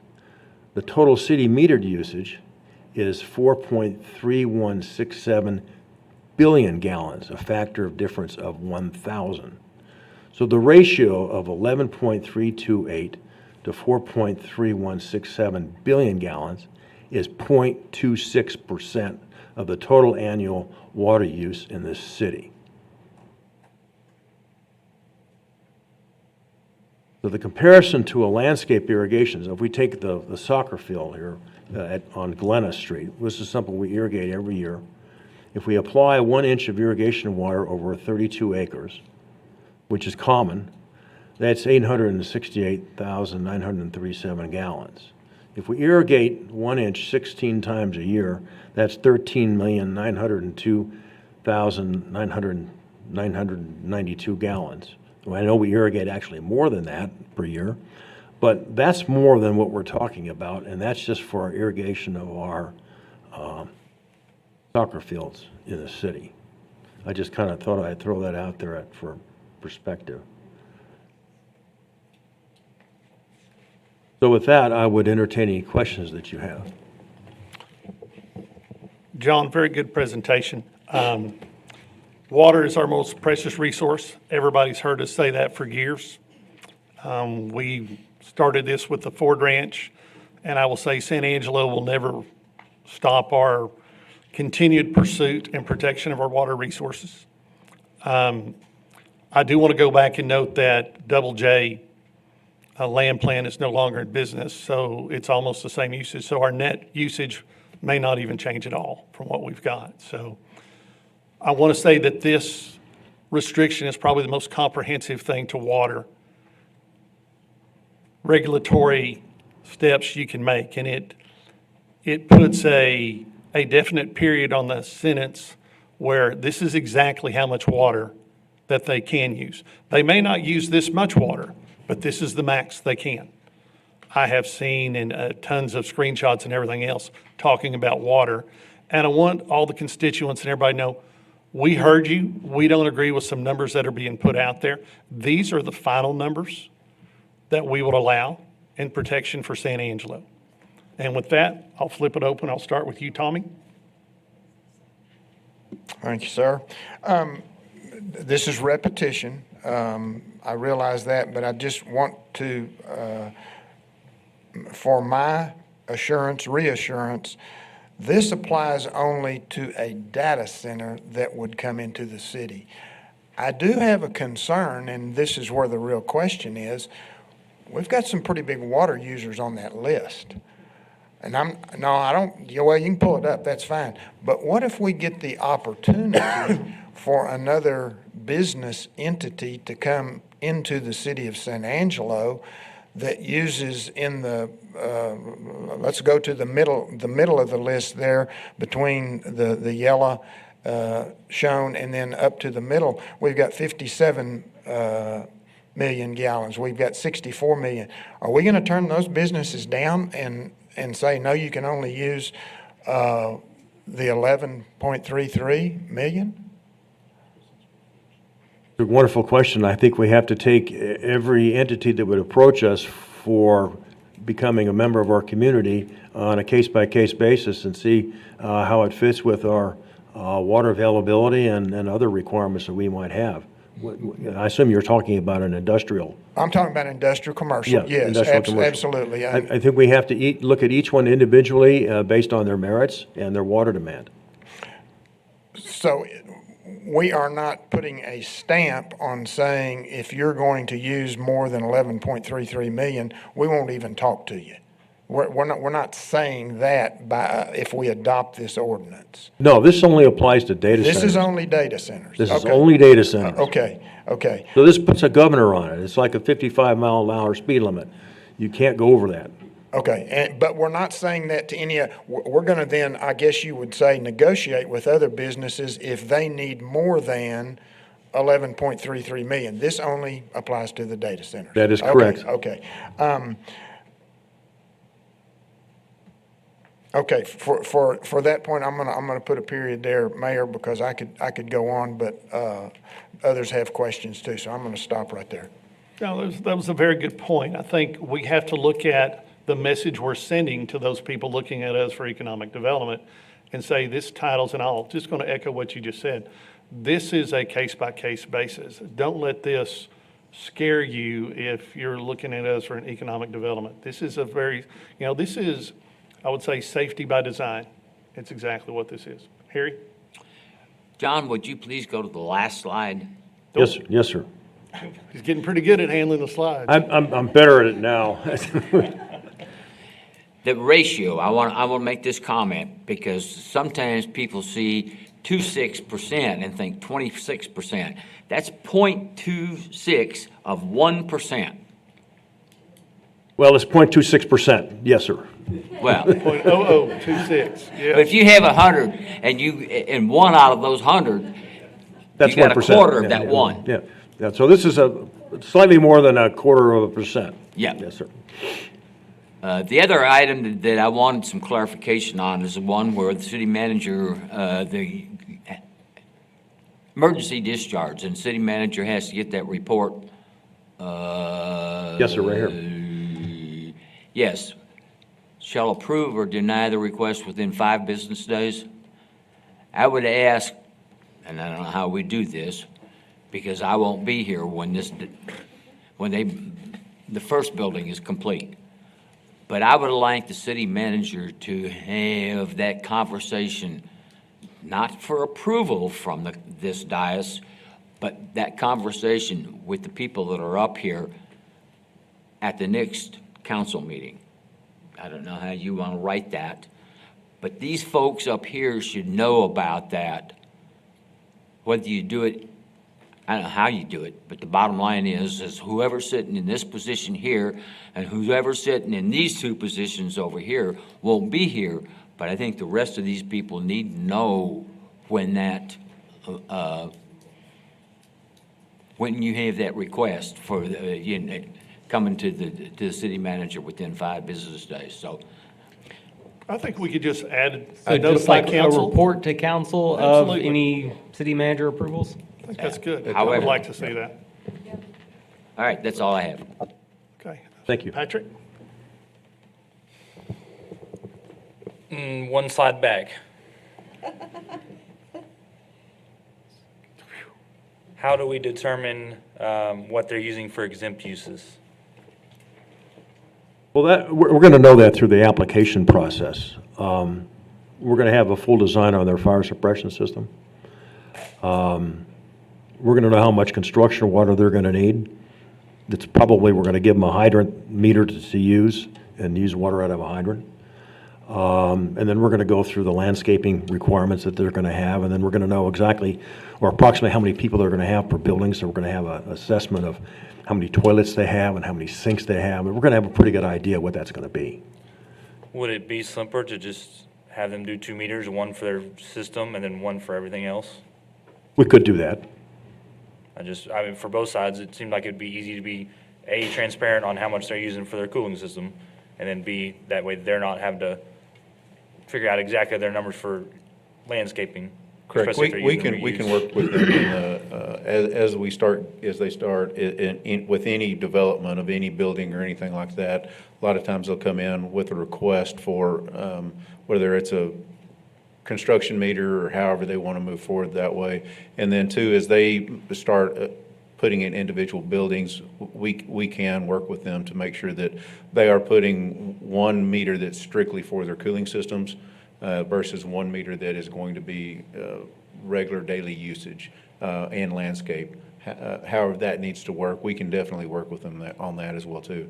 Especially when we're talking about cross-contamination, backflows, those type issues. I think it would be more wise to probably have those two separated as well. So we'll work with them as we move forward into that. I might add with the AMI metering system that we operate with now, we can monitor how much people use each hour.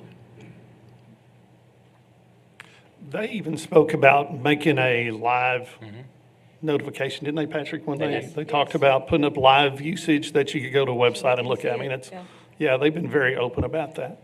I want to be fair to both sides. A, it helps us be transparent, and B, it helps them be able to use their daily usage and not have to, if they're close on these numbers. Because we actually, I don't know how many people caught it, we've actually went down from 15 on our original estimate to say, you know what, let's make them go down to 8. So everything we've done to me has been more restrictive and better for our community.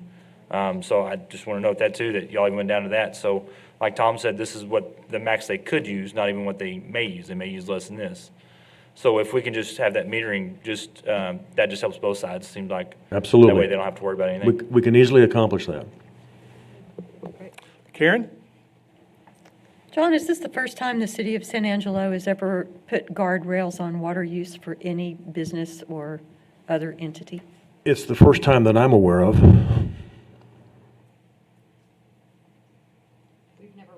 We've never restricted any user. Well, we have our drought ordinance, but that would apply to everybody in the community under a drought situation. But in terms of just normal water usage, this is the first one that I'm aware of. Okay. Mary? Well, just to expand on, you made me think of something, Karen.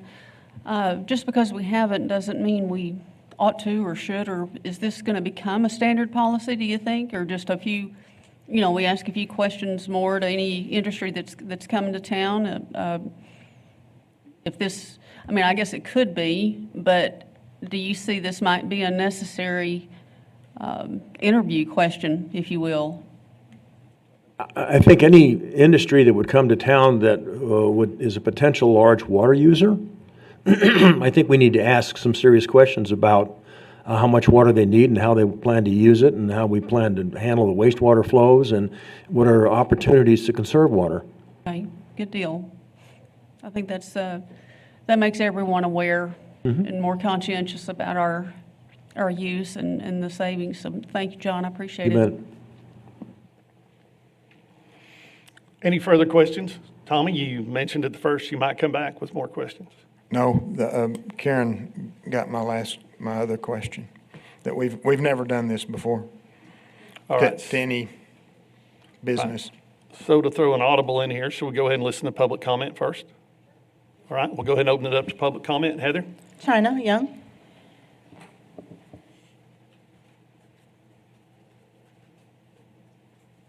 Hello again, China SMD4 resident. So water is not just a utility, it is part of our survival infrastructure. As her poster says, water is life, and it is finite. In fact, it is so valuable, it's now on the stock market. The proposed ordinances discuss provisions that demonstrate that these facilities are expected to place significant and continuous demands on our regional water supply. Before this council moves forward with proposed data center development, residents deserve a full understanding of the cumulative water demand, including potential drought impacts, emergency draw scenarios, and long-term sustainability risks associated with the projects. I also want to address a question I previously raised at the Planning Commission meeting. Why is potable water prioritized for machines while access to the same water is restricted? While access to this same water for living things, our citizens, our livestock, and even our landscapes continue to face restriction and increasing costs. San Angelo residents already pay extra for drinkable water. Many households pay for municipal water services and then pay again to make that water safe and usable for drinking and cooking, whether that's through reverse osmosis systems, filtration systems, or just purchasing additional water from the store. So in practice, many families are already paying for water twice. Other drought-prone cities across the United States, including Chandler and Mesa, Arizona, and Las Vegas, have prioritized reclaimed water first for industrial projects, with potable water reserved only as a backup. If those communities recognize the importance of protecting drinkable water supplies, why can we not do the same here? These unanswered questions further support the need for a moratorium on data center developments. We need more time to properly evaluate long-term water security, drought resilience, emergency cooling demands, and the cumulative regional impacts that these developments may create before further project acceleration occurs. And I remembered the last thing I was going to say at my last comment, so it was having to do with the negotiation of those guidelines gave me hope that this can continue through with water as well. So I hope that we can continue to have these conversations. I urge you to not pass this ordinance. Let us do some more construction on it. Let us work together on creating some more, even more restrictive guidelines, because again, water is finite and it is life. Thank you. Thank you, China. Heather? All right, so that completes public comment on this agenda item. So at this point, we'll look to take a motion. I will make the first motion to approve as presented. Second. I have a second from Harry Thomas. We've already taken public comment. We'll take a vote. All those in favor say aye. Aye. Any opposed? Item passes 6-0. With that, we'll move into, we won't move in the closed section. There's no more agenda items. Follow-up and administrative issues. Since there's nothing executive, the announcements are always covered. Is there any future agenda items anybody wants to bring up? Ms. Karen? Lots of citizens have asked, some of us have asked for information regarding the economic reasons for even considering this type of project. And we've discussed that with finance and with Tina. Could we look forward to seeing those reports in the very near future that would help us make an informed decision? That would be great. Cool. Patrick? Along those lines, I would like to see us start working on a committee to prepare for data centers in general, whether it's city, whether it's county, whether it brings in influx of workers. A committee that included people from Coast DC, county commissioners, developers, street engineers, data center companies, our housing authorities, just a generic committee to start looking at these, what effects they've had on other towns, and how we can prepare for the influx of the traffic. And if we have the data center companies that have built them and the engineers from there, then we can kind of see the scope of work. So like Abilene, they think is 3-4 times the scope of work of anything around here. So maybe we don't have to prepare for that level, but we can find some of these others on our scope that we can prepare for and see what we need, street-wise, housing-wise, et cetera. Right, got that. So we'll have to limit that to where we have jurisdiction, but absolutely. Anything else? But I just follow up with what Patrick said. If you do look at the last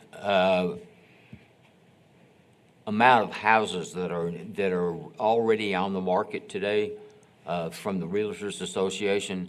They got 530, I think was a figure I saw last week. So if we have 300 to 400 people coming in here and every one of them bought a house, I don't think we're gonna have a problem. But I think we need to get ahead of the curve. Amen. Any other future agenda items? You got your finger on the button there, Karen? Patrick's idea, could we acknowledge the citizen requests and consider a citizen member of that conversation, that board? As we are just I don't- researching it right now, we're giving that to the assistant city managers to tee up. Absolutely. With that, is everybody done? I'll take a first from Tommy Hebert and a second from Harry Thomas. All those in favor of concluding today's meeting, say aye. Aye. Any opposed? Close this meeting 6:0 at 1 o'clock.